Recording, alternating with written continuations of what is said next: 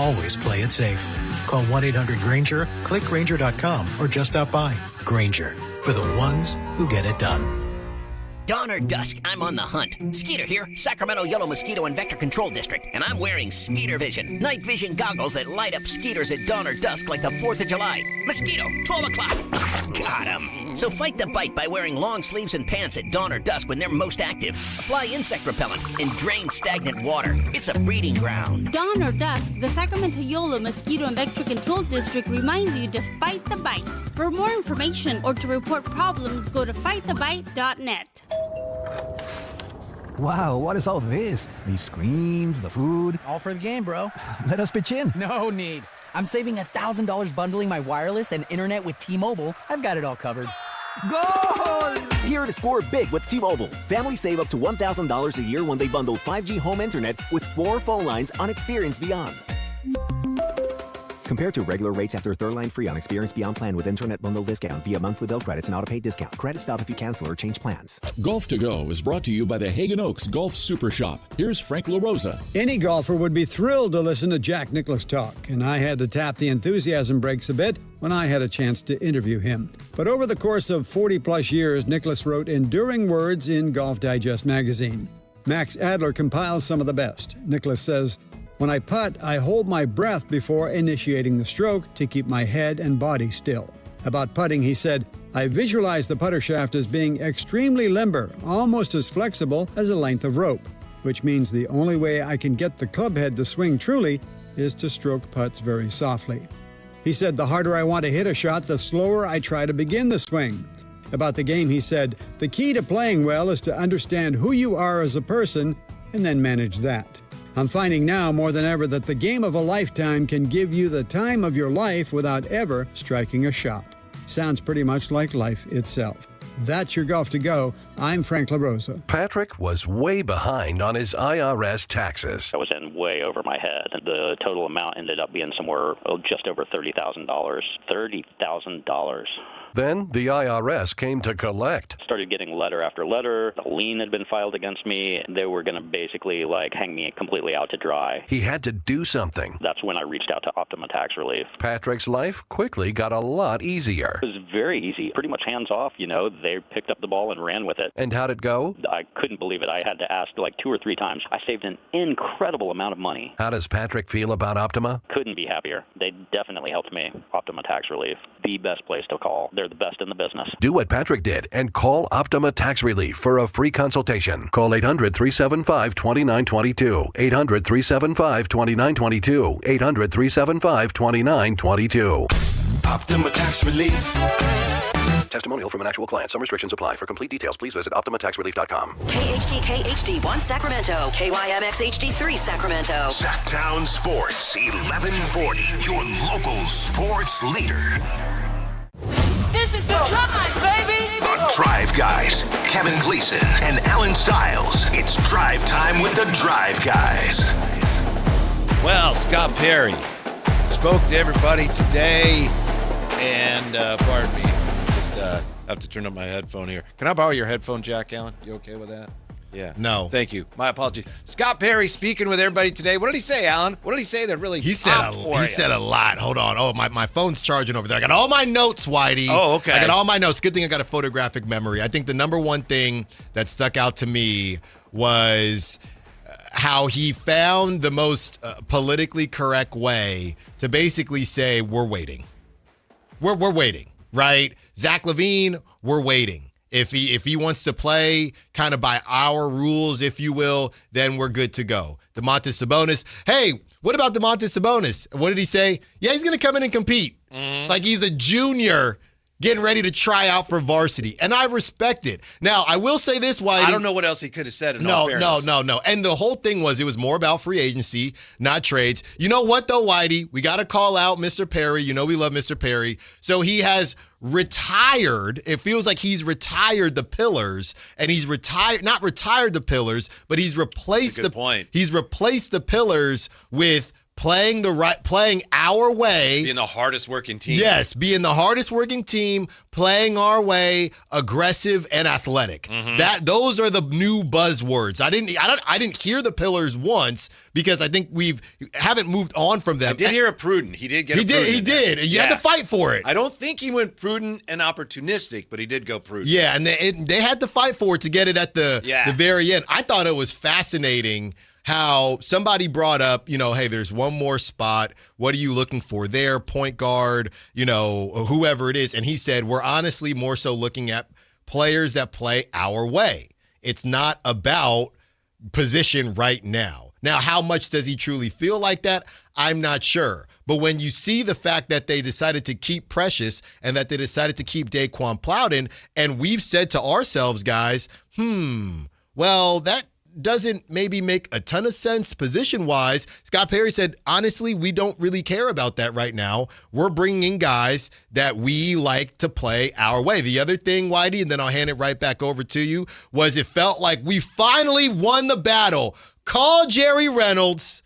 Call whoever you need to call. We finally won the battle when it comes to this point guard versus lead guard conversation. Really? Now, who won the battle? No. New school won the battle. Because Scott Perry last season brought in Russ, brought in Schroeder. He still had Malik Monk. He had Nick Clifford. I know Nick was young, and I know it was a little bit of a different situation. But Scott Perry said when it comes to the backup point guard conversation, we're going to look, but we're essentially okay piecemealing it together with guys that can play some point guard like Malik Monk and like Nick Clifford. Right, and I think that was dictated by the roster. That's exactly what he's saying, and we said it yesterday. We've been talking about this for weeks. Malik, if he's on your team, which it looks like he will be, he better be your backup point guard. Yeah. What else is going to be? And we know that they have been trying to see for the better part of a year now, more than a year, if Nick Clifford can play point guard. So that makes total sense. Right. Again, I understand you look at the roster and it's one of the things you want to figure out. I just think for the team that's probably not going to challenge for anything significant this year, to me it's almost like, really? We're worried about the backup point guard? Yeah. But I get it. You do have to have a roster in the gym each night. I understand. Well, and the other part of it too, not only did he just say, hey, Malik Monk and Nick Clifford, he also said you need multiple ball handlers and you essentially need can somebody out there initiate the offense? And that's what we've talked about before. He said there is a clear difference between somebody like Acuff when you have a real point guard. If you and a lot of these teams don't have more than one real point guard on the team. So I do think we saw a little bit of Scott. I don't want to say evolving. I don't want to speak for him like that. But back in the day, you did have a point. If you were to tell me that Scott Perry would have said what he said today as far as, hey, we got a point guard and then we need, just guys that can initiate the offense, I wouldn't have believed you. So I do think that, like you said, Whitey, maybe part of it is, hey, if I could move Malik and go get a Colin Sexton or whoever your true point guard is, I would. I can't do that, so we're going to have to be okay with this. And that's good. I mean, again, I think we're getting ahead of ourselves as we start talking about this roster in terms of being a finished product that could win games. Hopefully they win some games. But ideally, your roster has a lot of guys that can play different positions. Right. That was one of the hallmarks of going back to the Jeff Petrie days. They had guys that guy can, he's kind of a swingman. This guy can play either guard position. So that's a good thing to have. And so, again, when you look at how many players they currently have on the roster. What is it, one roster spot open now? Yeah. Which maybe they're leaving that open for something, but he kind of poo-pooed that idea. We're looking. It didn't sound like didn't sound like Gabe Vincent was going to get signed. Didn't sound like Kuminga is in the offing, although I still don't know why I wasn't able to go there. We had a meeting here. Why did no one ask him? He said, I can't talk about players on other teams. Fair enough. Kuminga's not on any team. I don't know, just me. That's true. Yeah, he is not on any team. Well, but anyway. Infamously, during Media Day, I was doing an interview with Scott Perry and with the High Flyer. And at that time, Kuminga was on a roster, and I tried to sneak in a question.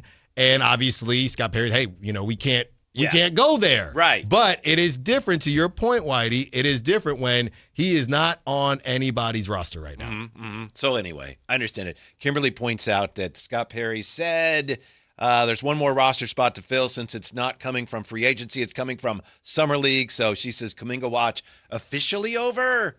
Just about, but still. Well, we don't know because nobody asked. A definitive answer. Yeah. Nobody asked. And look, everybody did a great job. Everybody does a phenomenal job.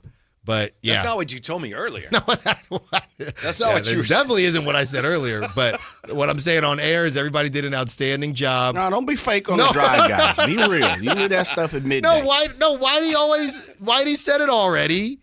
You could have snuck in some. I don't even know if tougher is the right word. I think it's just that Kuminga one for sure. There were some tough ones, and I'm not keeping score of who asked which questions. I am. But the questions about, how many hostages did you currently have? Yeah. That question has some edges on it. Right, and he found a way out of it. He said, we'll find out. He's very good, as you know. It's very good. We'll find out by the time, the season ends. The Domas conversation, everything about the players. I did find the Keegan convo a little interesting because it goes back to what we discussed as far as maybe making things easier on Keegan. He said, look, Keegan is a highly sought-after player, the type of player he is, but there was no conversation of leaps and bounds. It was start making threes again. Defend, stay healthy, start making threes again. Then I think he said attack the rim more. So I found that to be pretty fascinating. You know what else? I can't believe we almost got 10 minutes in. Oh, my goodness. So somebody asked the question. And look, when we go through these exercises, y'all think I'm just shooting from the hip. And sometimes I am. But I text Whitey immediately, okay? Somebody brought up a question about, hey, are you getting calls for the vets, essentially? Yeah. Scott Perry said essentially no. He basically said no. But he said this, we are getting calls on some of our younger guys. And that was not the case when I first came in here. Obviously, they didn't have any younger guys. Right. So the younger guys were 40. So if we're exactly. So if we're doing process of elimination, Whitey, you could help me out with this. There's still not a lot of younger guys on the team. Obviously, the guys that just signed to the team. Obviously, it's not about them. I'm just not entirely clear as to why you're trying to claim a victory. No, I'm not trying to claim anything. I'm just saying anything is possible like Kevin Garnett. That's all I'm saying. So based on who's out there, I got 3. Dylan Cardwell, Maxime Reynaud, and Nick Clifford, right? Those would be the young guys because it can't be Keegan. I thought, Keegan. Can't be Keegan, right? Because Keegan didn't play. We know it's not Malik just because of the price tag. I thought he said Keegan was getting the most calls. He said Keegan was sought after, but I think he meant just as the type of player. I don't think he meant as people calling for him. It was kind of implied. He didn't say it, but he did imply that this is a guy who's in demand. So now there's even more. So now that we have 2 guys that I brought up in the last, 5 days, that Scott Perry is essentially confirming there is interest. Okay. And one is Maxime Reynaud. All right. Okay. And the other, as Jay laid out, is Keegan Murray. Now, I didn't hear it like that from Scott, but I'll take your guys' word for it from it as well. And look, guys, they're not going to move on from anyone. But he did not say, I'm thinking of trading Keegan and a first for Peyton Watson. He didn't say that. He did not say that. If he said that, I can see No, how he did not say that. You deserve to do a little victory dance. No. But the fact that they're getting calls, I think it's a good note, just all jokes aside. It's a good note either way that they're getting calls for, Keegan is Keegan. We know his contract's about to kick in. But the Dylan, I think it could, honestly, Whitey, I think it could even be Dylan Cardwell. Honestly, I'm assuming it's Maxime because, all rookie. It could even be Dylan. Hey, we need a defensive presence. It could also be like every other GM in the league, and people call and they ask what's going on, and they ask about players. And I'm just not buying it 100%. What's not to buy? Some framing. That's what every GM does. Well, I'm buying it. I'm framing. I'm buying the frame. Mm-hmm. I'm buying the frame. Mm-hmm. You don't have to. I thought you were going to go to the Russ card, where it looks like. Oh, man, that one too. Yeah, that was an interesting play. Not a surprise, but it does look like Russ will not be back. I thought for sure it was going to be. Then it looked like, okay, he's not going to be. Right. And all signs indicate now that thanks for everything, but he'll be moving on probably to Washington. I'm curious how you heard it, because how I heard it was more so, and why I'm not sure the door is shut yet. But, and by the way, even the conversations about the backup PG, he did have to be asked. He did not volunteer Malik. Somebody had to follow up, and then he brought up Malik and Nick Clifford. But when it comes to Russ, how I heard it was, Russ outplayed his minimum contract, and honestly, that's probably all we'd be willing to give him. So the reason I say it like that is because if all he can get is a minimum contract, I don't know that it's completely done. But if somebody is willing to pay Russ more, it feels like it's done. I don't know if there's the upside here that there was from last year. And I don't know for sure what was said to him or what he anticipated, but he got to play so much last year, which was terrific. So now if he has Washington as a choice and they're actually trying to do some things, it looks to me, without getting into it as deeply as he obviously would have to, like Washington is a better situation for him to be in.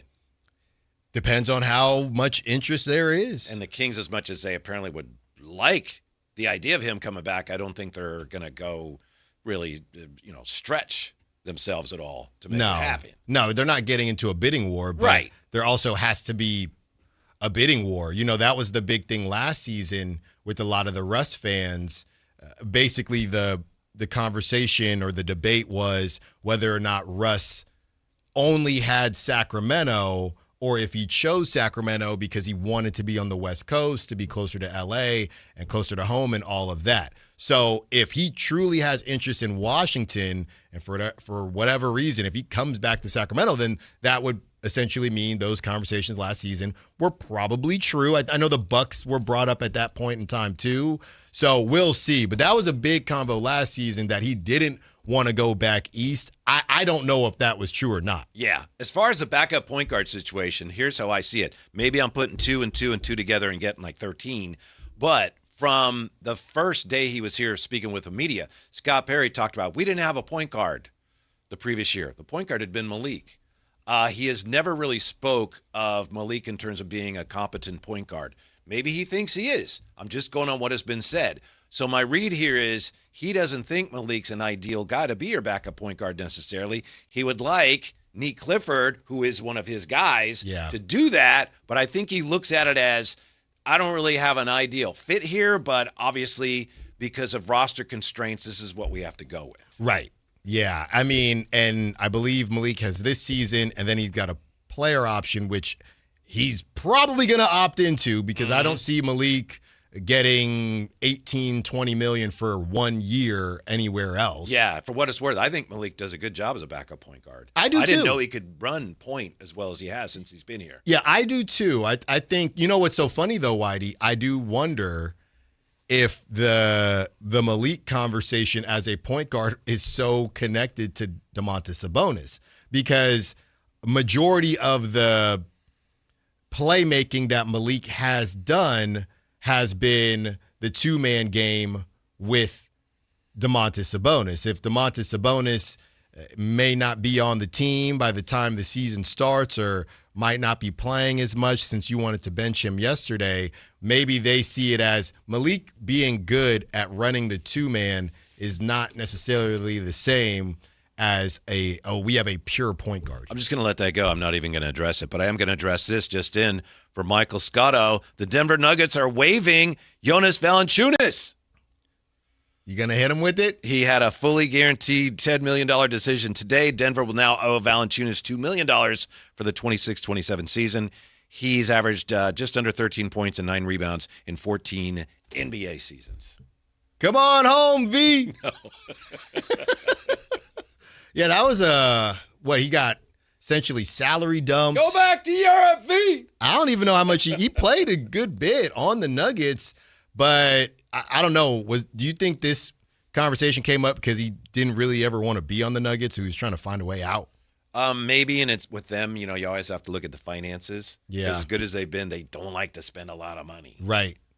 Man, another one. This is where you start seeing guys, teams like the Kings and some of the moves they've tried to make. A lot of the guys that they were attempting to make. Now, I know Jonas Valanciunas is going to, if he wants to, remain in the NBA. But you look around and, some of these guys are no longer in the league. It's just, it really does put into perspective that run, if you want to call it that the Kings went on for the last 2-3 years. By the way, 2 years ago with the Kings, Valanciunas averaged 8.7 points per game. And then last year with the Nuggets, he averaged 8.7 points per game. Huh. Consistency. Yeah. Somebody will go get him. Jonas Valanciunas. Exactly. I think he might want to go. Talk about go home. He might actually want to go home. Maybe. Yeah. Mm-hmm. Well, supposedly he did last year. I wondered if that's one of the reasons the Kings got rid of him. Maybe he gave indications like, I don't really want to be here anymore. Well, and also at that time, I think there was a more realistic, or it felt more realistic that Domas could get moved. It was before a season where he didn't play, and I think, hey, it was supposed to be me and my boy Domas. If things are getting squirrely, he might be on the way out. Then, but they ended up freeing up money they used to bring in Schroeder, right? When they traded. Yeah, they did. Wasn't Saric? Yeah, Saric came back. Yeah, very interesting comment from Kyle Ledbetter when I was in there in the control room during the Matt and Kayla show, and I was watching the Scott Perry interview with him. And he made the observation, which I thought was a very cogent one, that Scott was a little more guarded. A lot of times we've seen him meeting with the media, and he's more, hey, everybody, thank you so much for coming out. He wasn't really like that today. I'm not saying he was rude or anything, but I think maybe it's because it was more of a scrum where it's like, all right, what are your questions? Yeah. It wasn't like, here I am presenting something on behalf of the organization. It was, what do you got? So he had to be a little more guarded, I think. Well, yeah. I mean, and I didn't see the video until... about 5-10 minutes ago. Yeah, I mean, that's how a scrum is, but you got the mics in your faces. It's not the same. These are power dynamics that we talk about all the time. When you're sitting on a stage. Looking down. Yes, and you are talking to someone, then you say, now you may speak. On the unwashed masses of the media. Right. Besides, when you're on the same level with them and they got 12 mics pointed in your face, it's just going to be a different vibe. Mm-hmm. It was a different vibe today from Scott. He still handled himself well, but a little different vibe. Yeah. Bottom line for me is there weren't a lot of takeaways. I don't know that we got a lot that we didn't already know. Let me ask you this. Okay. And you can answer it however you want to answer. Well, thank you. You're the one that brought up this frame conversation, right? Yeah. Scott Perry says he had options, talking about Precious Achiuwa, and that he wanted to be here. We need to come up with a new benchmark for this. Framework or game work? I don't know. But do you think there was a little bit of framing going on? How many calls do you think Precious ignored to come back to Sacramento? I think it was pretty much a done deal. I don't doubt that he had options, sure, but I think they wanted him and he wanted to come back. So I think this was far and away his top option. But I wouldn't say he's lying or anything. Okay. Yeah. Well, yeah. Well, no. But you didn't say no. You didn't say he was lying the first time, but you said, that's why I used the word framing when we talked about, hey, calls for the young players. GMs and coaches, that's what they do. They frame all the time, okay, almost everything. Was he framing with Precious? In my opinion, from what I know, that was not a blatant example what of framing with Precious. What do you know? Jay, had a good sources? Year. Sources? No, just from what we all know, from watching him play. Yeah. Okay. There was probably teams that said, hey, well, if things don't work out there, let us know. But he wanted to come here and they wanted him. So it never got that far simply because, hey, everybody knows Precious wants to go back to Sacramento. That's what I'm guessing. I mean, who was it? Wasn't it Caravan? After he got drafted, he said, oh, who called? Precious called. Well, hello. Yeah. He was still a free agent. So I think everybody knew at that point he coming back.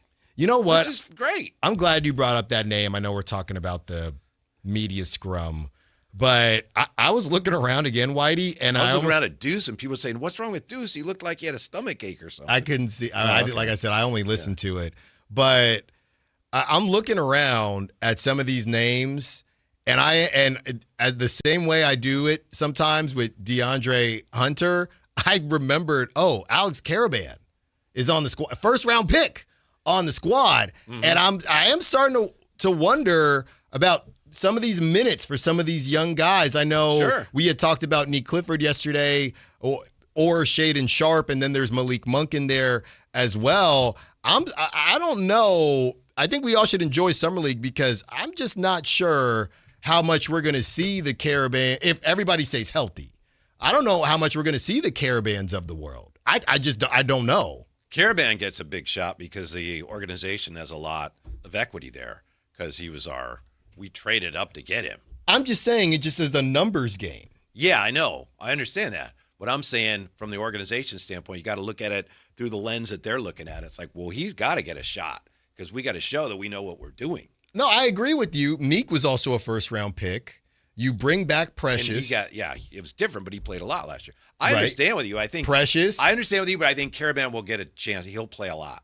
I think there's a lot of other guys that right now it's like, And Neek, as you made the point a couple days ago, Neek may be one of those guys. Right.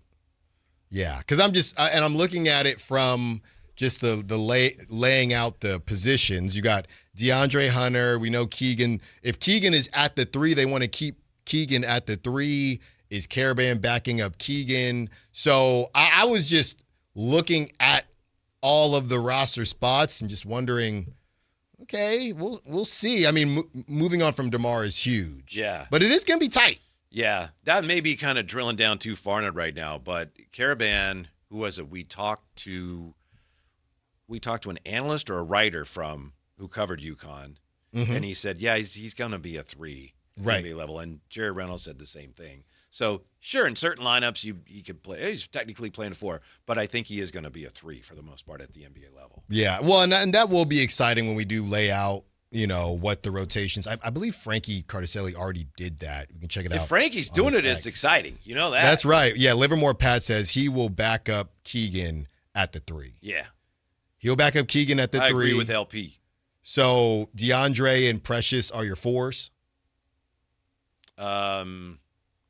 Sure. Okay. With a little Max bit of maybe Max, playing some 4 in there.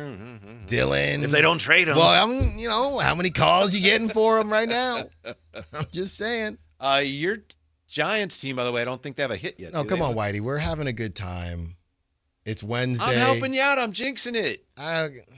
It's not like I'm running into the manager going, "Hey man, you're doing a great job." I would say there's top 7. They don't have a safety yet. Here we go, Toronto. Yeah, he probably has a terrible record since I did run into him and tell him what's up. But they had a bad record prior to, so I'm not holding that L.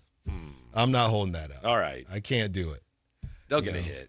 I don't, and who knows? Dylan Cease these days he'll be lucky to. Oh, yeah. No. He's probably out now. Into the 8th inning. 7th inning. Oh, no. Got to go. Got to preserve his arm at 30 years old for his next start. So, to me, my takeaway of today was interesting more in terms of how he said things and what he said, because I felt like, all right, and he's not there to tell us a bunch of things that we didn't know, but I didn't think there was a lot of actual news there. Probably not. I mean, yeah, the biggest takeaway was possibly no Russ, right? That's probably the biggest thing. Everything about the current players was, kind of the typical GM speak. Yeah. Framing. Yeah. I mean, I will say, and it's all connected, but I think the Russ versus the backup PG convo, I think a lot of Sac media did a great job in there, by the way. Feels like a lot of them, the big focus was the backup point guard. Because, why are you always lying? No, because of last season. And Scott said, yeah, new season, new approach. Yeah. That's what I took from it. Didn't you? I don't mean to put you on the spot, but I thought in the notes you sent me as we were in separate spots listening, didn't you think he kind of took a almost shot, or at least threw a kind of an Alice Styles chicken wing towards Zach LaVine? It was right at the end of the question about him, and he said something to the effect of, we expect him to play. It wasn't our way, but something to the effect of play the right way or play our way. Something that he probably just didn't need to say. Mm-hmm. And he's said that before. Yeah. As it pertains Still to had Zach a little LaVine. quip about Zach about playing the right way, LOL. Yeah. Yeah, that's what I sent to you. Yeah, thank you. Yeah, I mean. That's between you and me, though. Yeah, well, yeah, not anymore. But, I mean, we appreciate the honesty. I think that type of stuff just either slips out or doesn't. I don't know if it's by accident. Mm-hmm. I really don't. I hope that somehow, some way, when Zach LaVine leaves, I hope that people will just have less animosity towards him than they do now. Yeah, it was a rough time period. He's become, through no fault of his own, kind of a villain almost around here. And there's just no reason for that. He's one of the faces of the end of the Beam team, and that's not his fault, but that's kind of what it turned into. See, I don't even consider him part of the Beam team. Well, no, because he ended it. Yeah. When we come back, the deal on DeMar also, we're going to be in Vegas next week. Summer League getting started in Vegas soon. I'll tell you about Vegas expansion plans, NBA expansion plans. They're heating up. A lot to get to coming up on Sactown Sports. Take Sactown Sports with you everywhere you go with the Sactown Sports app. The most in-depth coverage of the Kings and 49ers. A library of written and video content. And all your favorite personalities all in one place. Download the Sactown Sports app today and get in on the action. Your local sports leader. Sactown Sports 1140. Sacramento weather is brought to you by Bonnie. I'm Tara Berg in the KCRA3 Weather Center for your Wednesday. Expecting plenty of sunshine, but temperatures will feel noticeably warmer. Highs today climbing into the upper 80s to lower 90s. We'll drop it back nicely because of the Delta breeze overnight tonight, starting out your Thursday with temps in the 50s. Get the latest forecast on the KCRA3 News and the KCRA3 app. Oh, the Sacramento heat. Right now, get your AC professionally tuned up for as low as just $59 and enjoy your summer nice and cool. Plumbing, electrical, heating, and air, Bonnie.com. Summer restrictions apply. License 696-355. Someone had a birthday. Yep, 50. Can't believe it. 50 years of wisdom. Great segue. We have a health reminder from the CDC. Pneumococcal vaccination is recommended for adults 50 or older. Says here, we're over 6 times more likely to be hospitalized with pneumococcal pneumonia than adults under 50. I don't love those odds. Same. Look what I found. Pfizer's Prevnar 20 is proven to help protect adults against pneumococcal pneumonia and invasive pneumococcal disease in just 1 dose. And millions have already gotten it. Continued approval may depend on a supportive study. Don't get Prevnar 20 if you have a severe allergy to its ingredients. A weakened immune system may lower your response. Common side effects include injection site pain and swelling, fatigue, headache, muscle, and joint pain. For full prescribing information, please call 1-855-213-2138. Visit Prevnar20.com or talk to your doctor or pharmacist. I'm on Prevnar20.com now, scheduling my appointment. Good idea. And happy 50th. It is Christmas in July with the Sacramento River Cats. Join us on Saturday, July 25th at Sutter Health Park for holiday fun, summertime baseball, and a festive night you won't forget. Celebrate the season early. Grab your tickets now at rivercats.com. Hi, I'm Justin Gingery from the law firm of Gingery, Hammer, and Associates. When you have been injured by the fault of another, you will want advice you can trust. If you know an attorney you can trust, I hope you call that person. But if you don't, please call me. I promise I will be the attorney you can trust. Along with my partner and associates, I have been helping accident survivors recover for their injuries for over 25 years. And we can help you. There's no charge for calling, so please call us today. When you get an injury, just call Gingery. Want the best movie experience in town? Join Sactown Sports IMAX Pass by visiting SactownSports.com. Sign up today. You can win tickets to see this week's films at the Esquire IMAX Theater. Country in the Park 2, presented by your California Army National Guard, October 23rd at Hart Health Park at Cal Expo with Bailey Zimmerman, Russell Dickerson. Plus more. Enjoy line dancing, live DJs, mechanical bull, and food trucks. Tickets start at just $70. Country in the Park 2, October 23rd at Hart Health Park at Cal Expo with Michelob Ultra, the California Office of Traffic Safety, and Caltrans. More info at CITPFest.com. Capital Casino is conveniently located in downtown, 411 16th Street, and has been a part of the greater Sacramento area for over 20 years. They offer the best variety of games in the region in a safe and friendly environment, and there's plenty of parking, all well lit and monitored by security. Come have a great meal at the cafe and restaurant inside. Capital Casino has the best food, the best service, and the best action. But please always remember to gamble responsibly. 1-800-GAMBLER.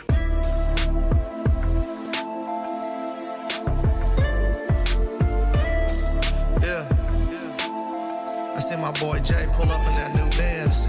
But you can tell like the younger players on our team obviously created a lot of buzz around the league. So, but I don't want to get into it, much more than that. But the key when you're building a program, the more calls you get about players that you have on the roster, that means you're heading in the right direction. And I would say probably getting a few more calls now than I did when I first got here. The Drive Guys with Kevin Gleason and Alan Stiles on Sactown Sports 1140. Now that, in your mind, is fodder for you to do a victory lap. Why exactly again? Man, if you got to ask.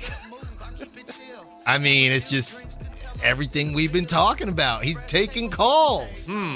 I would say I'm taking a few more calls than I was. And yeah. I'm taking calls. Mm-hmm. I'm taking calls. And tell us, Alan, who do you think is generating the most interest around the league? I'm telling you. Give us the top 5. I'm telling you.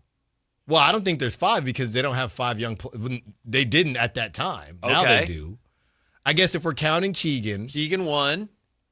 We're counting Keegan, which is fascinating for Keegan and makes the Peyton Watson conversation does seem a bit ridiculous. If it was Keegan, we do not know that. And who was the one that started the Peyton Watson conversation? I wanted to have a conversation. Ridiculous? I wanted to. No. The price tag I had was ridiculous. The conversation was not ridiculous. Gotcha. But Maxime too? Maxime, I would guess. Yeah, I would say Maxime 2, and I would say Dylan Cardwell 3. I think Dylan Cardwell, and it's this big debate. I heard it on the midday show. I believe it was yesterday, and they were discussing, do you try to expand this guy's game? You kind of already know what he is. I think if you are looking at the latter, he is, funny enough, even at only being the second year in the league, he is one of those guys that we brought up in my opinion, Whitey, in those Keon type conversations where a contender would love to have somebody like Dylan Cardwell. Now, that's not the situation that the Kings are in, and he can still improve, don't get me wrong, and he's going to improve. But I think a contender can always use a defensive presence. I think Maxime, because of that, I might change my order and have Dylan Cardwell over Maxime simply because they could be looking at Dylan for a specific role versus Maxime Reynaud just growing as a player in general. I think he's a little inexperienced for a real contender to consider an option. I mean, I think teams would look at him more as that guy could be really something. We're not sure yet. Yeah. And those are the type of guys, if you're, planning to win, you find veterans who are more established. But I'm with you. I mean, I understand why he would have some cachet around the league. And like I said yesterday, just can't commit so many fouls. Can't do it. Mm-hmm. Can't do it. And, Neek didn't make your list, I noticed. Neek didn't make my list. I think it's going to be Neek might be one of my top storylines of the second year players. Really? Because I know what we're looking for with Maxime Reynaud. Hey, how much time is he going to get? Mm-hmm. How much time is he going to get? Sorry, thought Jung-Hoo Lee ended the no-hitter. He did not. Arguably the best hitter in the world right now. On the planet. On the planet. He's rounding third if that's at Yankee Stadium. So don't start, Jay. Jay, if you get him out, they should just say, you know what, that's good. You got him out, that's a no. We'll just give you the no-hitter. Because he's the best hitter on the planet. Cy Young. Yeah. Just right there on the spot. But we know what it is with Maxime Reynaud. Hey, how much playing time is he going to get with Domantas Sabonis? He still needs to get his reps. We know what it is with Dylan Cardwell. Hey, he still has to figure out how to not foul as much defensively, and what is he going to be offensively? Mm-hmm. Can he get better with his free throws? I'm not really sure, and this is what I saw in the Cali Classic, I'm not sure what I'm waiting to watch Nick Clifford be better at. And I'll do you one better. I feel like this point guard thing that they keep alluding to with Nick Clifford, I feel like that could be about the idea that right now he doesn't have a role. So we're going to give you a role. And you know why that scares me? The last time they tried to do that was with a dude who's now in Atlanta, and his name is Devin Carter. Yeah, but fair enough. Devin Carter had said, I've never really played point guard. Nick Clifford, so I remember we talked to him on media day. He's like, yeah, I can, I run offense. I've done that. So there's a big difference there. I didn't think it looked great. Mm-hmm. I didn't think it looked great this past season. Yeah, it's good to have somebody who's a good passer. They don't all have to be point guards. Some of the best teams, they have a lot of guys that are really good passers. Mm-hmm. Well, he's a good passer. Make him point guard. Well, he doesn't have to be. Well, this year, I guess I'm agreeing with you. Yeah, this is what it is, I feel like, Whitey. And we can put Malik Monk in a different conversation, right? You could make the argument, hey, we are trying to stay out of the relegation zone, right? But with that being said, we're not going to win a lot of games, so we may as well try to develop Neek into some version of a playmaker this season. Mm-hmm. That's really what this is. We obviously can't be one of the three worst teams, but with that being said, we're going to try out some new stuff, and we would rather, honestly, they'd probably rather give those reps. I know relegation, but they'd probably rather give those reps to Neek than Malik Monk. A couple of quick things. I thought this was interesting from Grant Liftman. Grant Liftman, who is with NBC as an analyst. He used to be with NBC Bay Area, used to be a Warriors analyst. Then he was in the Atlanta Hawks front office. Here's what he tweeted today. He said, rumors about DeMar DeRozan. People are speculating that DeMar would be the perfect bench piece that takes a reduced role where he can get buckets when needed, but otherwise plays the system. However, he has never had that role in his likely Hall of Fame career. It's a lot to assume that it all changes now and blends seamlessly. He's very talented and a great person from all accounts, so that's a huge plus for any team adding him. But how he is used and what he's willing to change is really what will be the ultimate difference maker for the team that signs him. And I just feel like, yes, that's exactly what we, in not exactly those words, have been saying since he's been here almost. Yeah. Do you think this is a situation where, and it's so funny, I know we're going to talk about Rich Paul having on Bob Myers and how ridiculous that was, but do you think DeMar has to come out, and obviously he wouldn't say it publicly, but it would get out publicly? Do you think DeMar has to say to teams, maybe he doesn't want to do it, right? We know the Carmelo joke, hey P, they say I got to come off the bench, but do you think he has to go to teams and say, yeah, I'm willing to do that?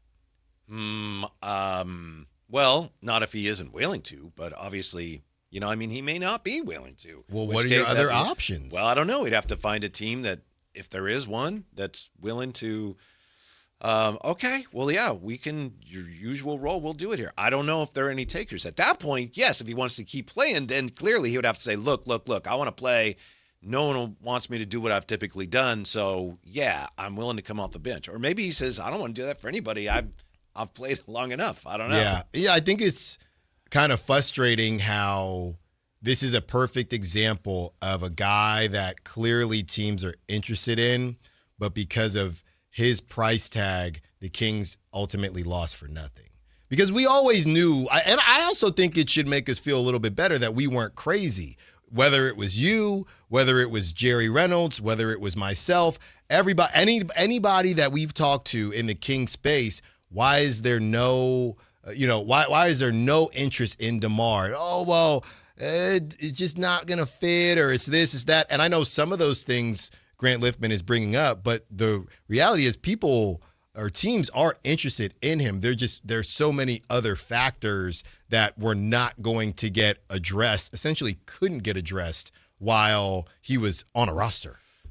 When you look at all the mistakes the Kings have made, and we know they've made a lot, don't need to dredge all that back up. But I think the mistake they made when they brought in Zach LaVine, having already had DeMar DeRozan here, is really underrated as one of the larger mistakes they've ever made. Because when those two guys played together in Chicago, they got along. but they couldn't play together. You can look it up. I think it's December of 22 in The Athletic. They actually had like one-on-one meetings. Yeah. And the team, they were yelling at each other. They were trying to figure it out. It didn't work. It clearly did not work. Even though the two of them, like, he's cool, but, it wasn't working. Why anyone here thought, it'll work here. That was one of the dumbest things they've ever done. And it gets, overlooked because of all the other more obvious things they've done that didn't work out. Yeah. But to put the two guys together when in their previous stint together is like, ooh, that didn't work. Why would you do that? They're still paying the price for that. Do you think it would have been, just this week with them moving on from DeMar, you see all the clips of him walking out with Vivek, and, Scott Perry talks about how he has such a good relationship with these guys. And I know this was prior to Scott Perry. This is Monty McNair. But do you think it would have been prudent to have that conversation with DeMar? Hey, we're in a tough, teams get really weird when, we're not going to talk to a player about this, or we should. But DeMar, at this point, you moving on from De'Aaron Fox, DeMar automatically becomes one of your leaders with Sabonis. They said, hey, we're thinking of moving on from De'Aaron now. Do you want to run it back with Zach LaVine? How do you feel like that went? He might have said, he might have said, no, we can make it work. We like each other. Yeah. But, okay, that's great. Appreciate that. But it didn't work. Yeah. So you could ask him, but you can't base too much of your decision on that. Because no matter what he thought of it, it did not work. Right. And then the company line became, well, this because we needed a better point guard. So, which they didn't really have here. But anyway. Yeah. When we come back, we'll tell you about how Vegas expansion plans are starting to heat up, and the Grizzlies get their man from the Warriors by employing the delicious poison pill strategy. More on Scott Perry's meeting with the media today, too, on Sactown Sports. Take Sactown Sports with you everywhere you go with the Sactown Sports app. The most in-depth coverage of the Kings and 49ers. A library of written and video content. And all your favorite personalities all in one place. Download the Sactown Sports app today and get in on the action. Your local sports leader. Sactown Sports 1140.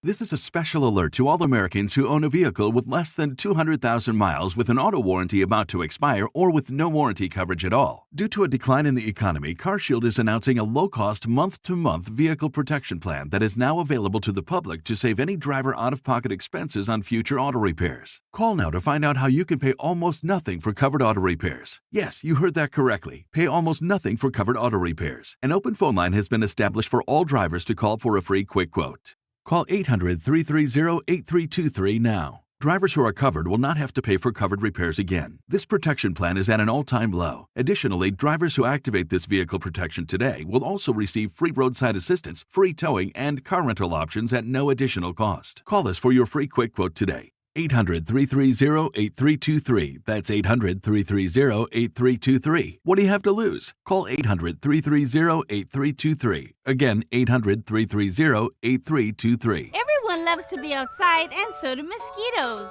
Protect yourself against mosquitoes and West Nile virus by following these simple tips. At least once a week, look around your yard and drain stagnant water from any containers where mosquitoes can breed. Remember to use an effective mosquito repellent, especially at dawn and dusk when mosquitoes are most active. Close all doors and be sure screens are in good working condition. At the Mosquito and Vector Control District, we're here to help. Visit us at fightthebite.net.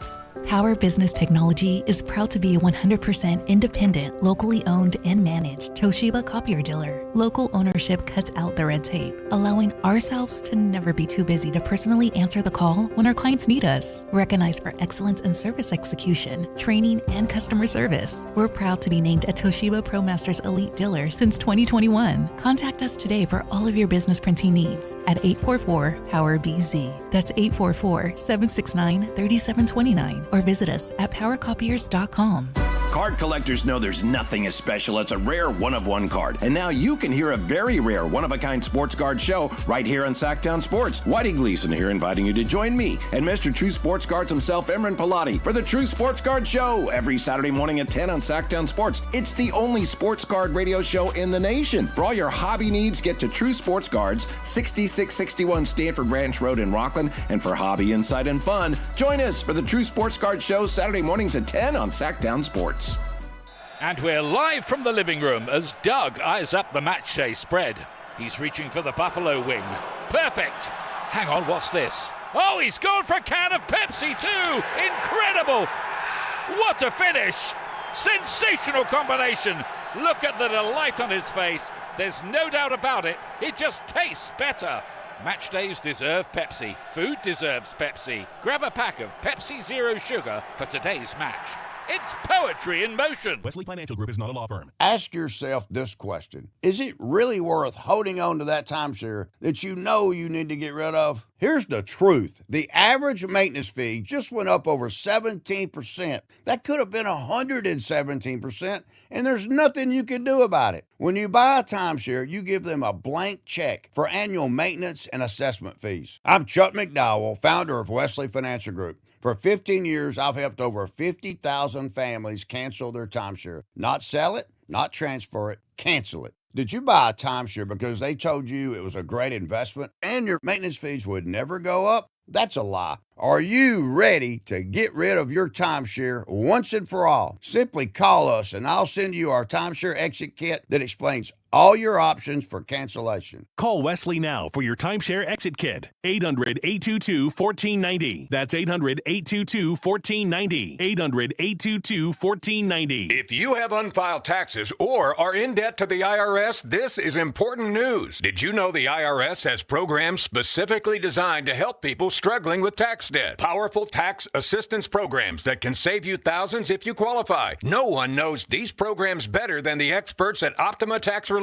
America's most trusted tax resolution firm, A-rated by the Better Business Bureau. Their award-winning tax attorneys and licensed professionals have resolved over $3 billion of tax debt for their clients. One call to Optima can start the process, helping to put an end to your worries about wage garnishment, asset seizure, and other aggressive IRS actions. Find the best options to solve your tax problems. Call the experts at Optima Tax Relief today for a free consultation. Call 800-375-2922. 800-375-2922. 800-375-2922. Optima Tax Relief. Some restrictions apply. For complete details, please visit OptimaTaxRelief.com.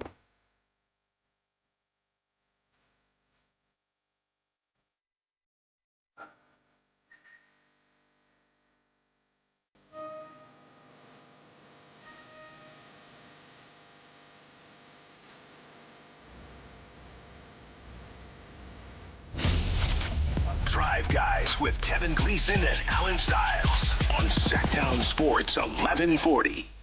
It looks like Scott Perry was going to talk about free agency today, but it appears that the Kings are pretty much done with free agency. They still have a few possibilities here. There's no indication that they're actually going to pursue Kuminga, for example. The Jalen Duren stuff's not dead. Now, Scott Perry did say today, I'm not here to talk about players on other teams. So he couldn't talk about Jalen Duren because he's a restricted free agent.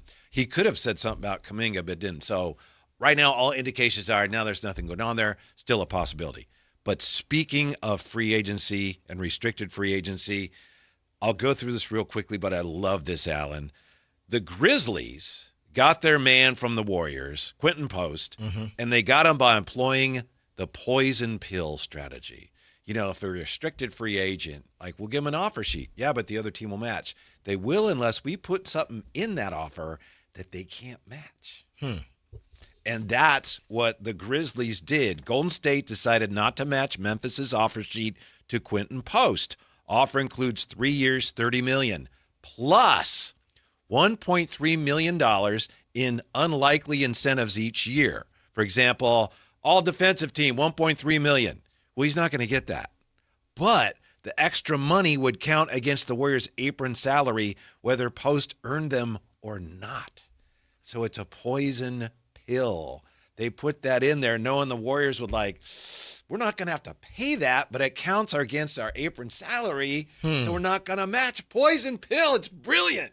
Remember the Rockets did that? I don't remember exactly what the poison pill was, but they did that to lure Jeremy Lin away from, I think it was the Lakers. They had an offer that the Lakers we can't match that. Right. And it's not just the money, it's the terms. It's money that you probably won't ever have to spend. Yeah, I just think that's brilliant. It still has to count against the contract when you sign it. Yeah.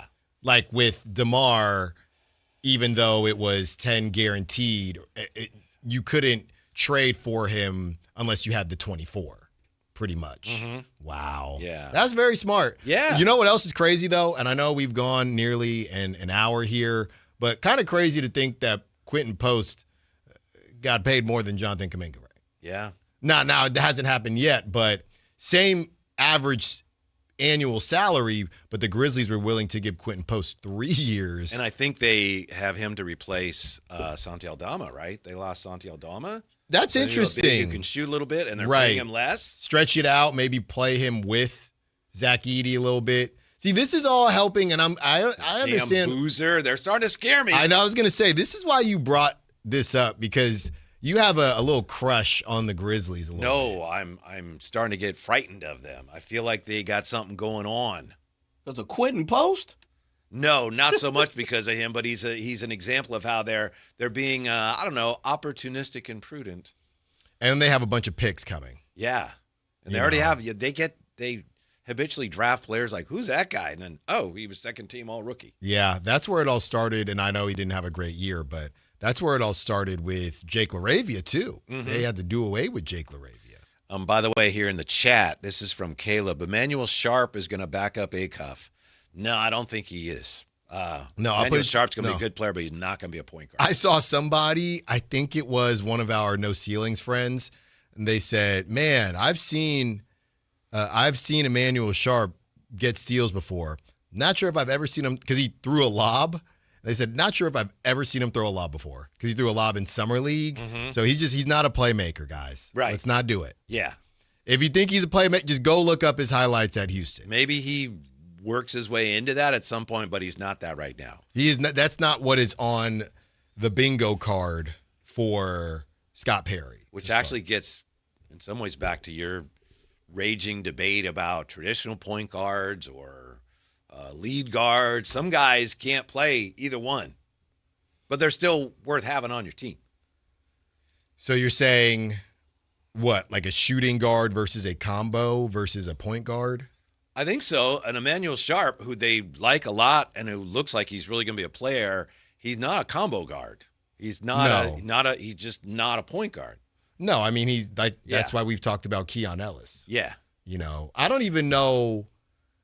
Josh Hart is a shooting guard that can't really shoot to small forward. And I don't think Emmanuel Sharp probably can't be that because he's not as big as Josh Hart. But Josh Hart started off as like a 2-guard, but he does not play make at all. So they are out there. Yeah. Meanwhile, as we're getting ready to head to Vegas, have you seen this, Alan? I know Jay sent it to you and I. Las Vegas Jacks today officially unveiled their plans to bring together a bunch of people who are interested in doing so and making a bid for an NBA expansion team. I'm going to claim a small victory there because as we've talked about expansion in the NBA for years now, and what's the name of the team going to be? Las Vegas Jacks is, in fact, a name that I've suggested.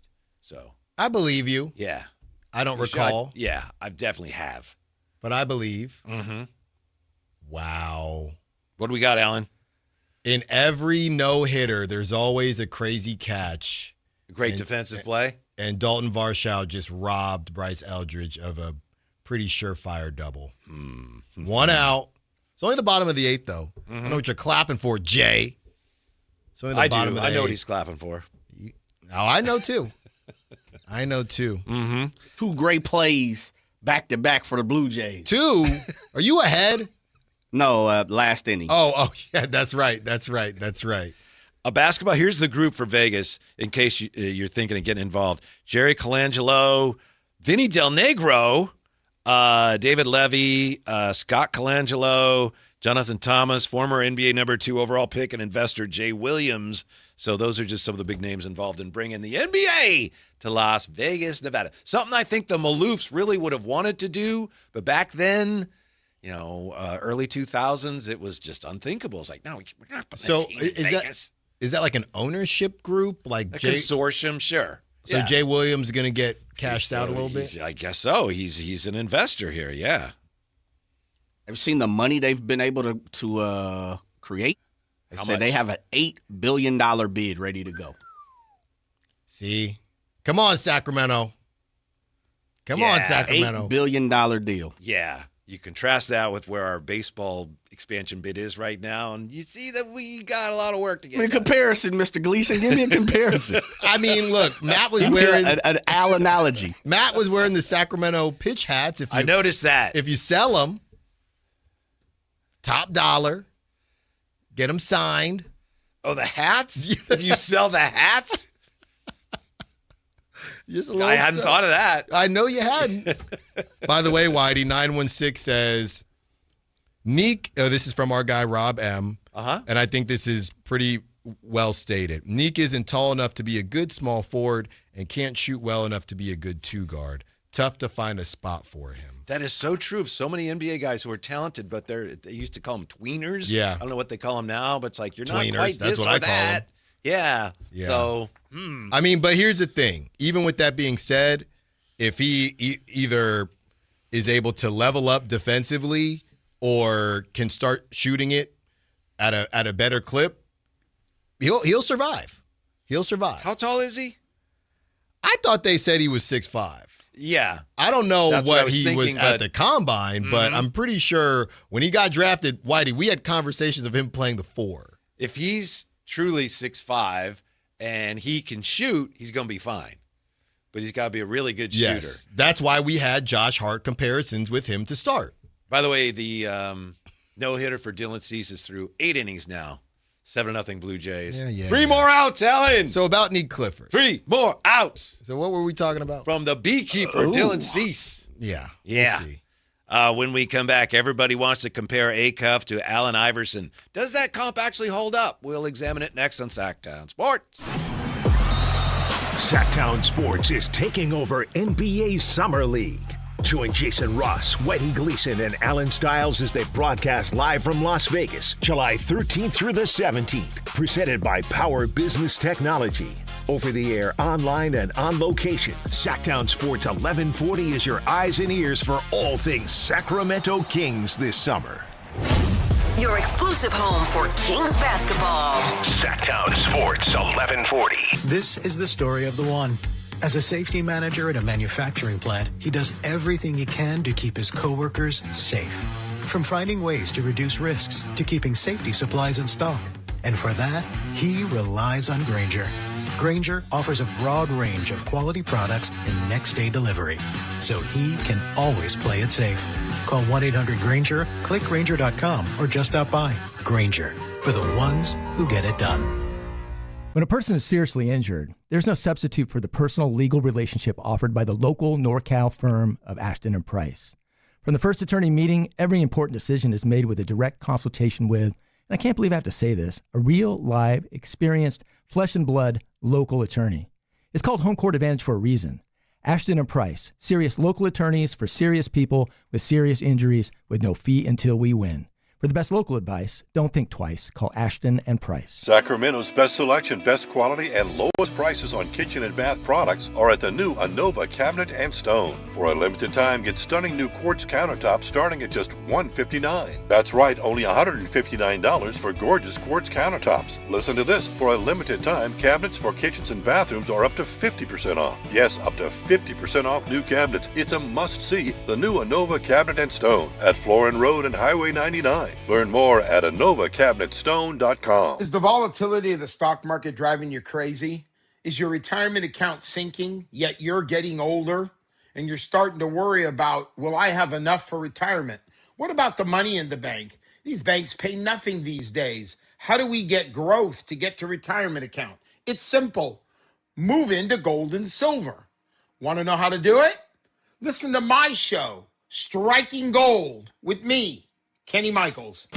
This is Sactown Sports 1140. Hey, it's Carmichael Dave. What's up? It's Matt George. What's good? It's Alan Stiles. With the most trusted voices in the community. This is Jason Ross. Hey, it's Kayla Anderson. It's Whitey Gleason. Ready to help promote your business, both as partners and customers. All you have to do is ask. Pick up the phone, dial pound 250 and say, grow my business to get connected with a team member today. That's pound 250 and say, grow my business. Our team will review your product, quickly pair you with a perfect endorser, and create video and audio samples all at no cost or obligation to you. With the most live and local on-air lineup, a dynamic content-driven website, and a state-of-the-art mobile app, Sactown Sports 1140 is tailor-made to help you connect with a sports audience in Sacramento. So why wait? Dial pound 250 today. Say, grow my business, and let us help take you to the next level. The Travel Guys, new on KHTK 1140 every Saturday at 11 a.m. We'll make you a smarter traveler. Tips you can use on the road and at the airport, plus reports from top consumer advocates. The Travel Guys, 11 a.m. on Sactown Sports 1140. It's game day. Are your moderate to severe Crohn's disease or ulcerative colitis symptoms keeping you from the action? Skyrizi, risankizumab Riza, could help you get back to the game. Skyrizi is proven to help people feel significant symptom relief, achieve remission, and visibly improve damage of the intestinal lining. Skyrizi is a prescription injection medicine for adults. Don't use if allergic to Skyrizi. Serious allergic reactions, increased infections, or lower ability to fight them may occur. Before treatment, get checked for infections and tuberculosis. Tell your doctor about any flu-like symptoms or vaccines. Liver problems leading to hospitalization may occur when treated for Crohn's or ulcerative colitis.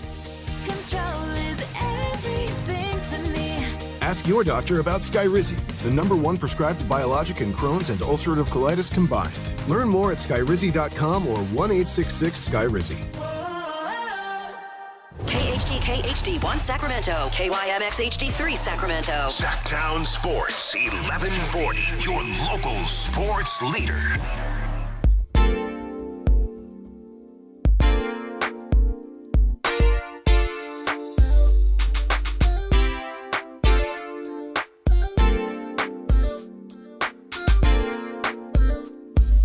Live and local, it's The Drive Guys. Watch the show on youtube.com/Sactown Sports 1140. Or listen on the Sactown Sports app. Alan, you have some news, some reporting to share? Or is it kind of more of the same? It's sorry. It's just so bad. Is that back-to-back home runs for the Jays? Yes, it is. George Springer's like 44. No, he's not. He's old. He's just been around a long time. He was and I playing love in Springer. Some World Series games like 2017. He's like 47. No. He can't be more than 32, 31. No. He's definitely 32, like 33. No, fellas. He's like 38. George Springer? No. Want to bet? I don't think that's correct. I bet you Celsius. In Vegas.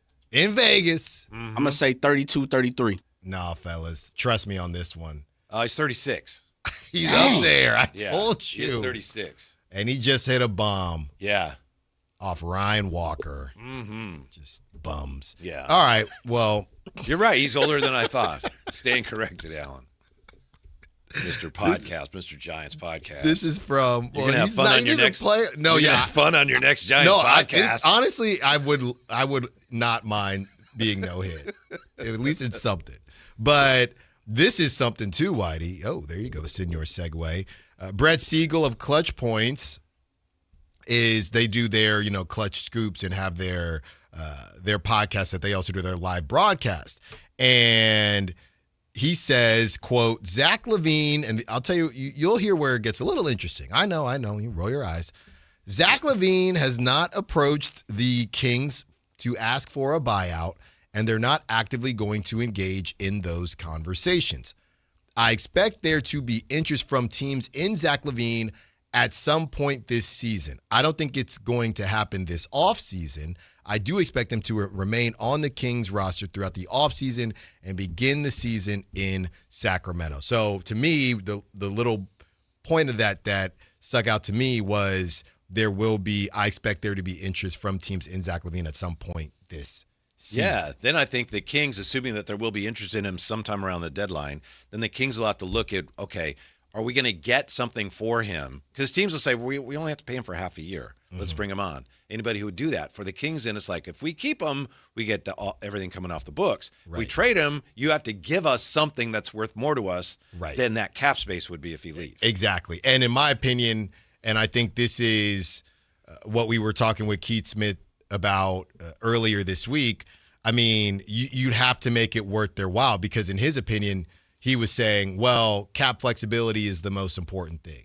So if you're trading me bad contracts and a second rounder, I'd rather just let Zach LaVine come off the books. Good news for you, Alan. The Jays did not hit 3 home runs in a row. There you go. I wish they did. 339-1140, 1-800-920-1140. JR joining us. Oh, he's a Giants fan. He'll be in a good mood. Hey, JR, what's going on? I got an alert that you guys talking about Kuminga. Yeah. Alan was talking about Kuminga availability. You got the push notification? Yeah, so all of a sudden it came up. Yeah. Anytime we can have Kuminga talk, there's Alan. Yeah, that's right. He's a little Hakuna Kuminga, and then like, oh, what? I got to check. Yeah. Yeah, so you get the penny for every time he mentions his name. Oh, my goodness. Hey, the one thing I'm calling, and yes, the Giants are despicable. Jesus, I saw the same thing you just saw, Alan. But anyway, Las Vegas still in the name the Jacks for their basketball. That was supposed to be Sacramento's baseball team's name. It was? The Sacramento Jacks, total compliment to the Kings. It's a baseball term. Yeah. And now they've taken, God, Vegas. When you guys down there, make sure you're mean to people. You got it. Okay, can you do that for me? Yeah, please tell them there. Nobody likes you down here. Bye-bye. Thank you. I hadn't thought of that. I'd thought of Prince's, which didn't really sound good, but Jacks, baseball team called the Jacks. The Sacramento Jacks. The Sac Jacks. I guess that's out the window now if this Vegas thing goes through. The Vegas. Are we going to the ballpark just to heckle the, I don't know, construction workers or something?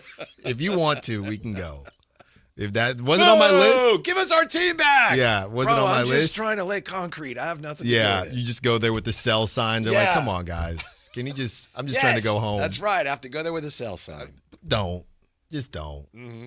You know what? If you want to do it, then go ahead. But I will not. I will say, I'm with him. It might be a little warm to be out there at the construction site. It's going to be warm everywhere. Mm-hmm. That is for sure. Hit us up, by the way. Obviously last season we were out there in a lesser capacity, and it was Neek and Maxime.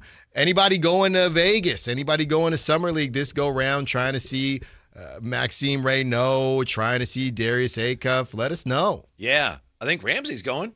Ramsey is going. Yeah, he was nice enough to offer. He said, hey, he heard crosstalk.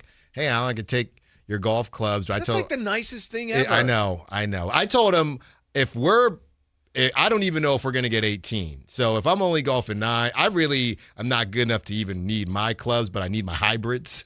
That's the problem.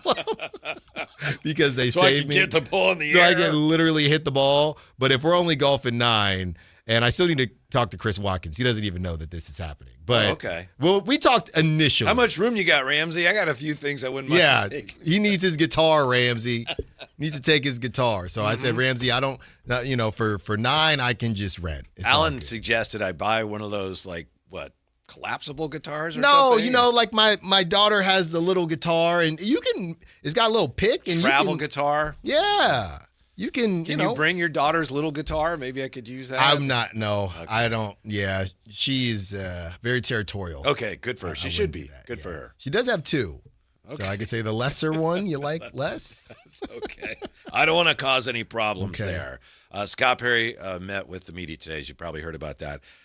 Didn't really say anything that we didn't know about. Did talk about the new identity that's being forged, which is something that we touched on yesterday. And, of course, a big part of that is Darius Acuff. And not just Sacramento fans, but fans around the NBA are really excited about seeing him play in Vegas. He was a 7th pick. I'm very surprised about how much of how much cachet he brings to Vegas as a 7th pick. He's one of the guys that you read NBA.com and stuff, and this guy plays that game. You got to see that. And Darius Acuff, he's a star already nationally. Yeah. Well, I believe it was you when we were watching the draft.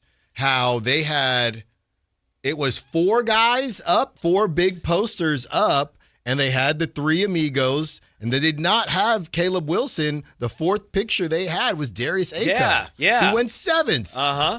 So clearly, the marketing aspect, there's something there. The NBA sees it. The NCAA, they saw it as well. And he comes with, you know what it is too? I think he is a bit polarizing because of how he plays, the questions, the efficiency. It's almost in a completely different way. Well, we're going to talk about Allen Iverson, but, the Allen Iversons, the Russell Westbrooks, I'm not saying he's as good as those guys, but people have strong opinions about them. Mm-hmm. And that creates great conversation and really strong fan base. Yeah, I just wanted to talk a little bit about the AI Acuff comparison. And I'm not coming here to try to blow it out of the water and say it's terrible. It's interesting to me, and a lot of people see it, and you can't help but see it initially. I think Coach Reynolds has mentioned it. I don't know, Jay, I think you may have mentioned it, and perhaps I'm wrong. What do you think of that comparison? And again, I'm not trying to, chop anybody off at the knees here. I think it's interesting. What do you think of the AI to Acuff comparison at this point? I think it's close. I've thrown out 2 other ones that I've mentioned on the show, which is, to me, he looks like Rod Strickland. Like, if you go and watch Rod Strickland play, the only reason, and honestly, fellas, I was small. Oh, man. The no-hitter's over. I kind of hate that in a 10-0 game. Oh, my God. Nobody out in the 9th inning. Dang. Yeah. Just took all the wind out of my sails, Whitey. They can't even lose right. Oh, Skip, come get him. They can't even lose right. I know. Wow. It's all good. Who was it? I had my head down. Who got it? Was the hit? Ramos. It was Ramos. Ramos with base hit. Thank you. Yeah. Why is he still in the game, Vitello? Why is Ramos still in the game? Why have you not subbed out some of these guys On yet? top of everything else, that's the last thing they wanted was to get no hit. No. Oh, this would have been spectacular. Whitey, I mean, I was hoping, praying, and wishing over here. Sure looked like it. Yeah. With sound bowling. I was chiming. I was doing everything, putting the toothpaste out the tube, didn't cross the line. You could see it, Jay. I started watching in the 4th inning, and you could see the stuff he was throwing. It's like, ooh, it was nasty. He got good stuff today. Snap on it. Yeah. Man, shouts out to Cease doing this thing. But I've always thought, I was saying Rod Strickland because AI to me is more shorter and compactor, and I think he's a little more quicker than Acuff. Yeah. Strickland was kind of more of I'm a old traditional point guard type of guy, but he also had great finish around the rim and he had long extremities. To me, that's Acuff, a short, kind of long extremity type cat. So I think that, and I think he has a little bit of Stephon Marbury in him as well. I think Iverson is pretty close. I think he has good handle. AI had great handle, but he wasn't a dribbler like Kyrie, Tim Hardaway, things like that. I don't think Acuff is the type of guy that's going to pound it into the ground as well. So I think he's there. He's close. It just depends on what you like. Yeah, obviously it's a huge compliment, the fact that you can have that conversation. And Acuff hasn't even played a game yet. But one of the things, Jay, where I go, I can only take this so far. You touched on it. Iverson, he was listed anyway at 6 feet, 165. Yeah, he's small. Acuff's a lot bigger than that. Yeah. Even though he's not especially tall, he's thick. Yeah. He's a lot bigger than AI was. Yeah, I just don't see. I know he can cross over a little bit, but I don't see the explosiveness that I saw with AI and the quickness. I do think Acuff is going to be obviously a better shooter because it's a new game and it's a new world. And he might even be a better passer too, to be honest with you, just how he projects. But just based on how they play their game, I don't see that much AI. Acuff is more of a point guard. Iverson played more point earlier in his career, and he put up some nice assist totals, but he basically became a shooting guard in a smaller body. Right. He was a shooter. Yeah. And he wasn't an especially efficient one, but he was a shooter. Here's something that Iverson did that Acuff will never have a chance to match. Guess what Iverson's minutes per game were for his career? Average. What? 36? 41-1. Isn't that insane? Yeah. For his career. Yeah, that's crazy. Yeah, he played a lot of minutes. Led the NBA in free throw attempts. Did Iverson, and of course he was an MVP. Led the NBA in steals 3 times. So Acuff, way better 3-point shooter, way better percentage shooter. Yeah, and even and he'll have a lot more assists, I think. Right, even I guess the way Acuff plays. You know that saying that everybody likes to go to when they say, "Hey, he plays at his own pace." Honestly, I think some people aren't used to that after, watching some of the past guards that the Kings have had. And I think sometimes it might get mistaken for a little bit of laziness. And I've seen that on the text line a little bit. But Acuff is just a cool character. And like I said, he plays at his own pace. Allen Iverson, it didn't feel like that. It felt like it was go time as soon as it went tip. He played so freaking hard all the time. Yeah. All the time. I don't personally see it. Some of the other even more recent names that have been thrown around, I haven't seen, because we always do it based on the measurements and things like that, because I don't know if there is a guard. I mean, it probably is Brunson. I know that's always been and I like the Marbury shout by Jay, but when you talk about athletically, not the elite of the elite. Obviously, they're all elite athletes. I'm saying compared to the other elite athletes, can dunk, but he ain't yamming on you like Russ. I do understand the Brunson thing more so than, I know back in the day there were some, maybe you had the Tyrese Maxey combos. To me, you can make the AI convo for Tyrese Maxey before you make it, or Darius Garland, just the way they're more jerky in a way. I think where the comp really holds up, what do you think of this, Jay? I think 2 areas. One is just the swagger. Yes. It's like, ooh, that's like AI. And also the way they're both smaller players, AI and Acuff, both, though, dominating the game and both doing it at that end with that swagger. That, to me, is where, yes, that's AI. I think you're spot on with that, Whitey. I will say the one thing that looks like Iverson's is the low crossover. And he did it, and people have been talking about it last or 2 nights ago, right?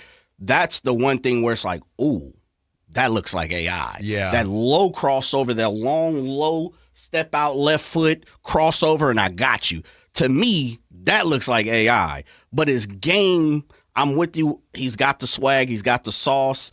But I'm with you, Alan, in the form of it doesn't look as fluid. Like AI looks fluid. Acuff looks more boxy. That's why I say he looks like Strickland. You look like Rod. Rod was very long and boxy, but he was crafty. Acuff looks crafty. I can get around the rim. I'm gonna make it. I got a little move to me. But I don't see the nimbleness of a Kyrie. To me, Jalen is a little different. I don't see Jalen at all. I don't know. I wonder if Jalen. Really? We'll never know this, but if AI were playing today, he probably would shoot and make a lot more threes than he did. For sure. Yeah. He didn't have to then. Well, here's the problem, and that's the problem with these comparisons, because Acuff probably has a better crossover than Jalen, because that's not Jalen's game. Yeah, easy. You know what I mean? So it's like you got to kind of Frankenstein it a little bit and see what you can do there. But I don't. You know what it is? You ever see somebody and you say, and I always do this. I'll talk to whoever, and I'll say, you know what? That person reminds me of this person. I know they don't look alike, but they just kind of remind me of that person. And a lot of times, my friend or whoever say, I don't know what you're talking about. But Give it's us an like, example, Alan. I couldn't. But there's certain people where you say, you don't look like them, but you remind me of them. And that's kind of what it is with Acuff and like Iverson. Carmichael Dave and Michael Jordan. Sure. What Michael Jordan we talking about? Yeah. Well, I'm trying to figure that one out. One of the ones out the yellow pages? Like more like me and Michael B. But we do What kind of Michael B we resemble. talking about? We do resemble, so it's a little different. But you know what I'm saying. He doesn't look like him, but he reminds me of him. Jay, did you catch this today? We have some special things coming up next week when we're in Vegas. One of the things, there's some logos and things that we'll tell you more about. One of them basically has a cartoon of Alan. I'll say about that. And Alan said, I look good in cartoon form. Did you hear that, Jay? He did. That's dope, though. I appreciate that. Well, because he did. I was talking to Chris Watkins, who made it yesterday, and I said, why do I look so good in cartoon AI form? I thought it was Nate Burleson. Loud. Yeah. I thought, why doesn't Nate Burleson have his glasses on? Where are his glasses? Yeah, I've gotten that one before, too.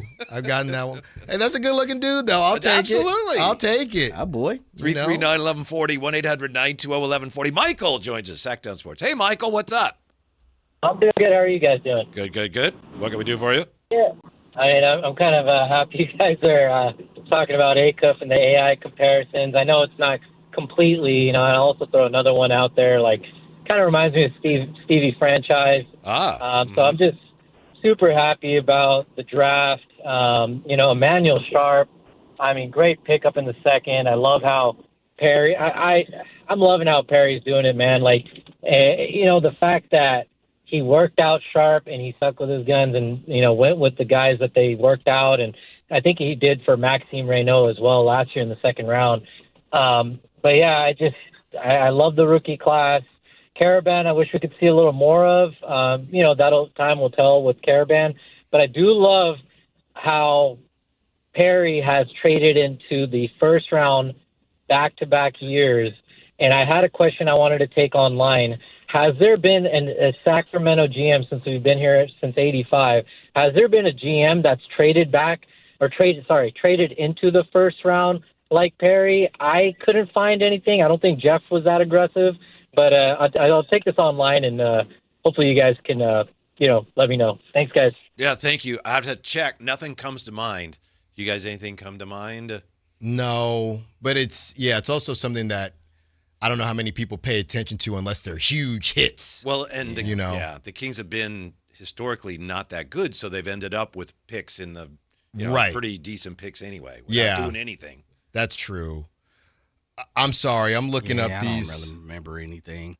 Great question, though. Yeah, I'm looking up these Steve Francis highlights. Nah, it's just he's too bouncy. I understand. I see it, but he's too fluid. Yeah. The one thing I see with ACUF that I really enjoy is I think he, unfortunately, unlike Jalen Brunson, guys like that, like Stevie, to me, Stevie was an attack first point guard. Right. I'm going to go get mine at the cup, and whatever happens, he's like Ja Morant reminds me of Stevie franchise, where ACUF is kind of one of those things. He's head up. He's Penny Hardaway. I'm looking around, and whatever's there for me, that's what I'm going to go towards. Yeah. Where for me, Stevie, AI, guys like that were head up, but I'm going to the cup. Yeah, I think, is this what you're saying, Jay? I hear you saying that some players like Acuff, they're looking at the whole floor, and we're going to move the ball and find the weak point of your defense. We're going to attack it there. Yes. Whereas Ja was like, wherever I am, that's the weak point of your defense, and I'm going to break it down. Stevie Franchise the same way. I'm going to go get mine, too.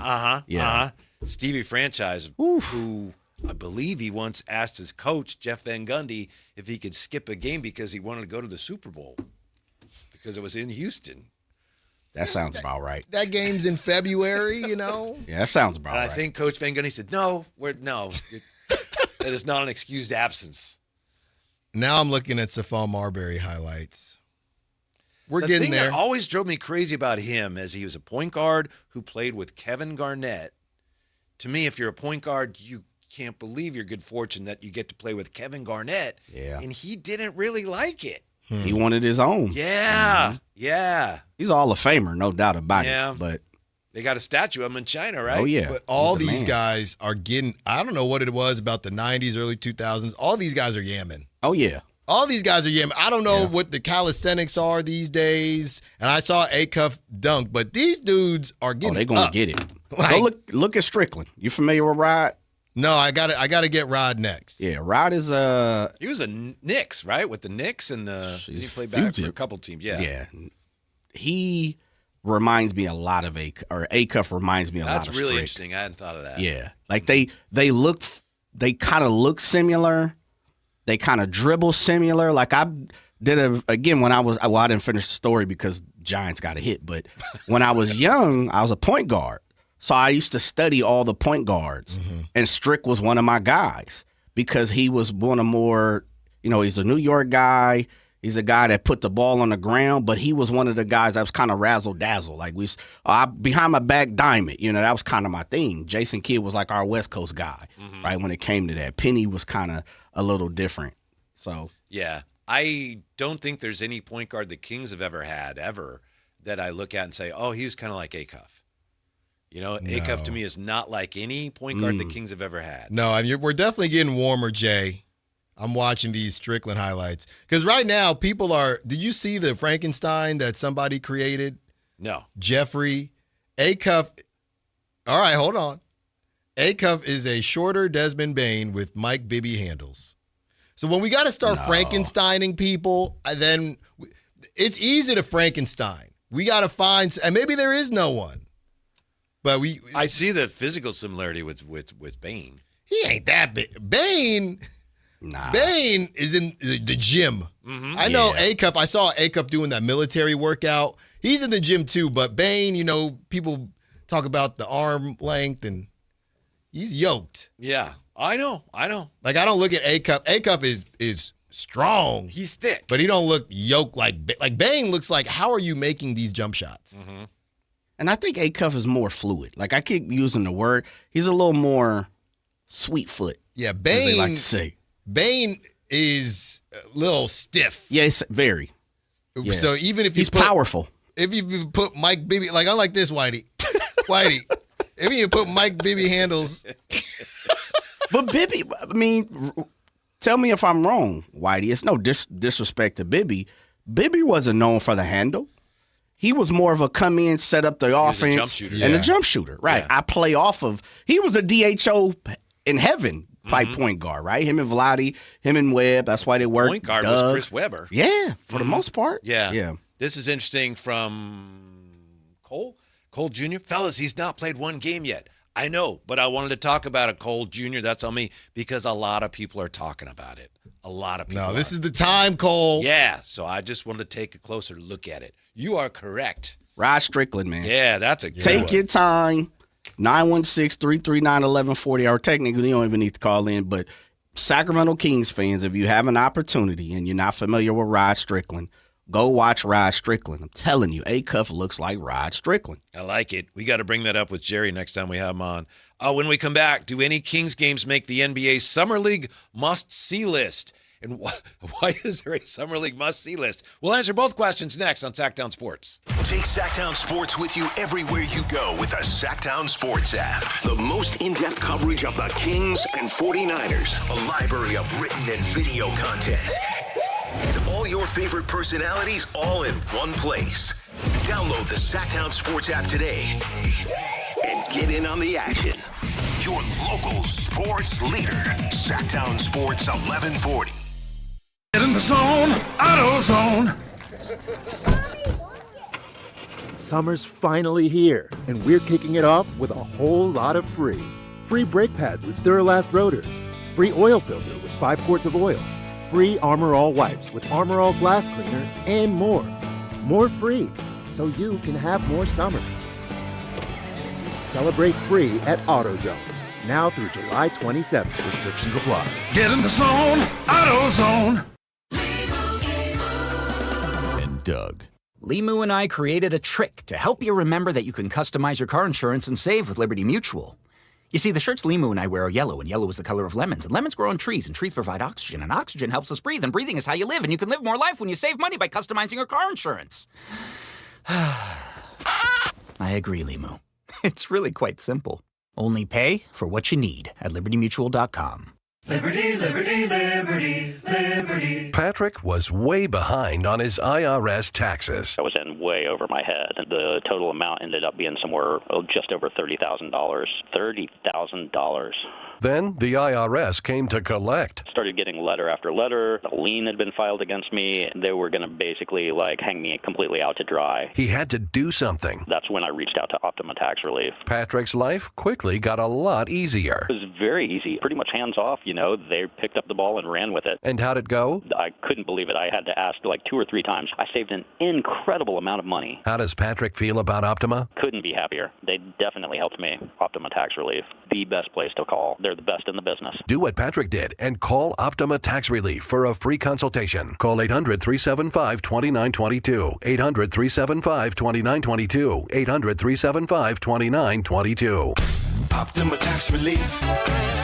Testimonial from an actual client. Some restrictions apply. For complete details, please visit OptimaTaxRelief.com. Looking for family fun, thrilling baseball, and unforgettable memories? Come out to Sutter Health Park and catch the Sacramento Rivercats in action. Great games, great food, and great times await. Get your tickets at rivercats.com. This is a special alert to all Americans who own a vehicle with less than 200,000 miles with an auto warranty about to expire or with no warranty coverage at all. Due to a decline in the economy, CarShield is announcing a low-cost month-to-month vehicle protection plan that is now available to the public to save any driver out-of-pocket expenses on future auto repairs. Call now to find out how you can pay almost nothing for covered auto repairs. Yes, you heard that correctly. Pay almost nothing for covered auto repairs. An open phone line has been established for all drivers to call for a free quick quote. Call 800-292-4541 now. Drivers who are covered will not have to pay for covered repairs again. This protection plan is at an all-time low. Additionally, drivers who activate this vehicle protection today will also receive free roadside assistance, free towing, and car rental options at no additional cost. Call us for your free quick quote today. 800-292-4541. That's 800-292-4541. What do you have to lose? Call 800-292-4541. Again, 800-292-4541. Skeeter here, my card. Field Tech, Sacramento Yellow Mosquito and Vector Control District. I never met a Culex terrasalis I didn't want to smack. That's Latin for mosquito. Hey, it's time again to fight the bite. Time to protect yourself from West Nile virus by applying insect repellent. Once a week, drain stagnant water and report dirty green swimming pools. Ew. They're breeding grounds. The Sacramento Yellow Mosquito and Vector Control District reminds you it's time to fight the bite. My card never gets old. For more information or to report problems, go to fightthebite.net. Want the best movie experience in town? Join Sactown Sports IMAX Pass by visiting SactownSports.com. Sign up today. You can win tickets to see this week's films at the Esquire IMAX Theater.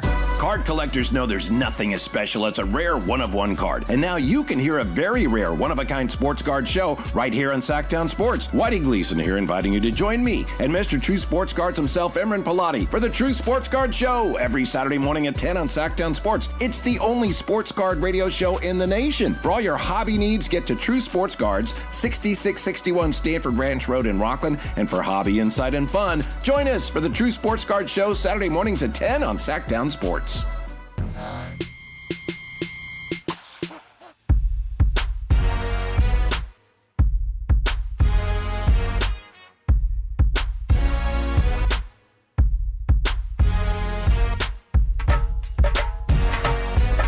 Download the app and listen to The Drive Guys. The Drive Guys with Kevin Gleason and Alan Stiles. On Sactown Sports 1140.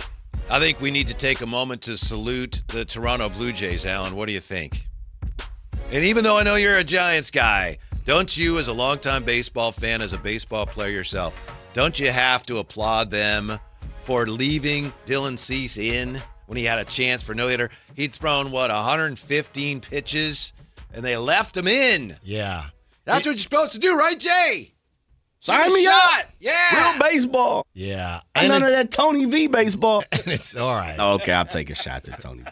Well, and it's interesting, too, because it almost is like you have the Jays are 7, 8 games under 500, not having a good season. Dylan Cease is 30 years old. So it feels like no hitters now. There has to be a specific situation, which is crazy, right? We were talking about the Marlins, how you got a young pitcher, you're getting ready for the playoffs. It's a little bit different. So not only do you have to throw a no-hitter, you also have to be on a team that's either out of it or be old enough to where they don't necessarily care about your pitch count, right? Hey, you just cross a threshold, I think, fellas, where you're over 27 years old, right? Maybe older than that, 28, 29 years old, and the team just trusts you to say, hey, how does your arm feel? But you're not going to get that any age under 27, definitely not under 25. Well, 100 pitches, as we all know, that's considered kind of a magic number. Like, if a guy's at 100, you got to get him out of there. Yeah. After the seventh inning, Cease had thrown 106 pitches. He walked back to the dugout, according to MLB.com, and he was twirling his right index finger. He was telling his manager and pitching coach, I'm good. Let's keep it going. Right. Yeah, so a lot of it is on the pitcher. He's 30, though. Yeah. Like, I don't think whoever it is, like I said, the guy that they threw yesterday who used to be on the Giants, he's 25 years old. Like, I don't know if they would have let him go like that. Come on, not Gausman.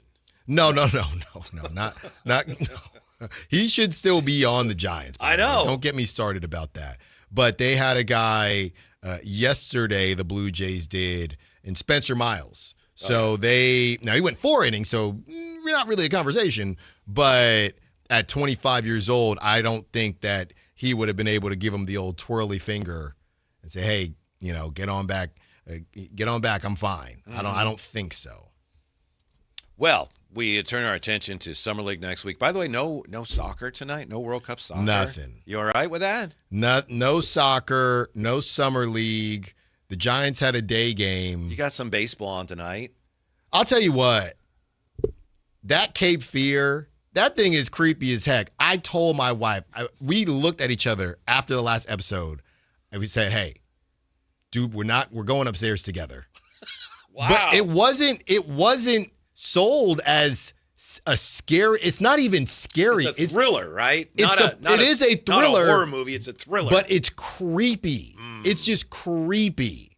So we don't even have that because that comes out. Love Island, today's Wednesday. No Love Island. We're caught up on Cape Fear. We just finished The Girlfriend on Prime yesterday. You know what, Whitey? You're going to grind film. Or might be time for The Pit. It might finally be time for The Pit. It might be time. Uh-huh. I told you it's on the list. Yeah. I told you. That's not scary, but it's intense. All right. Mm-hmm. It's good, though. Okay. What else was there? Good. There's a couple floating around that we'll have to watch because there ain't nothing tonight. I don't know how intense Summer League's going to be, but NBA.com still came out with 5 must-see games. Must-see games to watch at Summer League. To be honest, I right there, I have an issue with that. It's like, it's Summer League. I don't know if there's any such thing as a must-see Summer League game. That said, here are their picks. See if the Kings show up on any of these. Number 1, 2 top picks collide. Wizards and Jazz, Thursday, July 9th. Okay, I get it. Yeah. Number 2, college mates to pro foes. Mavs versus Warriors. Morris Johnson Jr. versus Yaxel Lendeborg. Come on, man. If that's number 2, I think you're on your way to have a very sorry list, right? Yeah, I don't like where this is going. Number 3. Number 3 versus number 4 clash. Bulls versus Grizzlies. Caleb Wilson against Cameron Boozer. Well, some of these are guys where they have not played in their little mini. Some teams didn't have the mini Cali Classics or whatever. Yeah. Some teams, their guys didn't play. So there's still a lot of debuts happening. Number 4. You're like, I don't care. That's one way to look at it. Number 4, finals rematch in the desert. Knicks versus Spurs. Okay, at this point, I'm that close to just not even looking at the rest of your list. But there is one more on there. We've made it this far. Number 5, elite point guard prospect square off. Kings versus Nets. Next Tuesday. That'll be on Prime Video, by the way. But the Kings and Darius Acuff do make this list. Who cares? I don't know if anyone cares, but to me it just, again, underscores how everyone around the league is really interested in Darius Acuff this summer. Yeah, I mean, look, especially going up against, well, this is kind of a rematch, right? But Brown's going to he's ducking the smoke again. Yeah, it's too smoky. Or no, mom says it's too windy. Well, it's too hot. It's too hot. He did play the last game, so Actually, I'm glad you brought that up, Whitey. We look at the Summer League schedule, and I don't recall this, and I know everybody should be treated equally. Wasn't there a game where I know that at one point Maxime was injured, but wasn't there a game where some guys didn't play, or was that just Maxime? Because I'm kind of worried a little bit, and I know a lot of people that go to Summer League, they're there for multiple days, but I'm kind of worried about some of these games where Acuff or Sharp. If I'm not mistaken, I think someone asked Scott Perry about that today, and I think I don't know exactly what his answer was, but I think he suggested, I have to double check, that, well, they might not play every game. I think that's what he said. Yeah, that worries me. Mm-hmm. That worries me. You're going to be there for one game. You're good. I know, but, just in general, they're playing and your guys aren't doing their thing. It's just rough. Mm-hmm. So they're playing their first game. So if you look at it like this, Whitey, he's playing on that Tuesday. July 14th. Yeah. You know that. After that, that's Don't where they it gets... play tomorrow night? Friday. Friday? Friday, Sunday, Tuesday, Wednesday, right? Yes. Yeah, I'm looking at it here. No, they play tomorrow. They play tomorrow? Yeah. They play the Clippers tomorrow. Okay. Then it looks like... The Wizards? Yeah. On Sunday? Right. And then they play... Yeah, so they play tomorrow... And then they play Sunday against the Wizards. The Bonza. Right, so they'll get a couple days off there. Then where it gets squirrely, you get a Monday off, and then they play again on Tuesday. That's the Nets. I don't know. They're not even playing. Oh, there you go. So for those of you that are traveling out there, I would be a little bit worried that Tuesday is the Nets, and then that Wednesday is the Celtics. I don't know. That's the one I'd be worried about. Watch out for that one, Ramsey. Yeah, that's the one. Yeah. I would. Markelle Sutton. And it looks like that dang near might be that's their last one before maybe the playoff, the playoffs. Or whatever you want to call it. So I'd be very worried about that Wednesday. Okay. That's a good tip. Good pro tip. When we come back, the Kevin 7, MLB's must-watch list. When these guys are up, you pay full attention for your own good. Next on Sactown Sports. Take Sactown Sports with you everywhere you go with the Sactown Sports app. The most in-depth coverage of the Kings and 49ers. A library of written and video content. And all your favorite personalities all in one place. Download the Sactown Sports app today and get in on the action. Your local sports leader. Sactown Sports 1140. From the FIFA World Cup to competitive business environments, grand ambitions lead to game-changing achievements. At Bank of America, we're there to support businesses at every step, providing insights and expertise to help you gain an edge. He shoots, he scores! What would you like the power to do? Explore winning business solutions at BofA.com/gamechangers. Bank of America, official bank of the FIFA World Cup 2026. On BritBox, there is a place where stories twist like cobblestone roads, grand manners hide secrets, and stakes are higher than seaside cliffs.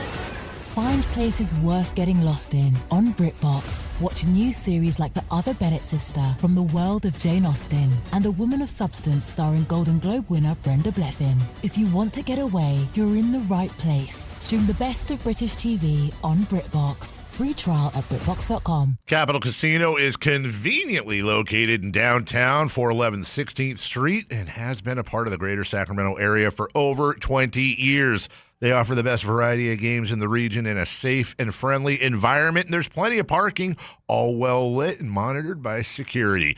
Come have a great meal at the cafe and restaurant inside. Capital Casino has the best food, the best service, and the best action, but please always remember to gamble responsibly. 1-800-GAMBLER.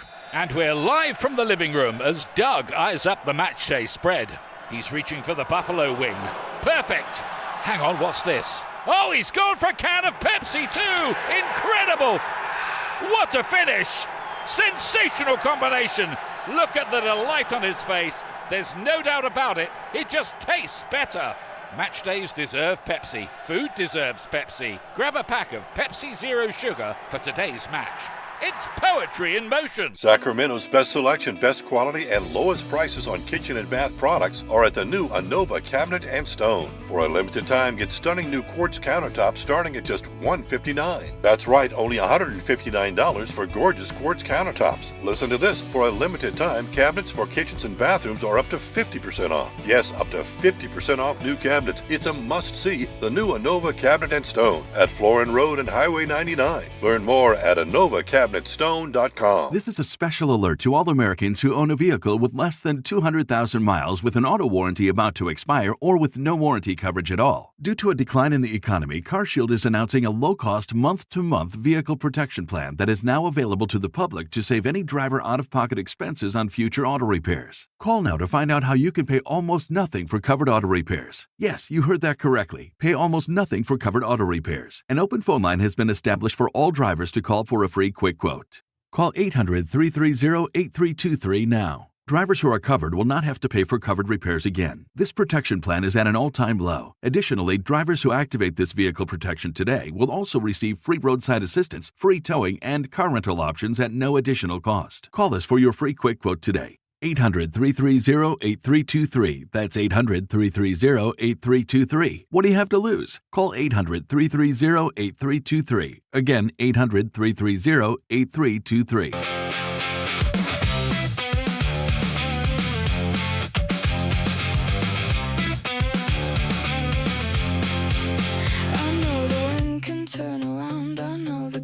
Your afternoon home for Kings talk and so much more.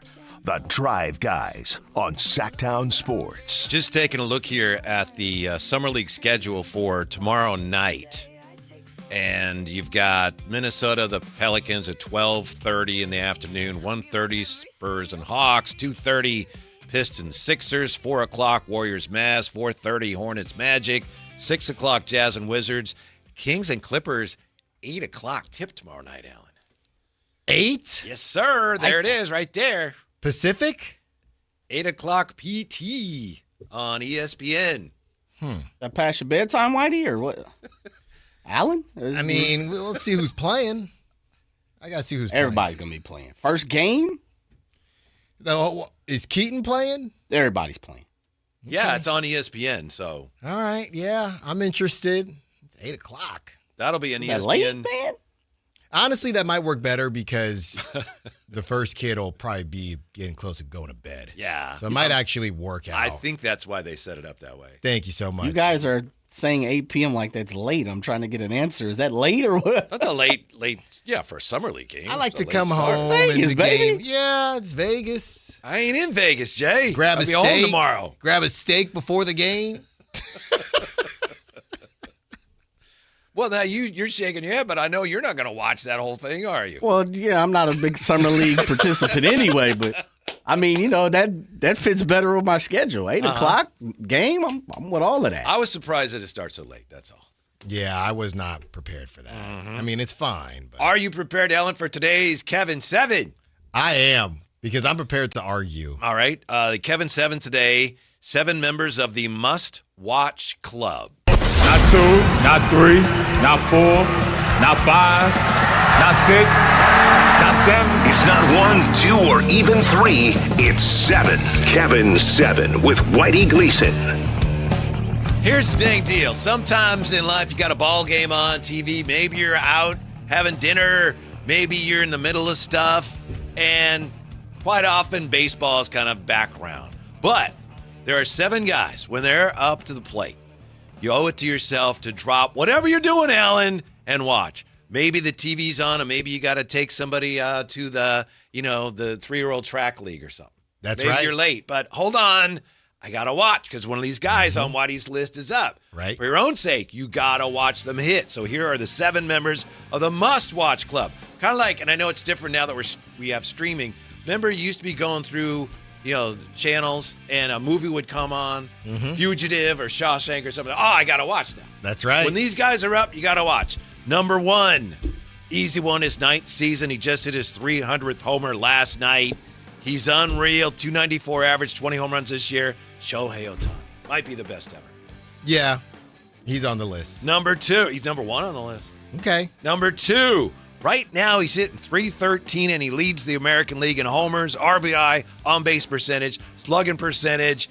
Yordan Alvarez. I don't know if he's anything close to a household name. In fact, I know that he isn't. But if you're a baseball fan and you like to see guys mash and do damage, if Yordan Alvarez is up, you're watching, Alan. You better watch.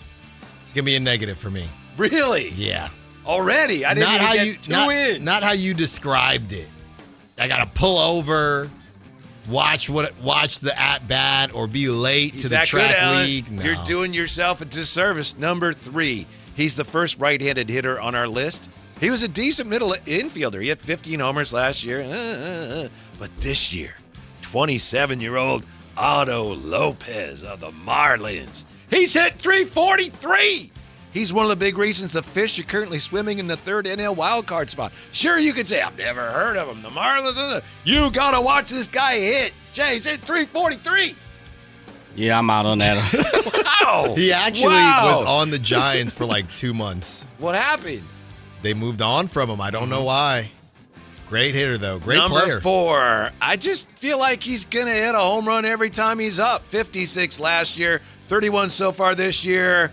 I can't stand him, but I can't take my eyes off him. Kyle Schwarber. Yeah, I'm back with you. I'm back with you on Kyle Schwarber. Sign me up. I'm with you now. Yeah. Plus, if I'm not mistaken, he won the stupid home run derby all-star thing last year to win the game in the tiebreaker. Oh, that's right. Didn't he? Yeah. Oh, it was a great moment for baseball. Well, and then, it's so funny because everyone says certain guys, you can't do the home run derby. It'll mess up your swing. Kyle Schwarber does not care. Nope. It has never messed up his swing. Number 5. Number 5. The Kevin 7, members of the Must Watch Club. Probably the single biggest reason to go see the A's at the big waiting room this summer. Oh, I know who this is. 20 home runs, leads the league in walks, but beyond the numbers, I just feel like I'm catching a glimpse of baseball's future. Every time he comes up, he's only 23. Nick Kurtz! That's right. That's more like it. My guy. That's man. right. You got his shirt. That's right. I do. And you got all your Pennsylvania connection. That's right. Mm-hmm. That's right. Number 6 is another guy on the path to becoming a truly great hitter. He's only 23. He gets on base, he steals bases, and he does damage at the dish. 6'6" lefty masher. He's got 25 homers this year after drilling 31 last season. James Wood. Yeah. He's another one. Uh-huh. Yeah, he needs to be talked about more. That dude is a That's freak what I'm talking athlete. about him, Alan. That's right. He is a freak athlete. All right. Got back on track here after you guys kind of shot down a couple of my Otto Lopez a little high there. Oh, 343. Number 7. I had to put a giant on this list for Alan's sake. I'm out. Oh, no. And while he may not be the best hitter on the planet, he's a throwback hitter. I watch guys like James Wood and Kurtz, and I feel like I'm glimpsing the future. I watch him, and I feel like, oh, yes, that's the way baseball used to be. 327 this year. Luis Arias. Hey, let's go. That's the Kevin 7. Could have been Jung Hoo Lee. It's interesting to watch a hitter who's going about it differently than everybody else. Yeah, he is. I mean, literally, he has a bat in his hand, but the way he flips it and manipulates it, it feels like he is using a different tool. He's a hitter. Others. Yes. Yeah. Professional hitter. Jay, I wonder, because the big thing with Barry, and then you talk about must see. Remember how Barry, they said he swing a 32-inch bat? Small bat. Luis Arias has to swing like a 31, 32, right? It looks like it. That's what it looks like. But I'm with you. I said I'm out, but he's actually the guy on the Giants I can watch take an AB. And he's excitable, because he's an old school hitter. Mm-hmm. Yeah, he's not cut from the cloth of these young guns playing now. Like you said, he's more of the Tony Gwynn, Wade Boggs, George Butler, Brett Butler, excuse me. Mm-hmm. Those type of guys. Yeah. Luis Arias, 5'10", 186. MLB, well, this says 32 to 34 ounces, but that's just a general. They're just generalizing there. That's not specifically for him. Right. Mm-hmm. Yeah. And you mentioned Barry. What's his name? Barry what? You mentioned? You know who. You can have him. Give me Otto Lopez. I don't think I've seen one Otto Lopez AB this season. He's a hitting machine. He's hitting well. Yes. He's good. Mm-hmm. He's good. But that list, come on. And I right, love seeing Wait. Well, hold on now. Because he's got, I think you're 4 out of 7. All right, I'll take that. Yeah, it was your number 2. Wait, only and number 3, Jay? Well, you got Shohei. Yeah. Schwarber. Arise. Kurtz. He doesn't do it for me. He does it for me. But I get it. Kurtz. And then Wood. Okay, so yeah. And- I got and you 4 Louis. out of 7. Ooh. 5 out of 7 and then for who Kyle. are the other ones? Otto Lopez and Otto Jordan Lopez and Jordan Alvarez. Yeah. 5 out of 7. I got 4.5. Well, fix it. Fill in the other 2. Who's the other 2? Fill it in for me. I think Bryce Harper might be on my list.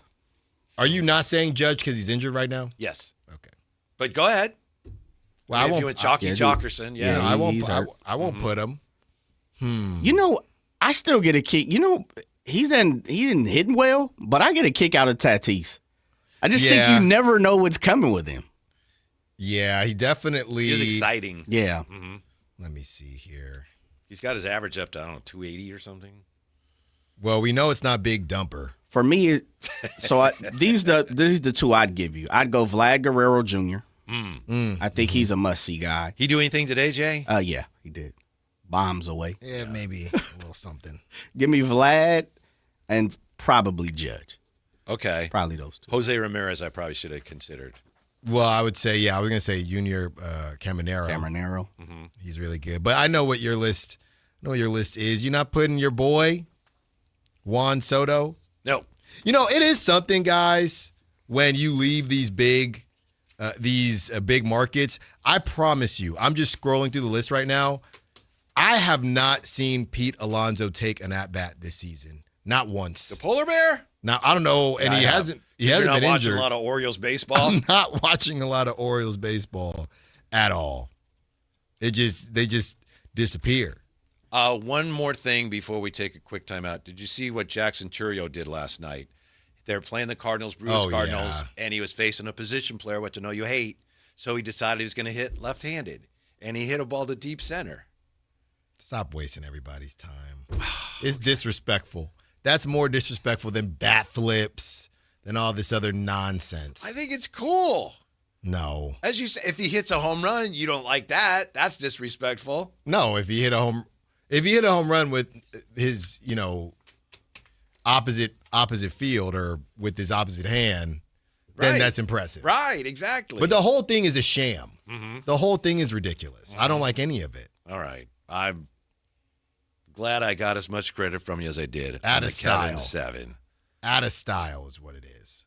The whole thing? My list? No. What? Oh. You still haven't given your 2. Yeah, I'm getting He's all there. talk, Jay. I don't know Hey, about come that. on, man. Terrible. No, I mean, I like Murakami. Hurt. He's on the way back. But there are guys that I just personally like. Well, who you like? I mean, Aaron Judge and Murakami. No, I like watch. I mean, I'm gonna watch Mookie every time he's hitting. But that's just a me thing, I got to think about the other one. Okay. I did kind of spring it on you. When we come back, Scott Perry and the keys to Kings' summer success next on Sactown Sports. Sactown Sports is taking over NBA Summer League. Join Jason Ross, Whitey Gleason, and Alan Stiles as they broadcast live from Las Vegas, July 13th through the 17th. Presented by Power Business Technology. Over the air, online, and on location, Sactown Sports 1140 is your eyes and ears for all things Sacramento Kings this summer. Your exclusive home for Kings basketball. Sactown Sports 1140. This is the story of the one. As a safety manager at a manufacturing plant, he does everything he can to keep his coworkers safe. From finding ways to reduce risks to keeping safety supplies in stock. And for that, he relies on Grainger. Grainger offers a broad range of quality products and next-day delivery, so he can always play it safe. Call 1-800-GRAINGER, click Grainger.com, or just stop by. Grainger, for the ones who get it done. This is Sactown Sports 1140. Hey, it's Carmichael Dave. What's up? It's Matt George. What's good? It's Alan Styles. With the most trusted voices in the community. This is Jason Ross. Hey, it's Kayla Anderson. It's Whitey Gleason. Ready to help promote your business, both as partners and customers. All you have to do is ask. Pick up the phone, dial pound 250 and say, grow my business to get connected with a team member today. That's pound 250 and say, grow my business. Our team will review your product, quickly pair you with a perfect endorser, and create video and audio samples, all at no cost or obligation to you. With the most live and local on-air lineup, a dynamic content-driven website, and a state-of-the-art mobile app, Sactown Sports 1140 is tailor-made to help you connect with a sports audience in Sacramento. So why wait? Dial pound 250 today. Say, grow my business, and let us help take you to the next level. Carmichael Dave here. So proud to talk about my new friends at Pest Pros, where they are family-owned, they are locally rooted, and they are committed to serving Northern California. I got a mouse problem at my house, and I don't like mice. I got a cockroach problem at my house, and I don't like cockroaches. That's a real thing. You're going to get pest protection somewhere. Why not get it at a place that is locally owned and operated? Longtime Kings fans and partners, and the community, yeah, you've spoken. They're back-to-back Sacramento favorites. So if you got pest control, you don't have Pest Pros. Step up to the pros with their all-star lineup. Don't just make the call, make the right call. Go to pestprosps.com, Sacramento grown, family owned, or call them at 916-588-9345. That's 916-588-9345. Step up to the pros at Pest Pros. This is the story of the one who keeps multiple buildings running smoothly day after day. Plumbing that flows, HVAC that hums, cleaning supplies that keep surfaces sparkling. That's why she counts on Grainger. With easy reordering online and 24/7 support, Grainger helps her keep the products she needs on hand. So shelves stay stocked and buildings stay ready. Call 1-800-GRAINGER, click Grainger.com, or just stop by. Grainger, for the ones who get it done. Get in the zone, AutoZone. Summer's finally here, and we're kicking it off with a whole lot of free. Free brake pads with Duralast rotors. Free oil filter with 5 quarts of oil. Free Armor All wipes with Armor All glass cleaner, and more. More free, so you can have more summer. Celebrate free at AutoZone. Now through July 27th. Restrictions apply. Get in the zone, AutoZone. Dawn or dusk, I'm on the hunt. Skeeter here, Sacramento Yellow Mosquito and Vector Control District, and I'm wearing Skeeter Vision, night vision goggles that light up skeeters at dawn or dusk like the 4th of July. Mosquito, 12 o'clock. Got 'em. So fight the bite by wearing long sleeves and pants at dawn or dusk when they're most active. Apply insect repellent and drain stagnant water. It's a breeding ground. Dawn or dusk, the Sacramento Yolo Mosquito and Vector Control District reminds you to fight the bite. For more information or to report problems, go to fightthebite.net. KHD1 Sacramento, KYMX HD3 Sacramento. Sactown Sports 1140, your local sports leader.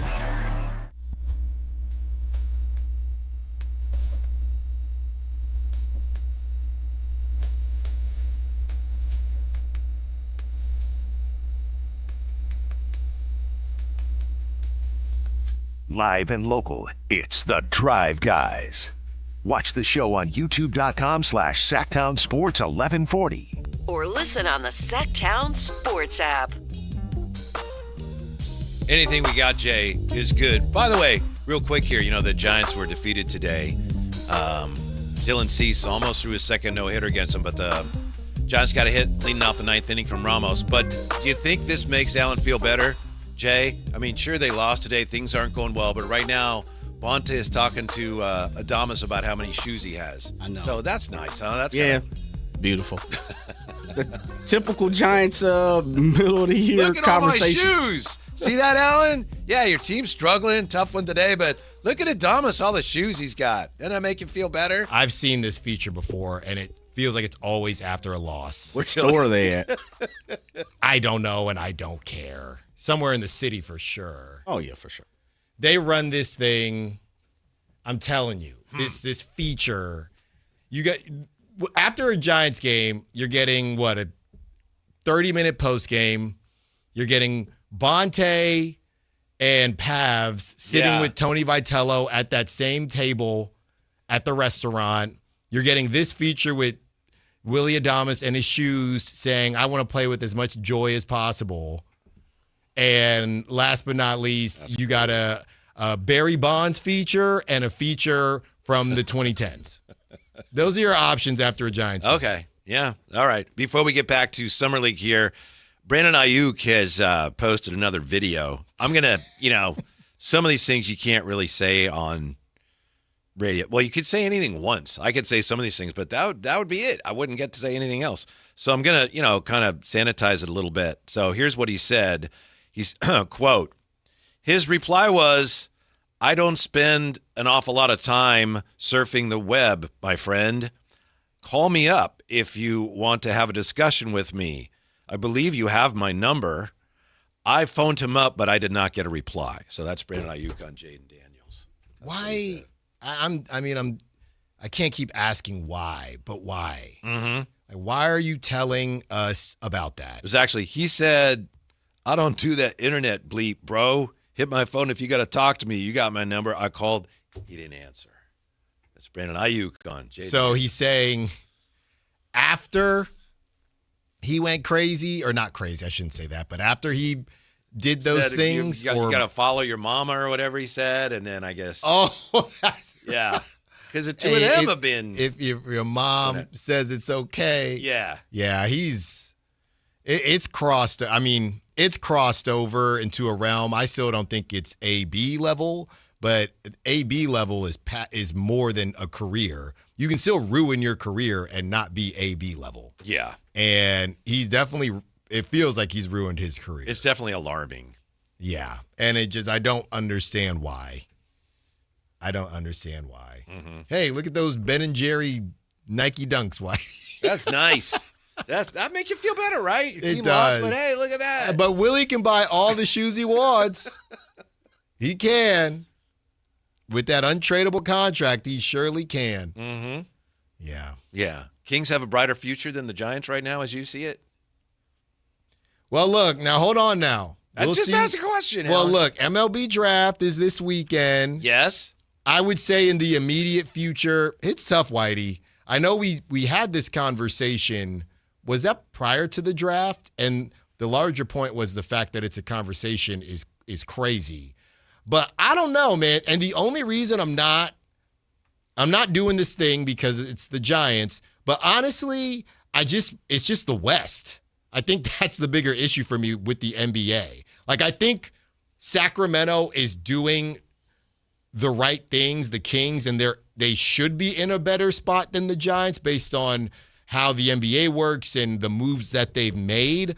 But because they're in the West and even your Grizzlies are figuring it out, that worries me more than the Giants eventually, even though the Giants haven't done anything. I mean, the Giants fell into that random season in 2021.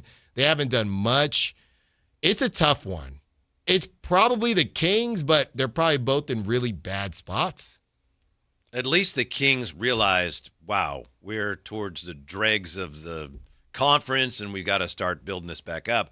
The Giants still seem like they're not sure how bad they are. Well, that's why why we're one of the worst teams in baseball, but with a little luck, maybe we turn this thing around. Well, but I'm telling you, Whitey, that's why the Kings are in a better spot still, simply because the Giants, they have to feel the way you just said because nobody is taking those contracts. So the best world that we could live in is Matt Chapman, who has a little bit more value.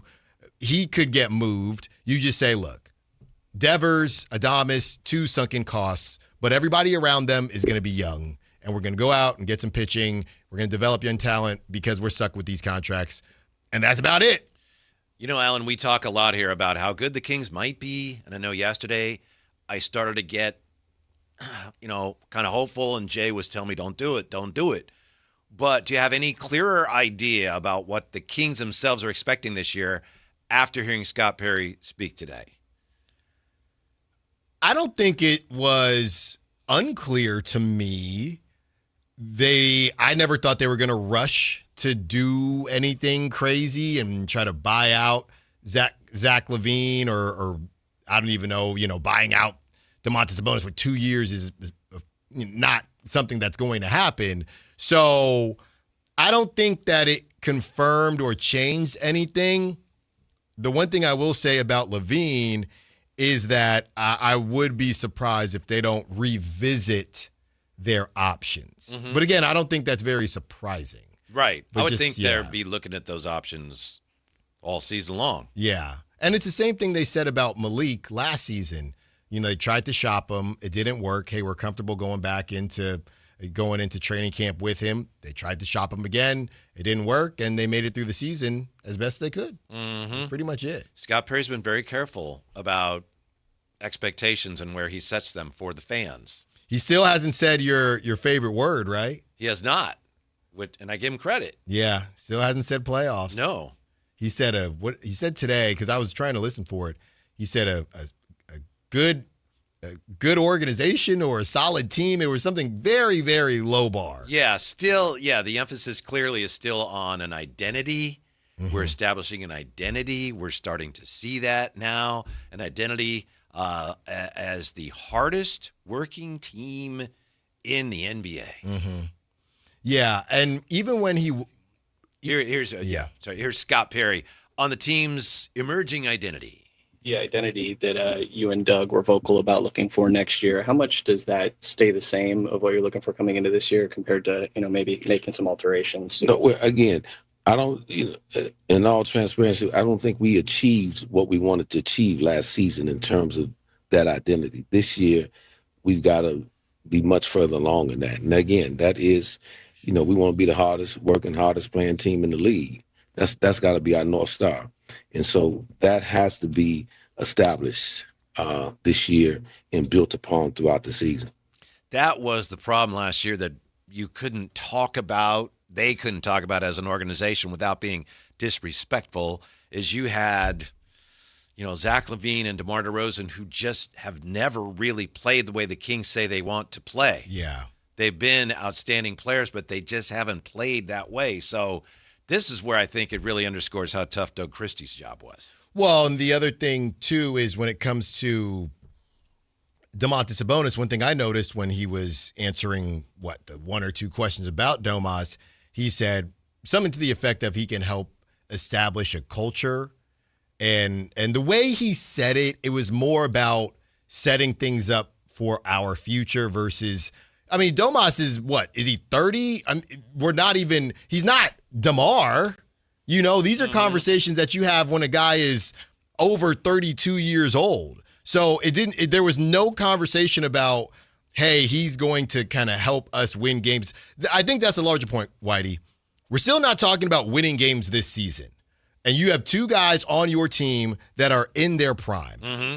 He's 30, by the way. He turned 30 in May. Right. So you have Domas in his prime, Zach LaVine in his prime, and Scott Perry ain't talking at all about winning.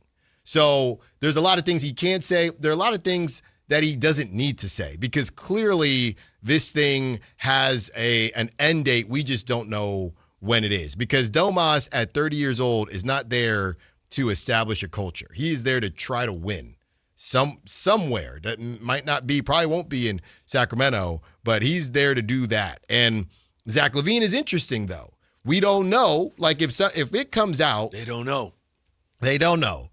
If it comes out that Zach LaVine had an opportunity to play for 2 years, $50 million for the Pistons, whatever, let's just make up a team, and he turned that down, then I don't feel bad for Zach LaVine, really. Domas was already on his contract.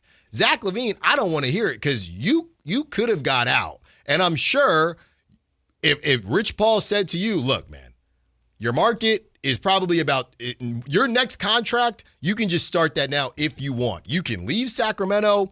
You can go get your $25 million a year. Maybe you could find somebody to give you 30, and we just go from there.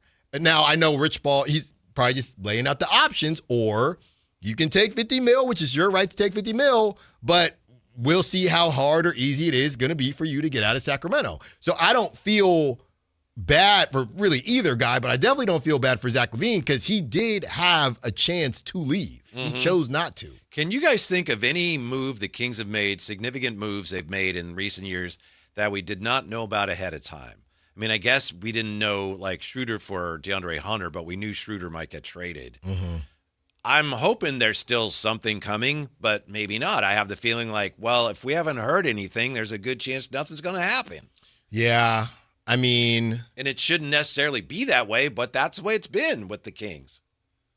Schroeder, we knew, like, we might have known before he knew. Right. Well, there's only been, There's only been so many moves. The Westbrook one we saw coming. Oh, yeah. Miles weeks away. And weeks and weeks ahead of time. Precious. I mean, people knew that they wanted to trade De'Aaron / Ty at one time, but I don't think we knew where he was going. Like, I think the Domas one was kind of like, oh, they got Domas? Okay. Might be the one. And I will admit, I mean, other than Mark Spears, not a lot of people saw DeRozan coming. Yeah, it's a good one, too. I mean, once it got real close, some people got it a smidge earlier than others, but it wasn't being discussed. I just remember being on the air with Brendan. That was Brendan who asked that question, by the way. Yeah, it was. And this was maybe a week before that happened. And remember, we were talking about that, saying, I haven't heard anything on that. Have you? And he's like, no, I don't know. Where is that coming from? Well, okay, so there have been some moments like that, but that actually was a different regime. Yeah, as far as Scott Perry, again, it's been tough for him to really do anything. But the Schroeder, even when they brought Schroeder in, when he was on the way out and when he was on the way in, it was talked about because there was that Malik Monk sign and trade saga that went on for what felt like weeks, and then they decided, no, we're just going to bring Schroeder in here. Even Acuff, we knew who they were going to pick. Yeah, exactly. Caleb says, I'm so fired up for the Kings this year. We got a special point guard, and the point guard is the quarterback of the team. Man, let's freaking go. Let's go, Sacramento. Kimberly weighs in with, you can't say Domas doesn't play hard all the time. I wouldn't say that. I wouldn't say that. It just doesn't – it feels like the way Scott Perry is talking, he's just – honestly, guys, it feels like he's just ignoring the roadblocks.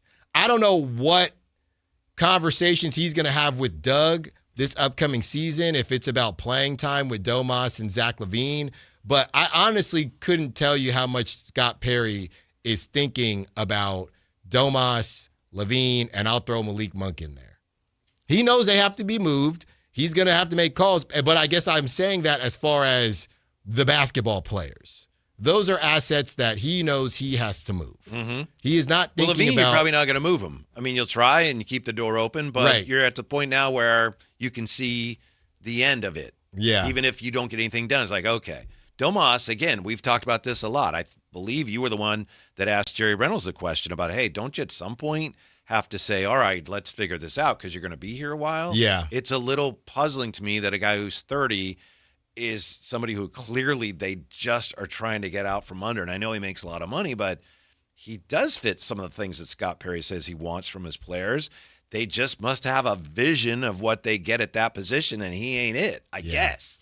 Yeah, and look, Scott Perry has said about both guys, LaVine and Sabonis, he didn't necessarily say this about Malik, but it didn't come up, but he said... He didn't talk about Malik. No, I think he forgot he was on the team. I mean, you guys had to get reminded. He legit, oh yeah, we got Malik. He can play backup point guard too. He's just not thinking about him, guys. You know, that he's thinking about Neek. So you have Domas, who he said they have a good relationship. They talk all the time. Zach LaVine, they have a good relationship. They talk all the time. So you would think, and I'll say more specifically with Zach LaVine, that this won't get ugly. You know, hey, they are paying me $49 million. I think the conversation becomes, if they can't move him and Zach, you know, he's got to agree to a buyout, is there a version of last season where we see his minutes kind of just diminish a little bit? I think they'd be safe because of that all-star rule, you know, and people aren't really tanking like that anyway. If they're safe from the relegation zone, if they're not safe from the relegation zone. That's bottom 3. Yeah, he might have to play. Boy, they got to be. I want to say they got to be clear of that, but. No, I think they're going to be 6 teams that are floating. Now remember, it ain't going to be in the running for the bottom 3. Yes. Who do you have? I'm sorry, I know you were going to say something else, but I really want to know. Well, I was just going to say, remember, these records are not going to be as bad, right? So I don't have the Wizards in there. I don't have the Pacers in there. I got the Net. I'm just doing both conferences. The Nets, the Bulls, maybe. The Bucks.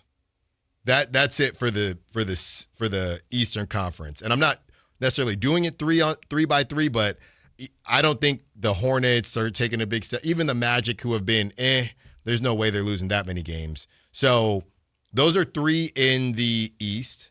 And in the West, I would probably have the Kings, your Grizzlies. Just by default, though, really. By default. Yeah. By default. I don't know what to do with with the Mavericks or the Pelicans. I don't know what to do with either of those teams. Pelicans would be probably my first pick. But you can flip it the other way, right? There's so many teams that you don't think are going to be there. That's why I would be worried if I were the Kings. Because you can't even really find another 3 teams in the West. And one of them is the Kings. The Kings, the Pelicans. I mean, you could flip a coin and guess for another team, but it's going to be tight. You know, I was looking at the lottery reform again today because now we have a clear idea. I think it's easier to process because initially it was wait, what? If you're one of the bottom 3 teams, of course, you get 2 ping pong balls in the lottery instead of 3, but you could still pick. You know, it used to be if you're one of the bad teams, you can 5th, so worse you could pick. I think you could still pick 12th. If you're relegated, you could still end up with the 12th pick. That's crazy. Like, that is very scary. Yeah. That is very scary. Zaris says Pelicans, Nets, Kings. I think there's another Eastern Conference team in there, but... Let's see what the smartest listeners in radio have to say. We'll start with Gary on Sactown Sports. Hey, Gary, what's on your mind? Hey, guys, I don't see why there's a lot of talk in the media, et cetera, about wanting to move on from Domas. I think, number one, I don't think he gets enough credit for how good a player he is. I mean, he's the best rebounding center in the league. He's one of the best passers. He's a very consistent scorer in an offense that's never really featured him. But, secondly, the standard has always been, for as long as I've been following basketball, like 40, 50 years, it takes about 3 years to develop a big man. And I think our young guys, they're not the best at picks. They're not very good at rolling. And I think he's got a lot that he can teach those guys. And, lastly, I know it was an incredibly small sample size. I think it was 2 or 3 games when Domas came back from injury. But they were playing him, at power forward, with our rookies. And he looked really solid. And, he was a power forward as an all-star before the Kings moved him into the center position. So, I don't know. I thought that was a really interesting lineup thing, and I'd love to see him at power forward a bit and then see Murray at small forward where I think is really should be. Thank you, Gary. I'm with Gary, and we talk about it a lot on Domas. It's a little bit of a puzzle. It's a puzzle why he's not wanted by more teams. I guess it has to do with his salary, but it appears, it's hard to know for sure from the outside looking in, appears the Kings are just we don't want to keep him around. We really want to move off of him. Yeah, and you took the words out of my mouth because, and I understand why Gary worded it the way he did about, why is the media talking about it? Well, Gary, the media is talking about it because that's how Scott Perry's going about it. If Scott Perry said today, Domas is one of the foundational pieces of our team, and he is a however many team all-star, all-NBA guy. He's a rebounding champ, and Domas is a huge part of what we are doing. Then we wouldn't sit here and spend 4 hours talking about, well, how are they going to move Domas? Instead, what did he say, Whitey? Yeah, he's going to come in and compete. And even going back to last season, Scott Perry has not committed to Domas. He is not committed to Malik. He is not committed to Zach LaVine. So if and he doesn't have to, but that's why we're having these conversations. So I don't know how much it's media. We just react to what they say.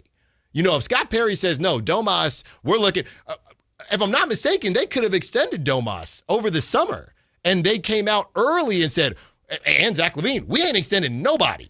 So if they spoke like that and they acted like that, then we in turn wouldn't try to talk about ways to move Domas. They started it. Mm-hmm. I do think if he plays at 4 on this team, that opens up some more potential defensive issues, and you already have so many of those. But I think if he's back, I would like to see it. Yeah. But it is a problem. I think you can protect him more if he's playing center. But you're just, if you have LaVine and Acuff on the floor together, oh my goodness, that's going to be tough to stop people. I know. And we talked about that yesterday. John Coaster is saying, I can't wait for the Kings to prove you guys wrong, and I don't see them nearly as bad as you think they are. Well, here's the thing, John. When you listen to us long enough, one day we'll have them in the 9 seed. The next day we'll have them yesterday. in the relegation sensation. And it's really not about the Kings being bad, right? And I should make that very clear, at least not for me. It's not about the Kings being bad. It's about all teams being better. I feel like my views on the Kings are kind of like the contents of a lava lamp. They're pretty good, I think. Oh, boy, this is terrible. I don't know if they're ever going to win again. But you know what? I can see some upside. I think the Kings will be better the next season. I just also think that essentially every team will be better than last season because of the tanking. So it's not about the Kings. They will play better basketball. You're just not going to have teams actively tanking. You don't have any days off. And that's going to change the whole equation on anybody's wins and losses. Right now it's time for Check It with TC. What's up, TC? How are you? Man, hey, it's been a while. Listen, Alan, Whitey, Jay, what's up, man, with my dog? Y'all know I'm finna come in hot. You just vibing today, TC? Yeah, just vibing, bro. Listen, vibing. Listen, check it out. Listen, first and foremost, the relegation zone, as a Kings fan, and from a Kings standpoint, I love it because it's no more the loser mentality. We've been losing out here in Sacramento. What the heck do we want to keep talking about losing or talking about getting draft picks for? No, go out and ball. Whatever your team is, you're going to put the best 5 out there and go win games, period. We're past the whole, we need more draft picks to build a team. What we got right now is what we going to have moving forward, bro. We want to build from there. Vivek the other night, he sat down and talked. That's what everybody was talking about. I don't care if he talked for 2 seconds. If he didn't say what you liked for him to say, he didn't say not one word that didn't matter.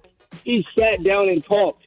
We got on these airways for the last couple of years talking about, where's Uncle V? Where's Vivek? He never talks. Why don't you just come sit down and say hi? Why don't you just come out and sit down and say, hey, this is the Kings?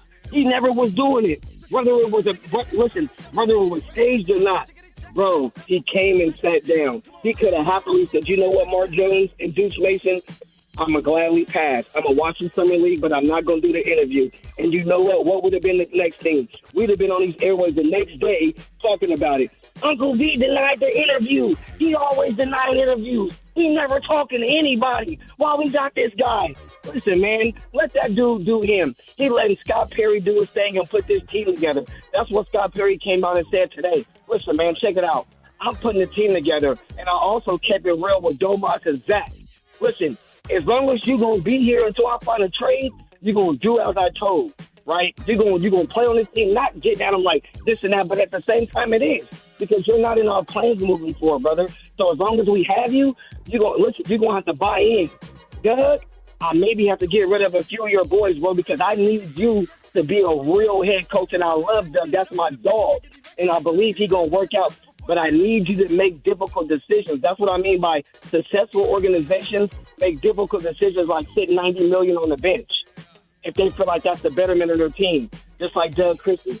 Bro, if you feel like you got to play the youth and you got to do what you got to do to develop these players, do that. Don't fall back on, I got to play the vets because I'm doing that. Scott, ain't nobody feeling that, bro. You have to make the right, correct moves. So listen, bro, I said all that to say we got one in A-Cup, bro. Sharp. Our dudes are going to ball. I believe we're going to be a Summer League champions again. Yeah. I'm not with sitting none of these cats. I'm not with sitting none of these cats down, Jay, Whitey, and Allen. I'm not with the. And now, if we out the tournament and we lost every game, then that probably maybe it'd be something to think about.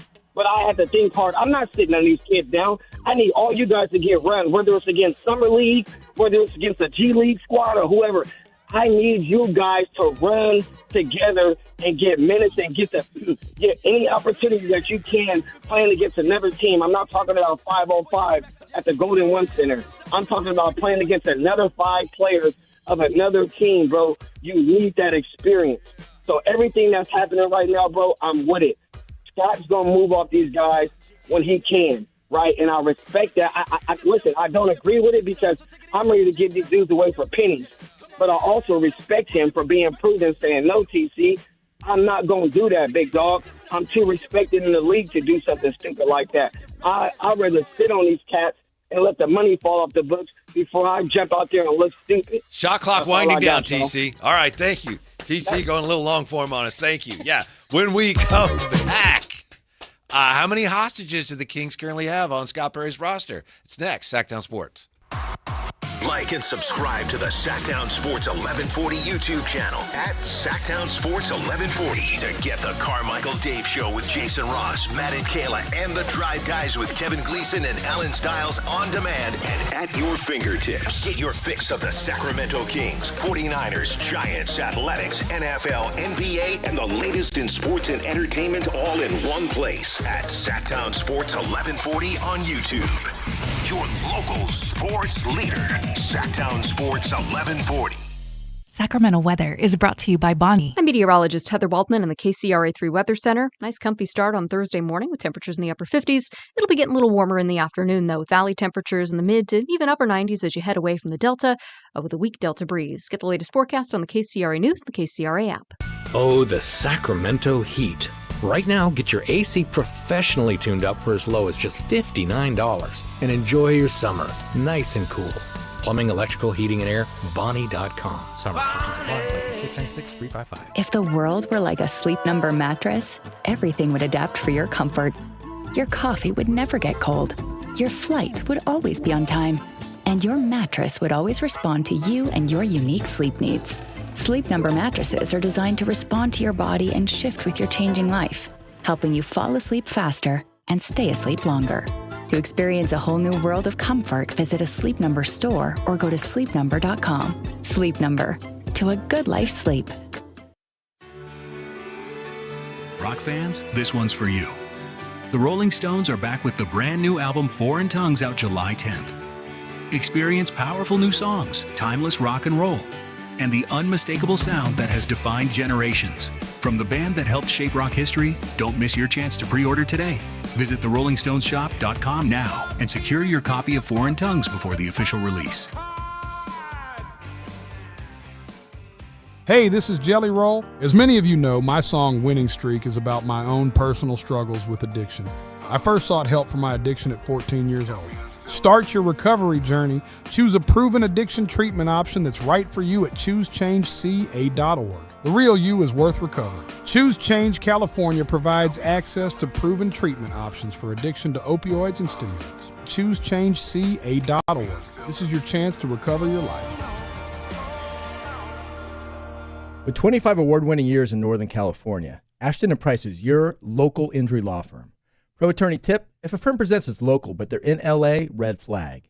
If your first consultation is not with a lawyer, big red flag. At Ashton & Price, your first consult is with a local attorney, and if serious injury prevents travel, a lawyer will come to you. Still not enough? George Washington's my uncle. At Ashton & Price, no red flags, just red, white, and blue. Remember, for the best advice, don't think twice. Call Ashton & Price. It is Christmas in July with the Sacramento River Cats. Join us on Saturday, July 25th at Sutter Health Park for holiday fun, summertime baseball, and a festive night you won't forget. Celebrate the season early. Grab your tickets now at rivercats.com. In celebration of 80 years of 49ers football, Sactown Sports is counting down 80 of the most memorable moments that have shaped the team's storied legacy and winning tradition. Here's today's faithful flashback. Number 46, the $1 million backfield debut. The San Francisco 49ers' legendary $1 million backfield, consisting of Y.A. Tittle, Joe Perry, Hugh McElhaney, and John Henry Johnson, officially debuted in 1954. This quartet of Hall of Famers, famous for being the only full house backfield, with all 4 members enshrined in Canton, combined to lead the Niners to a 7-win, 4-loss, and 1-tie record that season. The group was finalized in 1954 when John Henry Johnson joined Joe Perry, Hugh McElhaney, and Y.A. Tittle. That group played together for 3 seasons and in 1954 set records for yards and yards per carry. And although their salaries combined didn't equal that $1 million figure, they were coined that nickname by sports writers nationwide. Faithful Flashbacks on Sactown Sports 1140.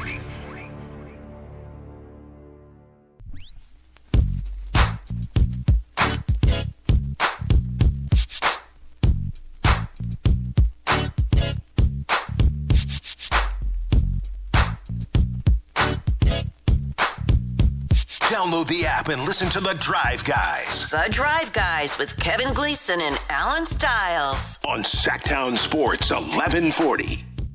So I'm very excited about tonight. I know there's no World Cup games, but Alan, I'm excited because of the possibility that you might actually watch The Pit.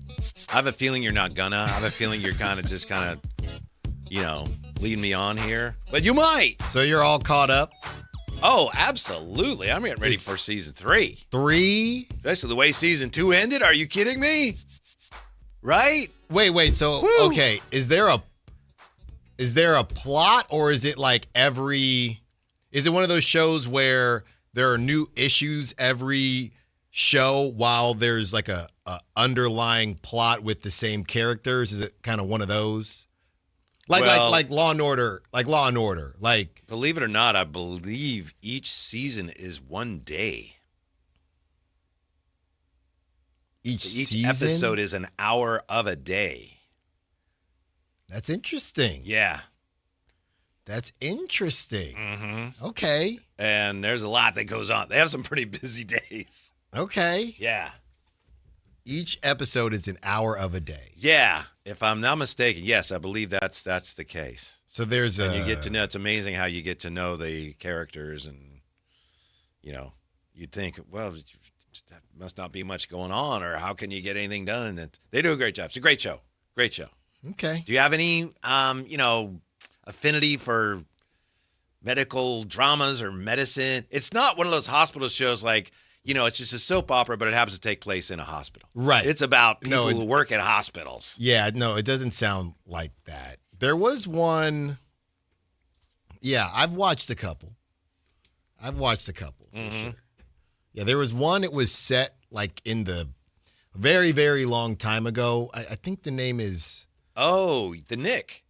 That's what it was. I liked that show. Yeah, we did watch that. Yeah. We did watch that. That was this crazy doctor, and they're just kind of discovering some things about medicine. Yes. And he would do some really experimental stuff. Right. Yeah. So we did watch that. We've been in on that. Yeah. But you're saying this is no Grey's Anatomy. Like they had to do like a spinal surgery on a guy, and they barely have electricity at the hospital. Mm-hmm.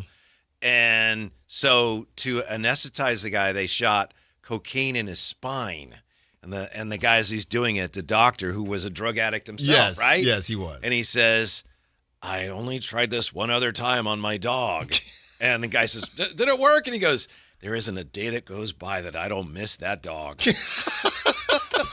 Yeah, that was a pretty good show. Yeah, it was. It was. Okay. All right. I think we're in. Mm-hmm. I think we're in because, everybody's on the boat. I don't want to miss the boat. Seems like, because here's the thing.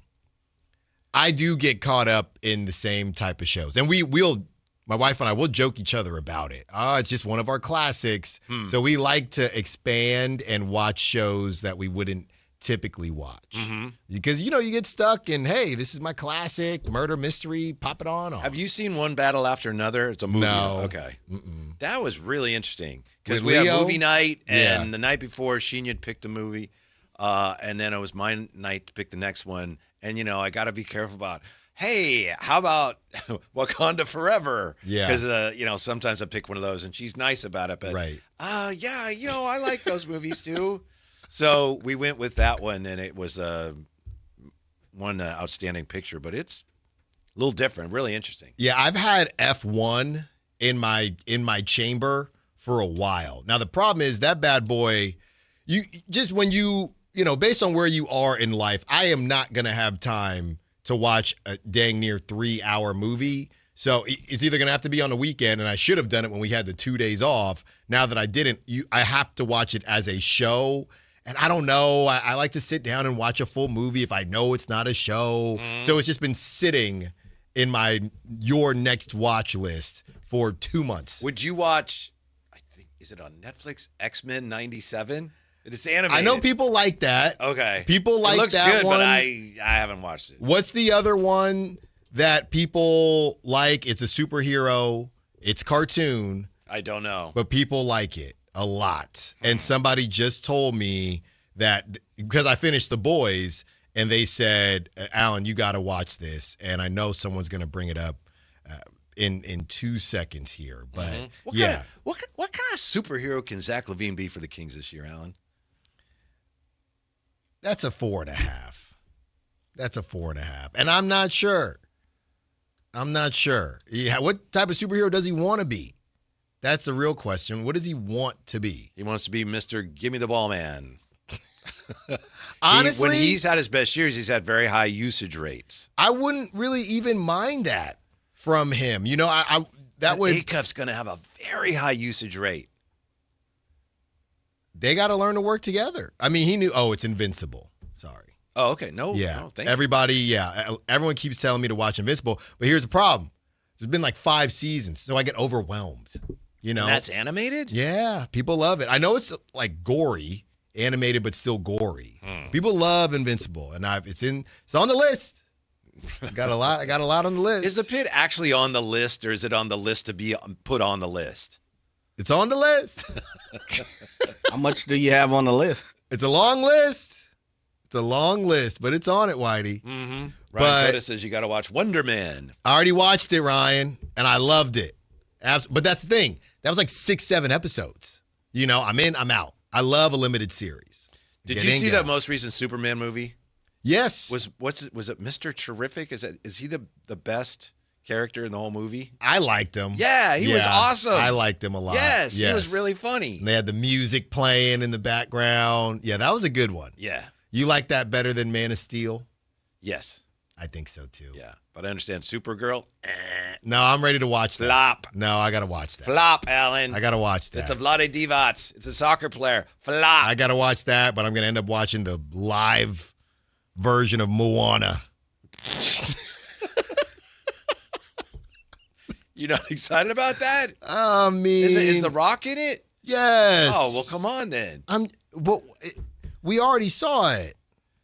We watched the normal Did you see movie. the live version of Lilo and Stitch? No. Oh, it was great. Was it different?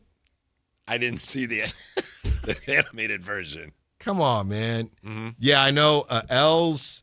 Elston is saying Widow's Bay on Apple TV. Yeah, I heard that's gotten like 19 Emmy nominations or something. It's on the list. It's on the list. Elston, it's on the list. Yeah, on our list when we come back, Scott Perry addressing the whole hostage question. And does Zach LaVine belong on that list? Next. Don't go away, Drive Guys. The Drive Guys with Kevin Gleason and Alan Stiles. Take Sactown Sports with you everywhere you go with the Sactown Sports app. The most in-depth coverage of the Kings and 49ers. A library of written and video content. And all your favorite personalities all in one place. Download the Sactown Sports app today and get in on the action. Your local sports leader. Sactown Sports 1140. Sacramento weather is brought to you by Bonnie. I'm meteorologist Heather Waldman in the KCRA3 Weather Center. Nice comfy start on Thursday morning with temperatures in the upper 50s. It'll be getting a little warmer in the afternoon, though, with valley temperatures in the mid to even upper 90s as you head away from the Delta with a weak Delta breeze. Get the latest forecast on the KCRA News and the KCRA app. Oh, the Sacramento heat. Right now, get your AC professionally tuned up for as low as just $59 and enjoy your summer nice and cool.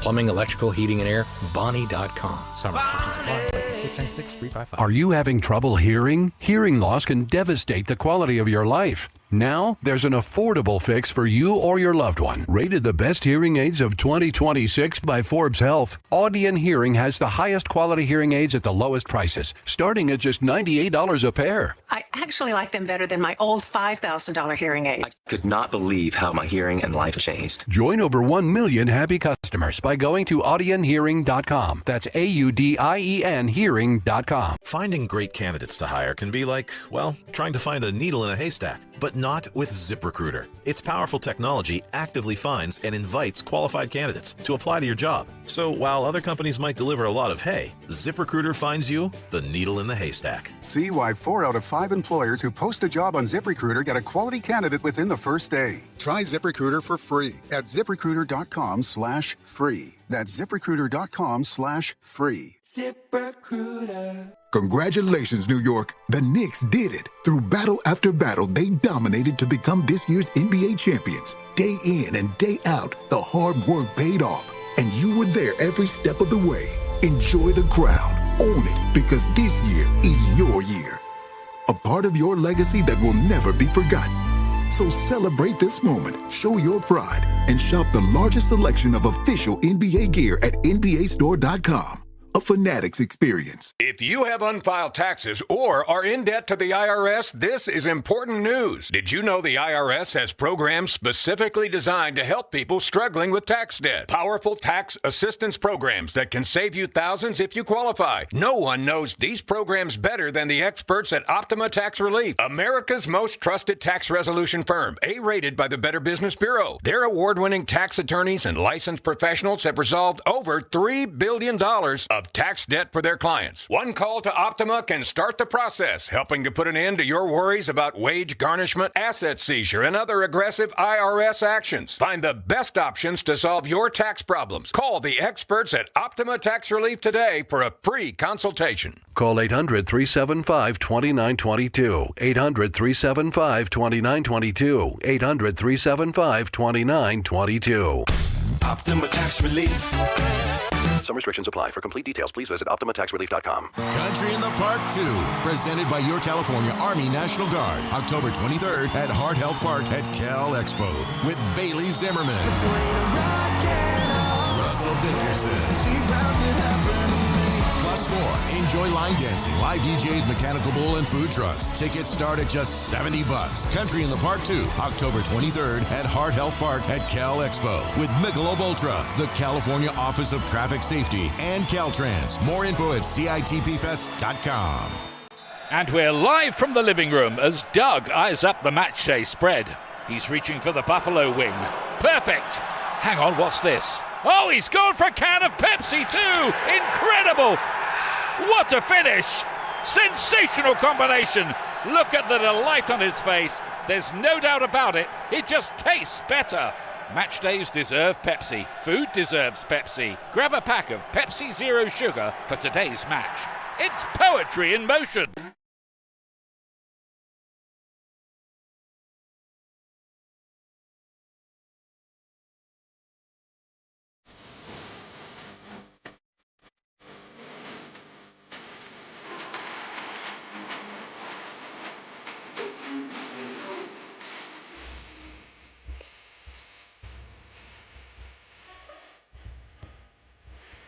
Maybe all the volunteers will show themselves this season. That's what I can tell you. So no, everyone from where I sit right now is a volunteer until they show me differently. So Your home for Kings basketball for over 25 seasons. Sactown Sports. Interesting answer. It reminds me of when I asked him about, do you have full autonomy? And he said, oh, you should ask my wife that. And no one laughed, I get it. Wow. Yeah, so that was a very telling answer. He said some things without saying it. I would think so. Mm-hmm. Yeah. And everybody knows who they're talking about. Who are we talking about, Alan? Everybody knows. Mm-hmm. So it's not really that much of a surprise. Mm-hmm.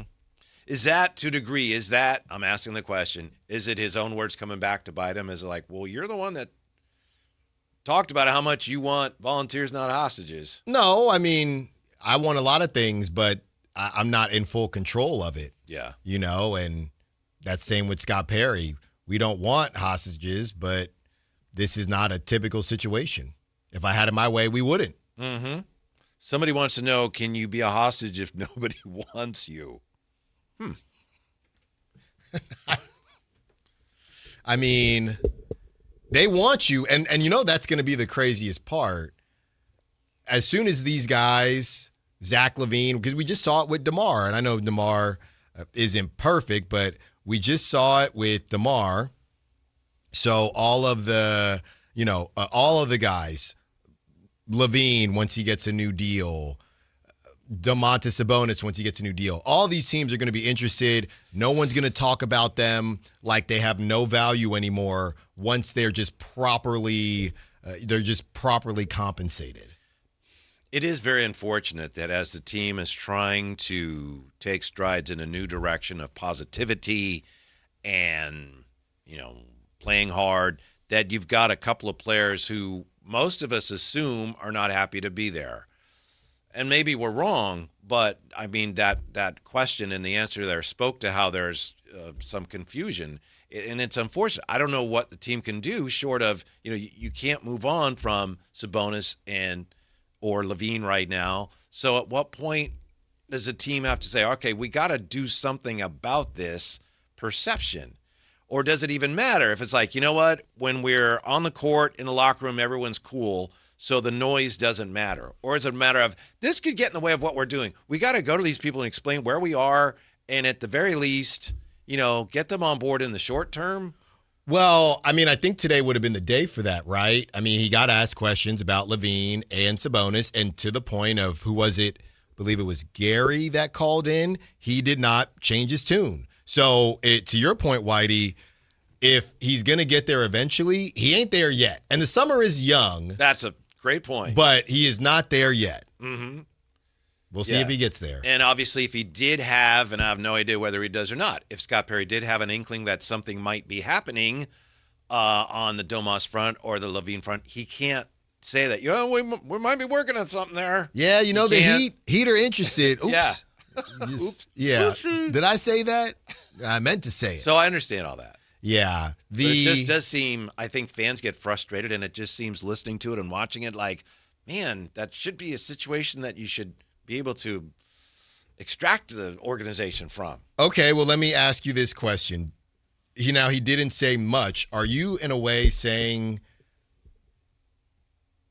that today should have been the day where he just did the because he didn't really, that's the thing about Scott Perry. He does the GM speak thing, but he doesn't do it when he doesn't feel like doing it, right? And it's funny because even though he said come in and compete when it comes to Domantas Sabonis, if he was really doing the GM speak, he would have said, no, we think he's a huge part. I mean, look at his accolades. He didn't do that. Right, and maybe we should thank him for that. Maybe we should be appreciative of the fact that he's not pretending. No, everything's great. I agree, but we're also in a way saying, if you're a fan and if you do feel like Gary or you do feel like, now I don't know, I don't think Zach LaVine is going to garner this feeling from a lot of fans, but if you are a fan of Domantas Sabonis, I wonder if something like today, you're kind of tired of it and you want him to just, like you said with Doug Christie, show some commitment and say, look, man, you're not moving this guy.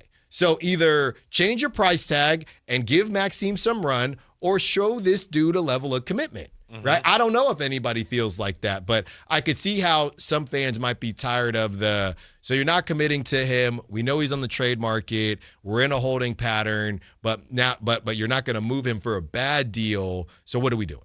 Yeah, I think the key point there is the one you just made, that hey, it's early in the summer yet. Yeah. Now, if camp is anywhere near and you're still kind of, we think everyone, no, until I hear otherwise, everyone's a volunteer, that would be bad. But now that uncertainty is just part of the process right now. Yeah, and I cannot stress enough that he did say he and Domas talk pretty darn often and have a good relationship.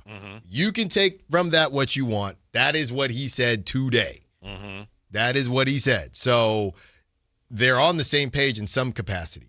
Now, yeah, and the other thing, as long as Domas is okay with it, whatever it is, whatever the status is, if Domas is okay with it and Scott Perry's okay with it and coaches understand and the team has some understanding, then the rest of it, like us going, whoa, what's going on here? It's really just noise. Right. And well, that's the whole thing. We're taking Scott Perry at his word that they do speak often and that they do have a relationship. Which I'm just assuming that they do, because why would he say that? What is realistic in your mind to expect from Zach LaVine this year? I have a weird feeling, you know what? And now, who was it? Somebody on the YouTube. I have a weird feeling Zach might get off to a hot start, but it's going to be one of those things where Acuff, are there enough shots to go around? Because I do think there's a world where Acuff trying to find his footing a little bit. Zach LaVine says, I'm trying to get traded.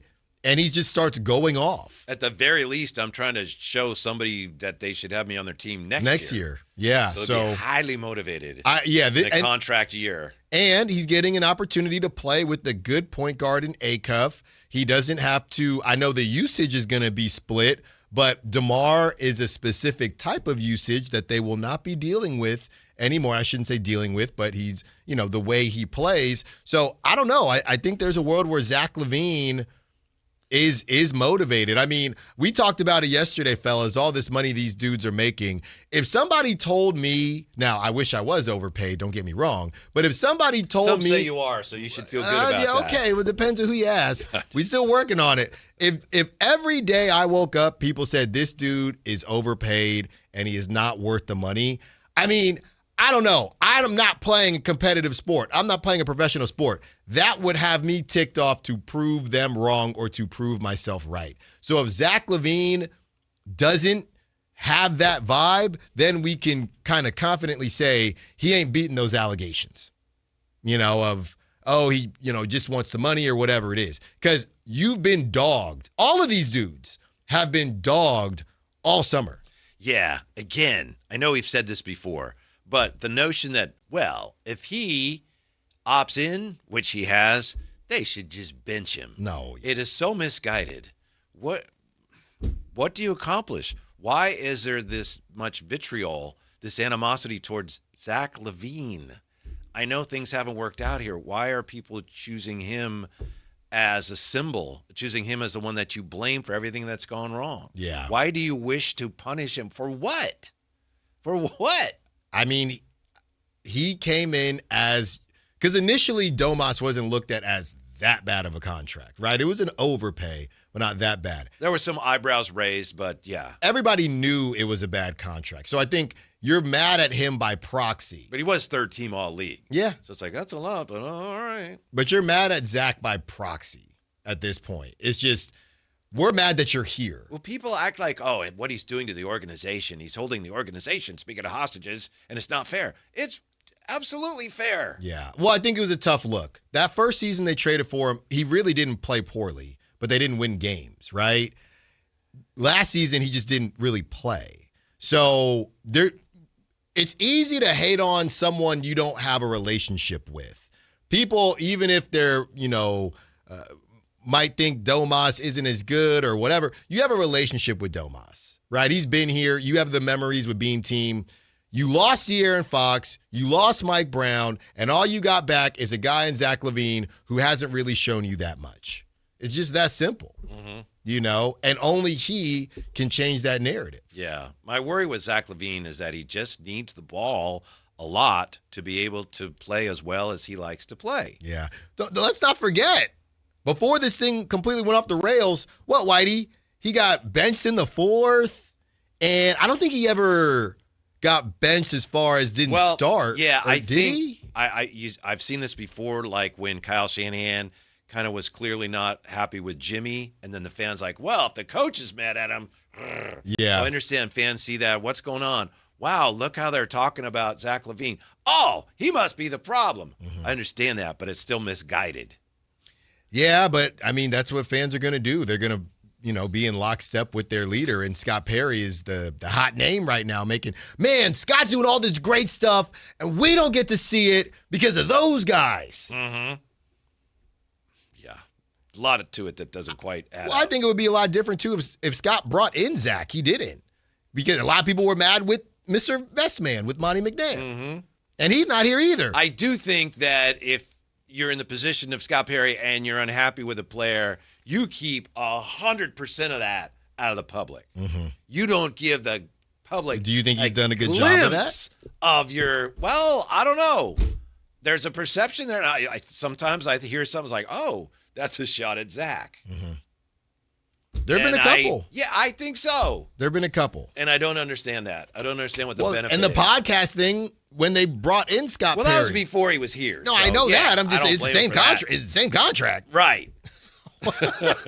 I mean, he couldn't look in the future and go, oh, I'm going to be the GM there someday, so I'm not going to tell you what I think. These podcasts will get you.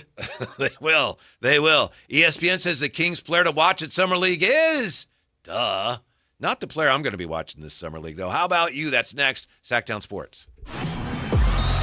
Sactown Sports is taking over NBA Summer League. Join Jason Ross, Whitey Gleason, and Alan Stiles as they broadcast live from Las Vegas, July 13th through the 17th. Presented by Power Business Technology. Over the air, online, and on location, Sactown Sports 1140 is your eyes and ears for all things Sacramento Kings this summer. Your exclusive home for Kings basketball. Sactown Sports 1140. This is the story of the one. As a safety manager at a manufacturing plant, he does everything he can to keep his coworkers safe. From finding ways to reduce risks to keeping safety supplies in stock. And for that, he relies on Grainger. Grainger offers a broad range of quality products and next-day delivery, so he can always play it safe. Call 1-800-GRAINGER, click Grainger.com, or just stop by. Grainger, for the ones who get it done. From the people who brought you It's the Dog Park comes. Your dog is limping, but she seems fine. Plus, you've heard they can fake it just to get what they want. So what's the deal now? You're being gaslit. Protect your dog from injury and illness with Progressive Pet Insurance. Oh, now she switched legs. What a diva. Progressive Casualty Insurance Company and affiliates. Not available in all states or situations. Coverage subject to policy terms. This summer, the Honey Pepper Pimento Chicken Sandwich and Pineapple Dragon Fruit and Sprite are back at Chick-fil-A. Let me tell you about the Pineapple Dragon Fruit and Sprite. It's bright, it's bubbly, it's back. The Honey Pepper Pimento Chicken Sandwich, it's so rich, and you can choose between the original or the spicy filet. Ooh, boy. And then you got those pickled jalapenos tucked right under the filet, and then just to top it all off, you've got a little honey drizzle right on top. Okay, now I'm a pimento fan. And I'm feeling the dragon fruit. Which fan favorite will you choose? Real customers paid for their testimonials. Wow, what is all this? These screens, the food. All for the game, bro. Let us pitch in. No need. I'm saving $1,000 bundling my wireless and internet with T-Mobile. I've got it all covered. Goal! Here to score big with T-Mobile. Families save up to $1,000 a year when they bundle 5G home internet with 4 phone lines on Experience Beyond. Compared to regular rates after third line free on Experience Beyond plan with internet bundle discount via monthly bill credits and auto-pay discount. Credit stop if you cancel or change plans. Sacramento's best selection, best quality, and lowest prices on kitchen and bath products are at the new Anova Cabinet and Stone. For a limited time, get stunning new quartz countertops starting at just $159. That's right, only $159 for gorgeous quartz countertops. Listen to this. For a limited time, cabinets for kitchens and bathrooms are up to 50% off. Yes, up to 50% off new cabinets. It's a must-see. The new Anova Cabinet and Stone at Florin Road and Highway 99. Learn more at AnovaCabinetStone.com. The Gold Rush Classic, where the stars and guitars shine. The Gold Rush Classic is a celebrity pro-am golf tournament, $1 million hole-in-one, a skins game, a celebrity draft party, and a concert featuring the Cripple Creek Band. The Gold Rush Classic raises money for Make-A-Wish, Jordan's Guardian Angels, First Tee of Sacramento, Rancho Murrieta Youth Sports, and other worthwhile children's charities. The Gold Rush Classic takes place August 6th and 7th in Rancho Murrieta. Come join the fun, raise money for charity, and play golf with a celebrity like Barnes, Fernandez, Jackson, Lloyd, Merriweather, Ostertag, Polonese, Sharp, Schumann, or our own Greg Vaughn. Golf and concert sponsorship are still available at goldrushclassic.org. That's goldrushclassic.org. The Plan Solutions team sponsors the Gold Rush Classic. Plan Solutions, partnering for a strong financial future. KHD HD1 Sacramento, KYMX HD3 Sacramento. Sactown Sports 1140, your local sports leader.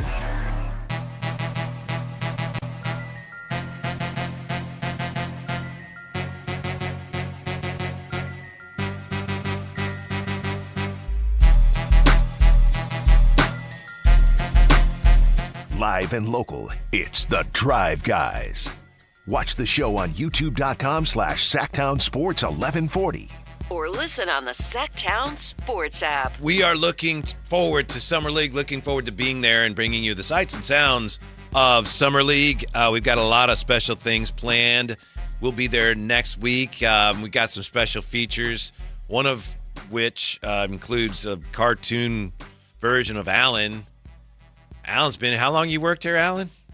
I don't know. There's no cartoon version of me. Wait, I'm trying to think of what yours looked like. There was no cartoon. No, there was not, Alan. Like you were saying today, and okay, I mean, you're right. Wow, I look good in cartoon form. Oh, that's great. Yeah, I was wondering. Let me see my, there's no cartoon there. I'm pulling them up here. Just double checking. I'm not pleased with that, Jay. I'm not happy about that. Shouldn't be. Yeah, I don't see. Want me to get in there and represent you? It may come to that. All right. Can I keep you on standby? Hey, no retainer needed, baby. Okay. Oh yeah, no, it's very nice, but let me see it. No, there is no.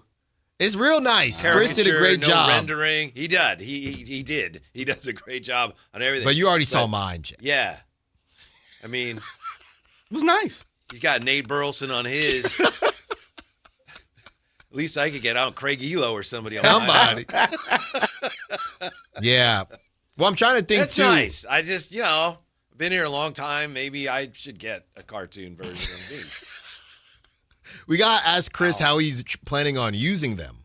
Because that's what I was thinking. Obviously, they're video, so is it going to be sitting in the corner?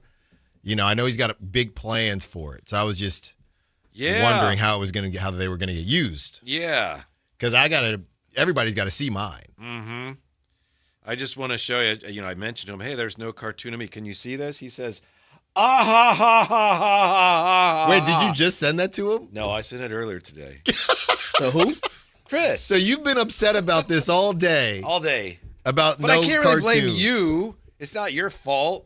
I don't know if it's anybody's fault. Look, Chris is the creative guy. He thought mine would look better with. But, I thought maybe, why it was an oversight. We'll get right on it. But, you got to trust the creative I get no vision. respect around here. You know what I'm saying? Yeah. I do trust him. He's No disrespect, but I don't disrespect him. But anyway, we're looking forward to that. ESPN is looking forward to Summer League. Summer League is great for ESPN and Prime has some of the games, right? NBA TV. I mean, this is programming. Yeah, we need it. They need it. Yeah, I know. But, I just wish there was something. I know somebody said the Sac Republic plays today. Of course. Yes. But, yeah, it's pretty dry today. And they better deliver. Summer League. They better deliver. You ready for a run at the Summer League title? TC says another Summer League championship is coming. They got close last season, and I feel like that Hornets game wasn't particularly close. They tried to hang around. They rallied late, yeah. I remember Jones, he went off late. He did. Yeah. He did. And, should we even use that, though, Whitey? Because that whole idea is guys like that. It's the same thing we talked about just going through the list of different players. You can find random dudes who went off in Summer League, and then that kind of cools you off a little bit to come at it like you did with the Cali Classic. And I don't want to do that, but that is the reality. Did Knipple have a good Summer League last year? I think he did. Yeah. So sometimes Charlotte it just win that title. Carries on. I always think of this one, fellas, because nobody knew what he was going to do. But Tony Romo was still there, and Dak Prescott, he balled out in the preseason. Oh, he absolutely did. And it's those weird situations where we could name a quarterback that went crazy in the preseason and was a dud. And we can name a quarterback like Dak Prescott who balled out in the preseason and look at this crazy career, highest paid quarterback, possibly ever. So that's you really when Tony never Romo, know. somebody speared him in the back and he broke a rib. Yeah. Remember that? I think they're playing Seattle. And then I remember when Dak Prescott started playing, and I really didn't know that much about him, but to me, you could see right away, oh, he's good. Right. So I think that's the fascinating thing with the eye test. But Max had a good summer league. He did. So it's Max having a good summer league. And we're just using Isaac Jones as an example. Max having a good summer league versus Isaac Jones. Two guys, good numbers. That's the real test of the eye test. The difference is this year the Kings have in summer league the guy who they hope will be their franchise centerpiece. Yes. And he, of course, is the guy that ESPN lists. They have players to watch on all 30 teams. Some of these are more interesting than others. Like for the Hawks, Henry Visar, Hugo Gonzalez, Ryan Kalkbrenner for Charlotte. But for the Sacramento Kings, ESPN says, of course, the guy to watch is Darius Acuff Jr., which I understand. I feel like we pretty much, and not just because we've seen him here in the California Classic, I feel like we pretty much know where he is. I'm more interested in seeing how he plays with specific players. Especially, I want to see Caravan play, and I really want to see Darius Acuff Jr. and Maxime and how they play together. If they don't play well together, it doesn't mean anything because it's just starting, but I'm really curious to see how they fit together. Well, here's the other thing, too. And if you're Scott Perry, we understand there's only so much you can do. You don't want to do a bad deal. But let's say, Whitey, it looks great, right? Let's say it looks great. And everything that you would want to see, you got Caravan doing his thing, everything that you would want to see. I wonder, again, you don't want to do a bad deal, but if you're Scott Perry, does it turn into, all right, we're obviously not going to take back, we're not going to take back bad contracts, and he might already be here, but we are done with the first round pick conversation. Let's just start. It is more important for us to start to start this new phase immediately than holding on for a first-round pick that you're probably just not going to get at this point. I have no way of knowing for sure because I haven't been privy to the conversations, but I have to think that right now the Kings they're about as low as they're going to go on this. I mean, if they're selling on eBay and somebody makes offers like, no, I'm only going over $80 on this car. Right. I really think that's where he is. I don't think there's any further for him to go in his mind. I think they feel like we would move and this would be worth it for us. We're not going any lower on him. Maybe you're right. Maybe they're motivated to go, all right. But, it's hard if there's not the demand. It's hard not to do it without taking back something that you don't want. Yeah. And so that's where I think they are. It's like, we're not doing that. Did the Kings manage to sign a collection of every archetype that is no longer valued in the NBA within a 2-year span? That sounds like analytics, doesn't it, Jay, or something? Or analytics? No. And that's analytics. I haven't even talked about heliocentricity in a while. Analytics. But think about it. Over a 2-year span. They have too many archetypes of players that are no longer valued. Domas. Tell us about it, Professor. Domas, I wouldn't say is not valued. They just paid him too much. And maybe that's more of this conversation. But those guys on big contracts, like Şengün, I think could be a version of Domas for sure. Şengün is not getting paid anything close to what Domas is making. I would suggest that perhaps that archetype is one that has never been overvalued in the NBA. A smaller center, not a rim protector, who's not really a stretch player. Yes, I think there was a conversation there's always been one camp of people that said, Domas, Oh, and because, there's Jokic, but he's not Jokic. And I don't want to say hit a wall, but he can shoot the three from a set shot, and the defense is the defense, right? So you have Domas, who ended up being overpaid for the type of player he is. Like I said, guys like Şengün, they're probably not going to get bags like this unless Şengün ends up being better than Domas. Then you have DeMar DeRozan. I think that one is pretty self-explanatory, just not in the market for hardcore ISO guys. You ever see those highlight reels of the 90s and early 2000s? Most of the time it's Kevin Garnett shooting long twos. It's like guys like that. So nobody's looking for that right now. Some are saying he's one of the most sought-after free agents on the market, DeMar DeRozan. At a completely different price point, okay? Then You have Malik Monk, right, who is a slightly undersized combo guard. They gave him about $20 million a year, really close to $20 million a year, something like that, high teens, whatever. And he's a guy who you got Quentin Grimes making a similar amount, or Quentin Grimes similar type of player making $10 million less than Malik Monk. And last but not least, I don't know that Zach, his type is out the league, but his type doesn't have as big as a market, because I think Zach is just kind of a souped up Malik, or a different version of Malik, a little bit bigger, doesn't pass as well, but is a much better shooter. They have a bunch of guys that are currently struggling to sign big contracts. Well, you're going to be popular on media day if some of these guys are still around. I didn't pay him. No, I didn't pay him. Am I wrong, though? I understand your point. That's what makes it so difficult. But I think it also, part of it is, it gets back to what we were saying yesterday with Keith Smith. Some of these contracts are worse now because the rules have changed than they were when the players actually signed them. That's a huge. Then that's what I'm talking about, fellas. Anybody listening? That's what Whitey. That's what I meant to say. The rules, not you. The rules. It's the rules. We just be having too many mental breakdowns. It's the rules, my guys. Mm-hmm. It's the rules. They were just committed to that team. They were committed to getting the last drop of hope out of that team. Yeah. And so they paid a lot of money to keep it together, and it didn't work.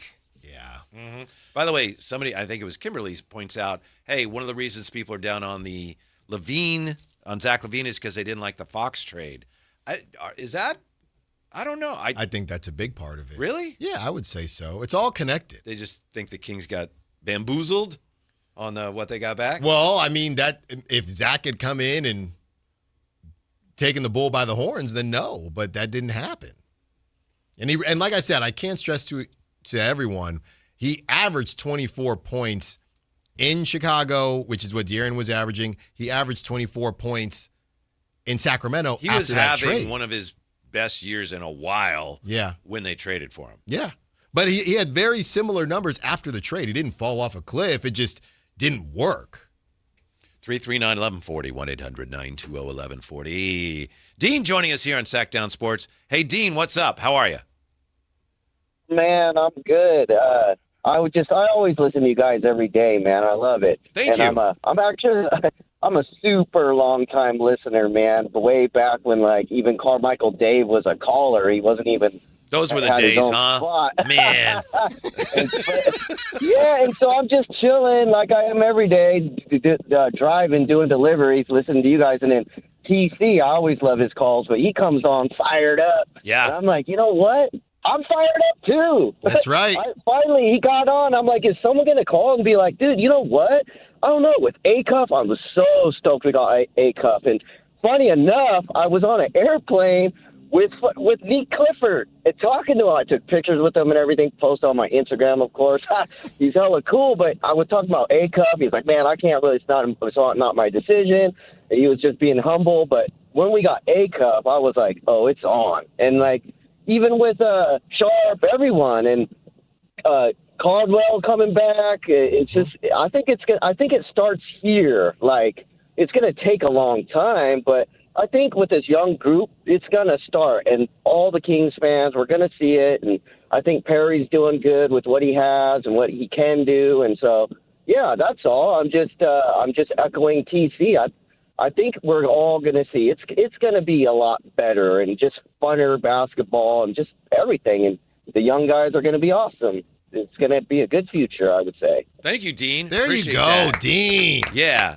Thanks for listening, Dean. The thing you said that really kind of resonated with me is just it's going to be fun, and fans are like your experience you had, Dean, with Nick Clifford. Fans like these guys. Mm-hmm. It's not that they disliked other teams. Yeah. Some guys are a little more aloof.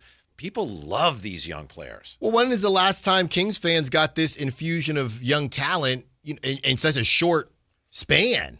And it's not just the first round picks, but adding in, the new GM, then he gets, finds a way to get a first round pick.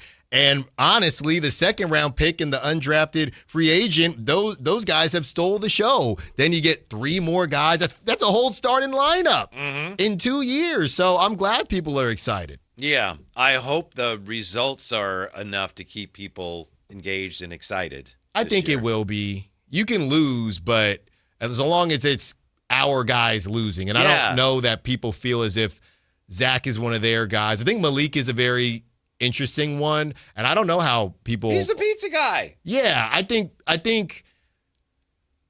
just getting to this new season, and even if Malik had a great game, and now you can't tank anyway, so there's no more. No, don't go off. We need the top pick or whatever. You actually need to win games. I think everything will feel more cohesive. It doesn't mean that it'll be easier if it doesn't go well, but you just feel connected. I think the connectivity in this team broke a little bit when Mike Brown and De'Aaron, when those guys got moved, and you never really had it with Zach or DeMar, to be honest with you, because things ended so quickly. I feel like that connectivity is starting to build back up over the last couple years. It can be a lot of fun when you're a fan of a team that is young and they actually, over a year, 2 or 3 years, however long it takes, when they actually fulfill some of that promise and you're there from the start. I'm thinking of, like the Hum Baby Giants. I know Jay's a big Giant fan.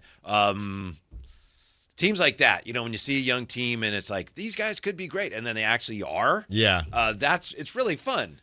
But again, really great. It's all a relative term. If the Kings in 2 years get that 8 seed, and it's baby steps. If they get that 8 seed in 2 years and they mess around and win the play-in and just get in, and even if they get, smacked up by the 1 seed, it wouldn't be the same as guys that are 28, 30 years old. It would be our young guy. It'd be the Hornets. It'd be essentially with the Hornets. They don't even have to get into the playoffs. And within the next 2 years, just show us that you're moving in the right direction. Jeff joining us here on Sactown Sports. Hello, Jeff. What's going on?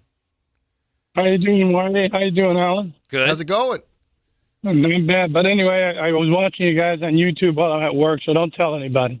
Okay. But but anyway, I was commenting on who finally I can figure out, at least I personally, looking at all these players, and I think Acuff reminds me most of CP3. The guy was a 12-time NBA All-Star for a reason. You watch vintage CP3 with New Orleans, you see the pace he plays with, and then he gets that stare in his eye when he looks at any big guy who wants to get in his face. And that's what I see out of Acuff, is CP3's ball game. Mm-hmm. So if you look at his vintage New Orleans, when he was playing with them, he controlled the pace. He took the shots when he wanted. He divvied up the passing, and his bigs just loved him to death. Thank you, Jeff. Yeah, the old New Orleans Hornets. I loved. With CP3 and David West. Yeah, I loved that CP3. And before anybody says anything, because I know you haven't seen that CP3 in a very long time, I understand where Jeff is coming from about the pace and everything like that. During that time span, Whitey, let's just start here when he goes on a stretch of all of the – he won Rookie of the Year, by the way. That was in 2006. He averaged 16 a game. I'm just going to go through this span where he goes crazy from his age 22 season to age 30 season. 17 points per game, 21 points per game, 22 points per game, 18 points per game, 15 points per game, 19 points per game, 16, 19, 19, 19, 18. So I know people don't think of him as a scorer like that, and we hope that Acuff is more score first, but it's not a crazy comparison at all. Yeah, Acuff had better score more than that.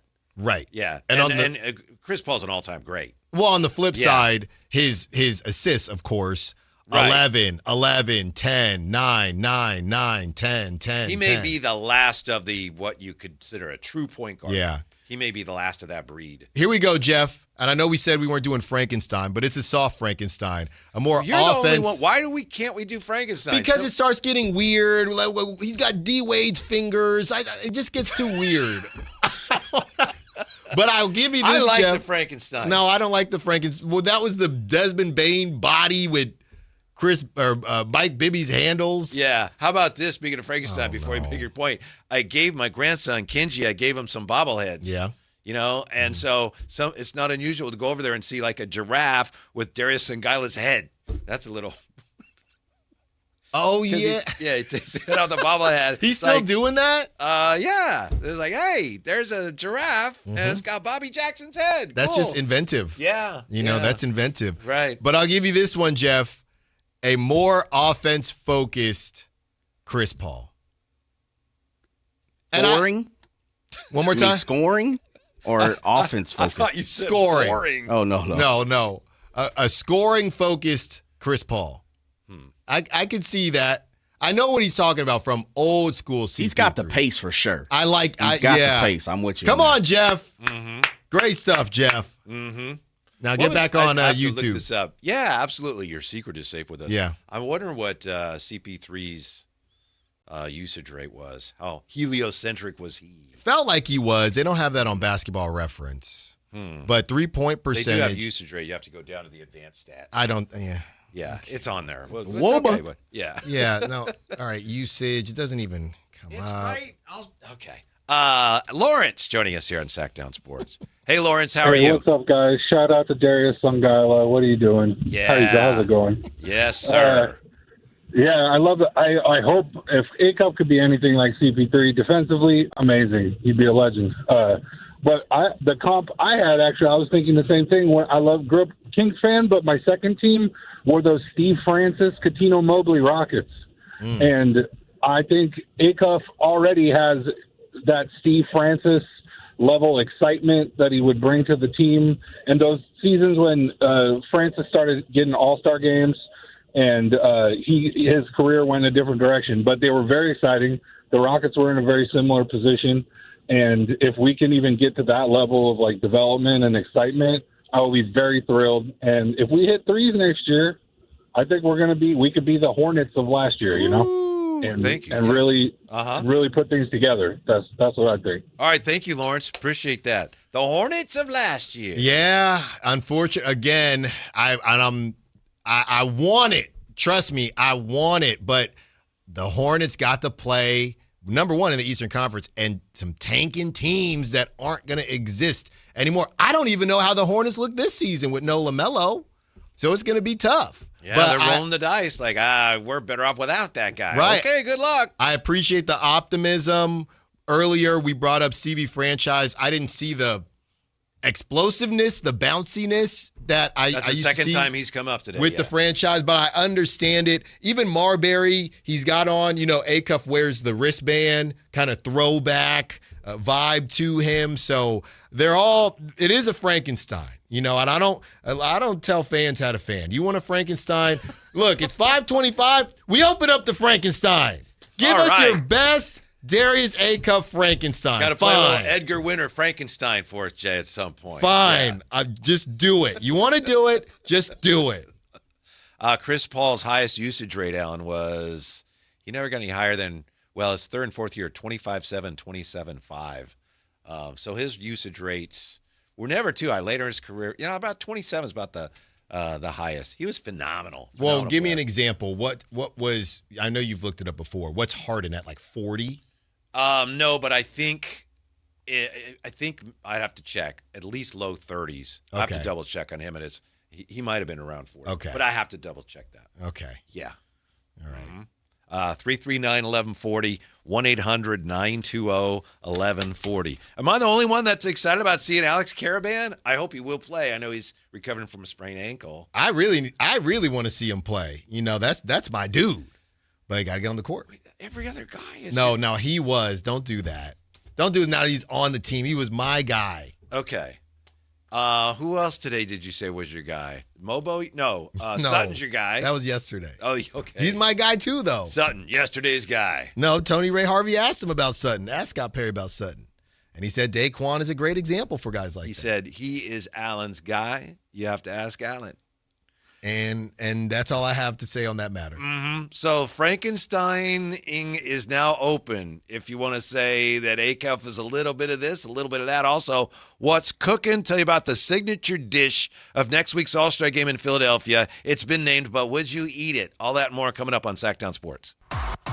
Like and subscribe to the Sactown Sports 1140 YouTube channel at Sactown Sports 1140 to get the Carmichael Dave Show with Jason Ross, Matt and Kayla, and the Drive Guys with Kevin Gleason and Alan Stiles on demand and at your fingertips. Get your fix of the Sacramento Kings, 49ers, Giants, Athletics, NFL, NBA, and the latest in sports and entertainment all in one place at Sactown Sports 1140 on YouTube. Your local sports leader, Sactown Sports 1140. Someone had a birthday. Yep, 50. Can't believe it. 50 years of wisdom. Great segue. We have a health reminder from the CDC. Pneumococcal vaccination is recommended for adults 50 or older. Says here, we're over 6 times more likely to be hospitalized with pneumococcal pneumonia than adults under 50. I don't love those odds. Same. Look what I found. Pfizer's Prevnar 20 is proven to help protect adults against pneumococcal pneumonia and invasive pneumococcal disease in just 1 dose, and millions have already gotten it. Continued approval may depend on a supportive study. Don't get Prevnar 20 if you have a severe allergy to its ingredients. A weakened immune system may lower your response. Common side effects include injection site pain and swelling, fatigue, headache, muscle, and joint pain. For full prescribing information, please call 1-855-213-2138. Visit Prevnar20.com or talk to your doctor or pharmacist. I'm on Prevnar20.com now, scheduling my appointment. Good idea. And happy 50th. Hey, this is Jelly Roll. As many of you know, my song Winning Streak is about my own personal struggles with addiction. I first sought help for my addiction at 14 years old. Start your recovery journey. Choose a proven addiction treatment option that's right for you at ChooseChangeCA.org. The real you is worth recovering. Choose Change California provides access to proven treatment options for addiction to opioids and stimulants. ChooseChangeCA.org. This is your chance to recover your life. This is a special alert to all Americans who own a vehicle with less than 200,000 miles with an auto warranty about to expire or with no warranty coverage at all. Due to a decline in the economy, CarShield is announcing a low-cost month-to-month vehicle protection plan that is now available to the public to save any driver out-of-pocket expenses on future auto repairs. Call now to find out how you can pay almost nothing for covered auto repairs. Yes, you heard that correctly. Pay almost nothing for covered auto repairs. An open phone line has been established for all drivers to call for a free quick quote. Call 800-292-4541 now. Drivers who are covered will not have to pay for covered repairs again. This protection plan is at an all-time low. Additionally, drivers who activate this vehicle protection today will also receive free roadside assistance, free towing, and car rental options at no additional cost. Call us for your free quick quote today. 800-292-4541. That's 800-292-4541. What do you have to lose? Call 800-292-4541. Again, 800-292-4541. Order up, Sacramento. And for you, sir? I will have the gabagool. The dinner bell rang, and it's time to find out what's on the menu. Lunch? Oh, you gotta be kidding. Lunch is for whips. So fire up the grill and crank up the burners, because it's time to find out what's cooking on the Drive Guys. Give me all the bacon and eggs you have. Do you understand? Here's Whitey Gleason and Alan Stiles. I'll have what she's having. By the way, Alan, 1 year James Harden with the Rockets had a usage rate of 40, just over 40. So I know you and Jay are not big usage rate guys. Okay. Yeah. Just kind of a nice little rule of thumb, like to get an idea of how often does the guy have the ball. That's all. Yeah. Okay. Well, and Chris Paul's was never anything close to that. Yeah, I was just thinking because he distributed the ball so much, but and scored too. So it's interesting that he never even got to 30. Mm-hmm. But what's cooking is the All-Star game next week. And do you know who or what Aramark is? Aramark Sports and Entertainment. You may have seen that name because they are one of the nation's biggest concessions supplier. Yeah. Mm-hmm. So what they did with the All-Star game in Philly next week, they decided to have a contest for fans to pick the signature dish of the All-Star game. The 4 finalists were the Liberty Stack, which appears to be, I don't have a description here, but I have a picture. It looks like, help me if you can, Alan, I think it's a piece of fried chicken on a sandwich with... It's definitely a donut. Yeah. Yes, glazed donut buns, and then there's some cheese on there. We also have the Revolutionary Rib Melt, which is ribs in a sandwich. Looks like there may be some jalapenos or something on there with cheese. So the Philly cheesesteak with a rib. Okay. Yeah. There's the Declaration Dog, which It's a hot dog with a bunch of stuff on it. And Betsy's Banana Ice Cream Sundae. And that was the winner. Betsy's Banana Ice Cream Sundae. It's a banana pudding, vanilla soft serve topped with crushed vanilla wafers, peanut brittle, hot fudge, strawberry sauce, and toasted marshmallow cloud. Red, white, and blue sprinkles scattered throughout, and of course served in an all-star souvenir cap. It's kind of like you were talking about Frankensteining, banana pudding and a classic hot fudge sundae. That is a signature dish of the All-Star Game. Would you eat it? I don't know. I don't know. I know the wafers might get soggy. Guys, I'm not seeing a lot of texture here. I know it's a peanut brittle, but right. I could eat a banana split or something. I love an ice cream sundae. This is just a bunch of stuff thrown in there that doesn't all need to be in there. Well, I don't think you can go pudding and soft serve. Thank you. That's my issue. I agree with you. If you're going pudding, you got to go normal ice cream. If you're going soft serve, just put bananas in there. Yep. Yeah, it's too mushy. Right. It's like, why? You can do that, but why? Yeah. What's the point? It's too mushy for me. And then it's almost like, well, you put it in the helmet, you're just trying to conceal that it's just a big bowl of mush. Oh, yeah. Well, that's what all these ballparks do. Hey, give me a helmet. Yeah. Here, it's $35 because it's in a helmet. Yeah. So that's Betsy's Banana Ice Cream Sundae. And I guess it in some way reflects something having to do with Philadelphia. Do you know? Do they have banana anything there? Yeah, bananas and Betsy. You know, that's where our nation was built. Okay. All right. That wasn't a good description, sir. Betsy what? Betsy Ross? Where we going? I'm more lost than I was before I asked you the question. You know, helmets. It's just American. That was, bananas and Betsy, and that's where our nation was founded. You know, the Declaration. Yeah, sure. Yeah, it was on a Sunday. That's when it was signed. Oh, well, okay. So that's your signature dish. Baseball today, by the way, the Giants almost got no hit. They were not no hit. They lost 10-0. I know. No hits till the ninth inning. I know. Nobody out in the ninth. Just look. I know they got the looming lockout and stuff, but, you know, everyone's been talking so much about how, baseball is going to overtake the NBA. And everybody knows I love baseball. But doesn't it feel like that was overstated? Because I could walk around right now, and I can guarantee you a lot of people did not know that the All-Star break starts in like 2 days. Ohtani hit his 300th home run last night. Did you know that? No, but Summer League's coming up. Right. So, I don't know. I think the whole thing was always overstated. I do think a lockout would harm Major League Baseball. But Frankie was telling me about Ben Rice or, Uncle Ben, whatever it was. Ben Rice was also one of the dishes they were looking at. Well, then he's also founding father. And he's in the home run derby. Whitey, I don't even know who's in the home run derby, and I follow baseball. Do you? I mean, apparently not enough. Did you know this? The Major League Baseball record for strikeouts in a season is 223. Mark Reynolds, 2009. On pace to break that record this year, Kyle Schwarber. And Zach Neto. And Nick Kurtz. And James Wood. Yeah, but these guys all hit bombs. But there are 4 guys who roughly are on pace to break this season, the all-time single-season strikeout record, Jay. 4 guys. No, it's not. That's it's fine. It's fine for those guys. No, for those guys. Okay, Whitey. This is the all-time record, No Alan. one should be breaking 230 strikeouts in a season. Whitey. Yeah. Give me a name. Give me one name again. Betsy Ross. No. Ben Rice. You said no. You said Kyle Schwarber? Kyle Schwarber, yeah. Nick Kurtz. Leading the league in home runs with 31. Who else? Nick Kurtz. Leading the league in walks. Nick Kurtz, 20 home runs. He's 12th in home James runs. Wood. Some of these guys were James Wood, they were tied on for my All-Star. list. Tied for 6th And the Kevin Seven in home runs. Who's the other one? Zach Neto.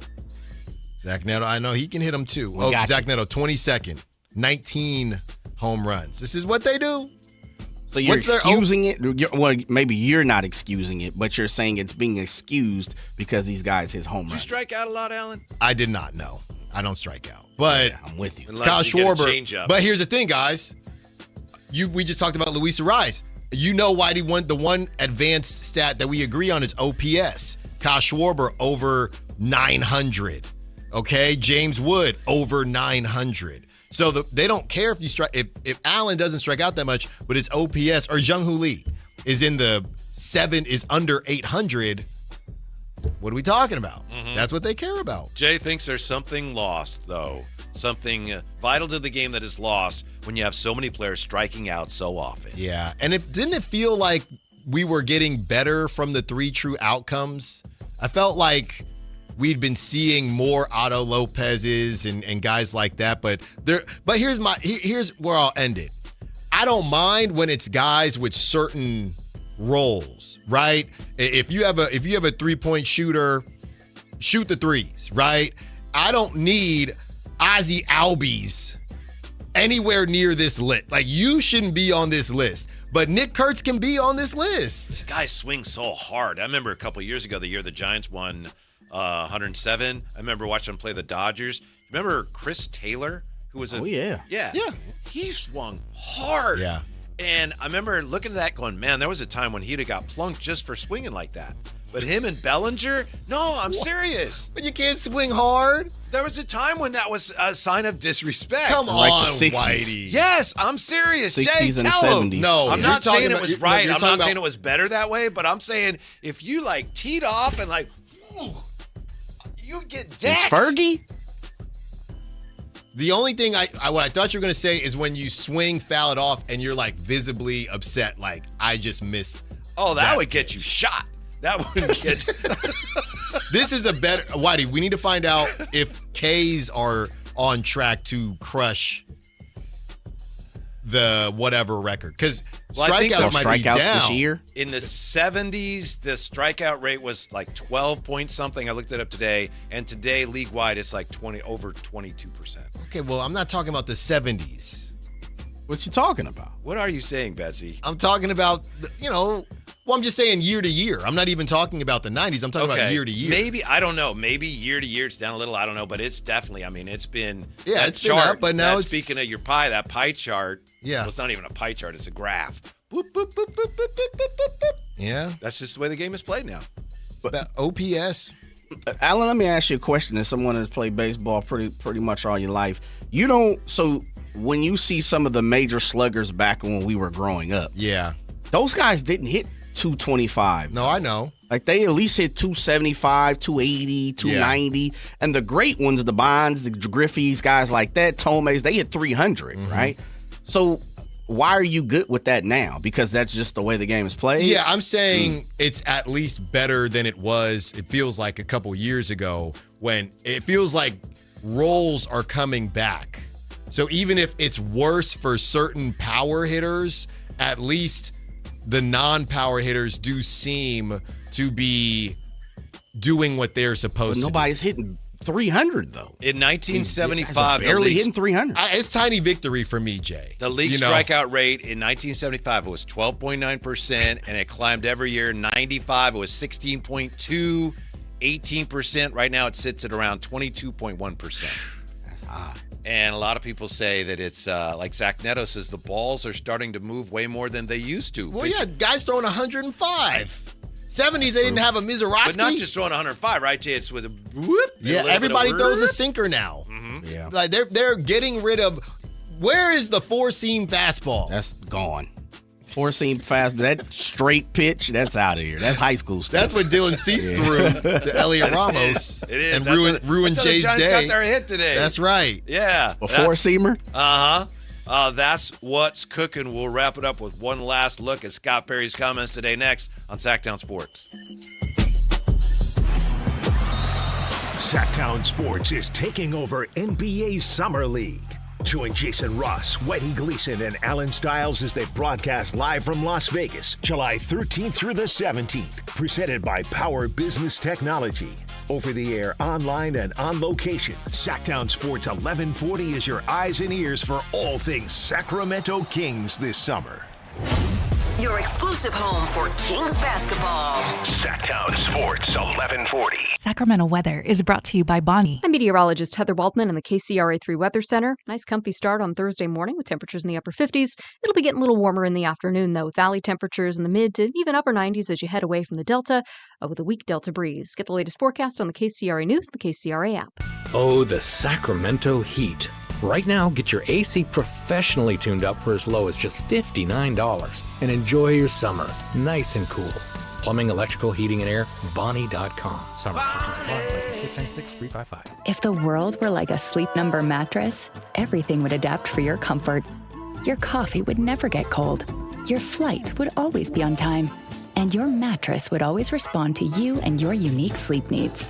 Sleep Number mattresses are designed to respond to your body and shift with your changing life, helping you fall asleep faster and stay asleep longer.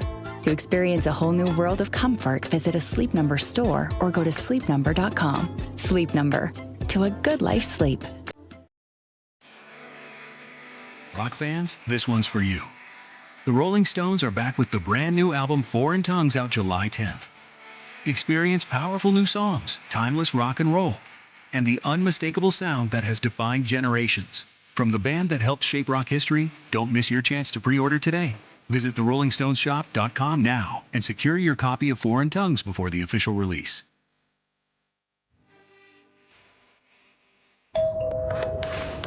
Wow, what is all this? These screens, the food. All for the game, bro. Let us pitch in. No need. I'm saving $1,000 bundling my wireless and internet with T-Mobile. I've got it all covered.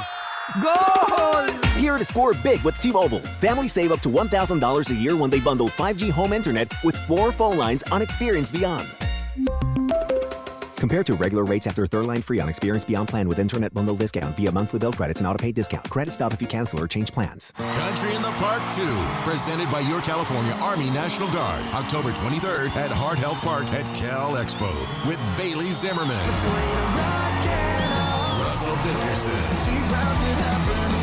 plus more. Enjoy line dancing, live DJs, mechanical bull, and food trucks. Tickets start at just $70. Country in the Park 2, October 23rd at Heart Health Park at Cal Expo with Michelob Ultra, the California Office of Traffic Safety, and Caltrans. More info at CITPFest.com. This is a special alert to all Americans who own a vehicle with less than 200,000 miles with an auto warranty about to expire or with no warranty coverage at all. Due to a decline in the economy, CarShield is announcing a low-cost month-to-month vehicle protection plan that is now available to the public to save any driver out-of-pocket expenses on future auto repairs. Call now to find out how you can pay almost nothing for covered auto repairs. Yes, you heard that correctly. Pay almost nothing for covered auto repairs. An open phone line has been established for all drivers to call for a free quick quote. Call 800-330-8323 now. Drivers who are covered will not have to pay for covered repairs again. This protection plan is at an all-time low. Additionally, drivers who activate this vehicle protection today will also receive free roadside assistance, free towing, and car rental options at no additional cost. Call us for your free quick quote today. 800-330-8323. That's 800-330-8323. What do you have to lose? Call 800-330-8323. Again, 800-330-8323.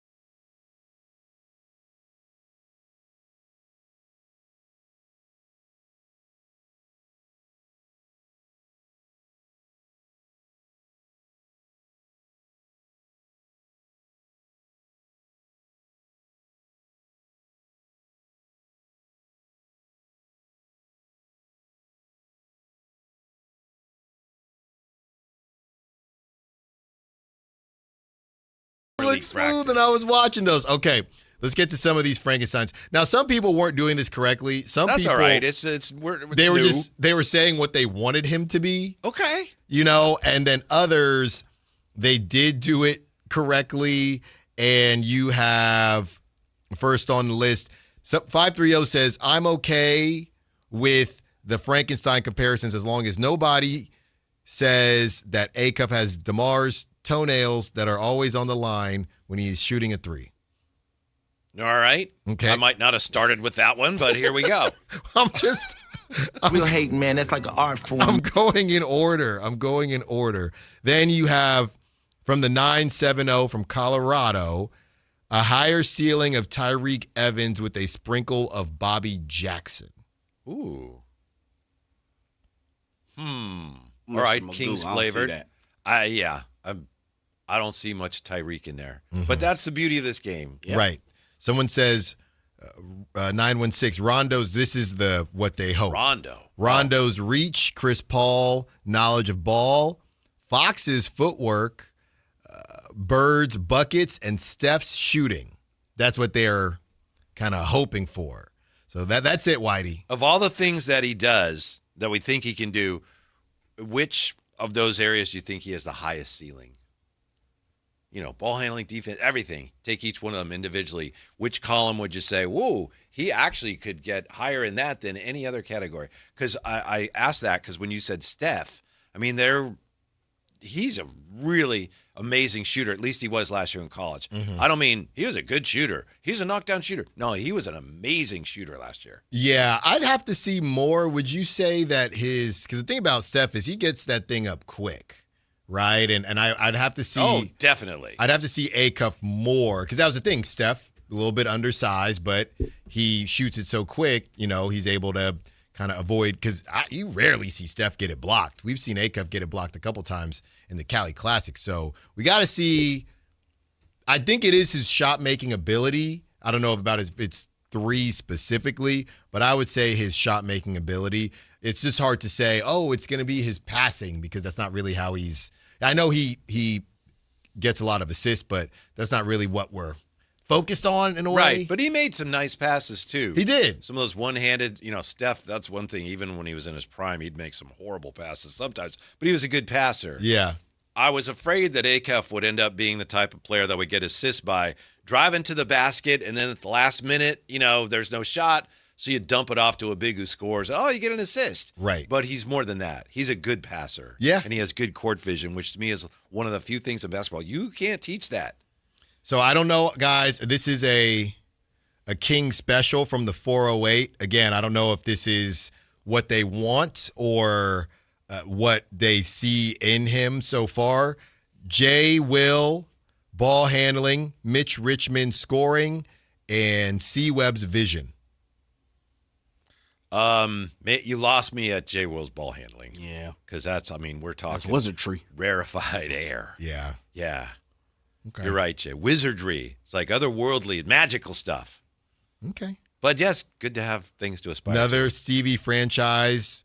Because my thing is, when we fired up, I literally turned, I said, let me look up some highlights. The first highlight, Jay, is Stevie absolutely yamming on some dude. And I just haven't seen, now I get it, that's only one aspect, but I just haven't seen Acuff get up like that at all. He's too explosive. Yeah. One thing about franchise, he was violently explosive. Right. And he was, his first step, if you go back and look at franchise's first step, oh man, no disrespect to Acuff, because I think Acuff is an all-star in the making, but I just don't see that violent movement that Stevie franchise, brought to the table. Right. Dude was, the first 4 or 5 years of franchise, oh man. Yeah, actually, Ja Morant. You're right. First 6, Jay, you're right. Yeah. Yeah, I'd forgotten how good he was. Oh, he was an animal. Rookie of the year, 18 points a game, then 19-9, 21-6, 21, 16-6, 21-3, and then he started to fall off after that. He's one of those guys, if you ever go watching, he's a good dude. One of these days, we might have to get him on, like on some summer stuff, basketball players or something. He does good interviews and things, but he was one of those guys who talked about he got comfortable. And if you look at his career, remember he started to put on weight at the end and things like that. He was like, because he has a heck of a background, how he grew up. So he's like, I made it. Right. I'm good. I made a lot of money. I got that big contract. And then I don't want to say I'm not putting words in his mouth. He didn't take it for granted, but he also said that he stopped being who he was that got him to that level. Yeah, that hunger that we exactly talked about. 6'3", 195, and what is Darius listed at? 6'3", 190? Something. Yeah. He can't jump like Stevie. Stevie couldn't shoot like Darius. Stevie was a pretty good shooter, though. No, he was. Yeah. I mean, again, I had forgotten some of this. His second year in the league, he shot 396 from 3. Man. He's a beast, man. He's was on about 4 a game, yeah. Like, he's one of them guys, you kind of forget how good he really was I have to admit, I did. For a while. Yeah, yeah. He was one of my guys. Oh, he was the truth, man. And then when they trade, I liked T-Mac, but, T-Mac was a little taller, so I, more identified with Stevie. But then when they got traded for each other, I was like, like a clashing of my two worlds there. Yeah, boy. Whitey, 408 wants us to know that was what they want A-Cuff to be. Oh, yeah, I got it. That's Jay fair. Will, ball handling, Mitch Richmond. That's fair. C-Web. Not saying what he's seeing or what they're seeing right now. 530 says, did you say how many wins is the ceiling for this current roster? 45 isn't out of the question. It ain't out of the question from the 530. Yeah, I mean. It's not out of the question. It's going to be tough, though. 45 wins? Can I say this respectfully? Out of those teams that we brought up earlier that probably are of the Pelicans, teams like that, I don't wish this, but there'd have to be a team that, whether it be trade or injury, whatever, an unforeseen team that just drops out of the picture in the Western Conference. And that could very well happen. It could happen. Lot of we don't want it to happen, but Yeah. that's kind of one of the only ways I see them getting to 45. I don't know who it would beat, Lakers, but, I don't know what they're doing. Now they get Kuminga. Woo-hoo. I think Kuminga is waiting on the Cavs, and I think they're maybe telling him, look, we are trying to get LeBron. If we don't get LeBron, we'd like to have you. And he played for Kenny Atkinson when Kenny Atkinson was an assistant with the Warriors. So I think that may be where he ends up going. But I'm not sure how much money they have to give him. I just don't see him playing for, 10 a year for 2 years with the Lakers? Yeah. I don't see that. I mean, I would do it. Well, here's the thing. But I don't think he will. Yeah, I would definitely do it. But here's the thing. Do you do that if you're Kuminga and aren't you third fiddle there? How are you going to get your shots in L.A.? Well, if you want to be first fiddle, where are you going to go? The G League? Well, I'm saying you're at least won a battle. At least in Sacramento, you can't try to sneak that in there. Come on, Whitey, don't be disrespectful. At least you could say in Sacramento, Scott Perry could sell him on being the second option. They're going to try to sell him on being the third. They just cashed out Austin Reeves and Walker. I agree. I know Walker's not, crazy the offensive hub. I think the Kings could get him if they wanted him. I have no idea whether they do. I have no idea whether they want to do what they have to do to free up the MLE and then use it on him. But I feel like looking at it, if they wanted to get him, I think they'd have a good shot. And hopefully it breaks while we're in Vegas. Again, we have no idea whether they're even talking. I'm not trying to suggest that it's going to happen. But I think it's there for them if that's something they want to do. And maybe they're exploring, the whole Jalen Duren thing before they pivot to anything else. Or maybe they just look at this roster, as Scott Perry said today, it's like, this is kind of who we are. Yeah. I'm looking here because obviously it coincides every year, the Edgewood out there in Tahoe. Yeah. So everybody's asking Steph about LeBron. He hasn't really said much. He's like, I want to play golf with him. Yeah, he said that, and then somebody said, hey, what about you? He's probably so tired of these questions, but I know he likes it too, though. And then somebody else asked him, and he said, they're like, hey, LeBron, Steph in 2027, and Steph said, I don't mind it. So people are in the Bay are real thirsty because he's not really saying anything, but we would do it too. Don't get me wrong. We would do it too. All right. Thank you, Alan. Thank you, Jay. Thank you for being with us. More great sports talk coming up here. We're back with you tomorrow. Thanks for listening and stick around. Sactown Sports.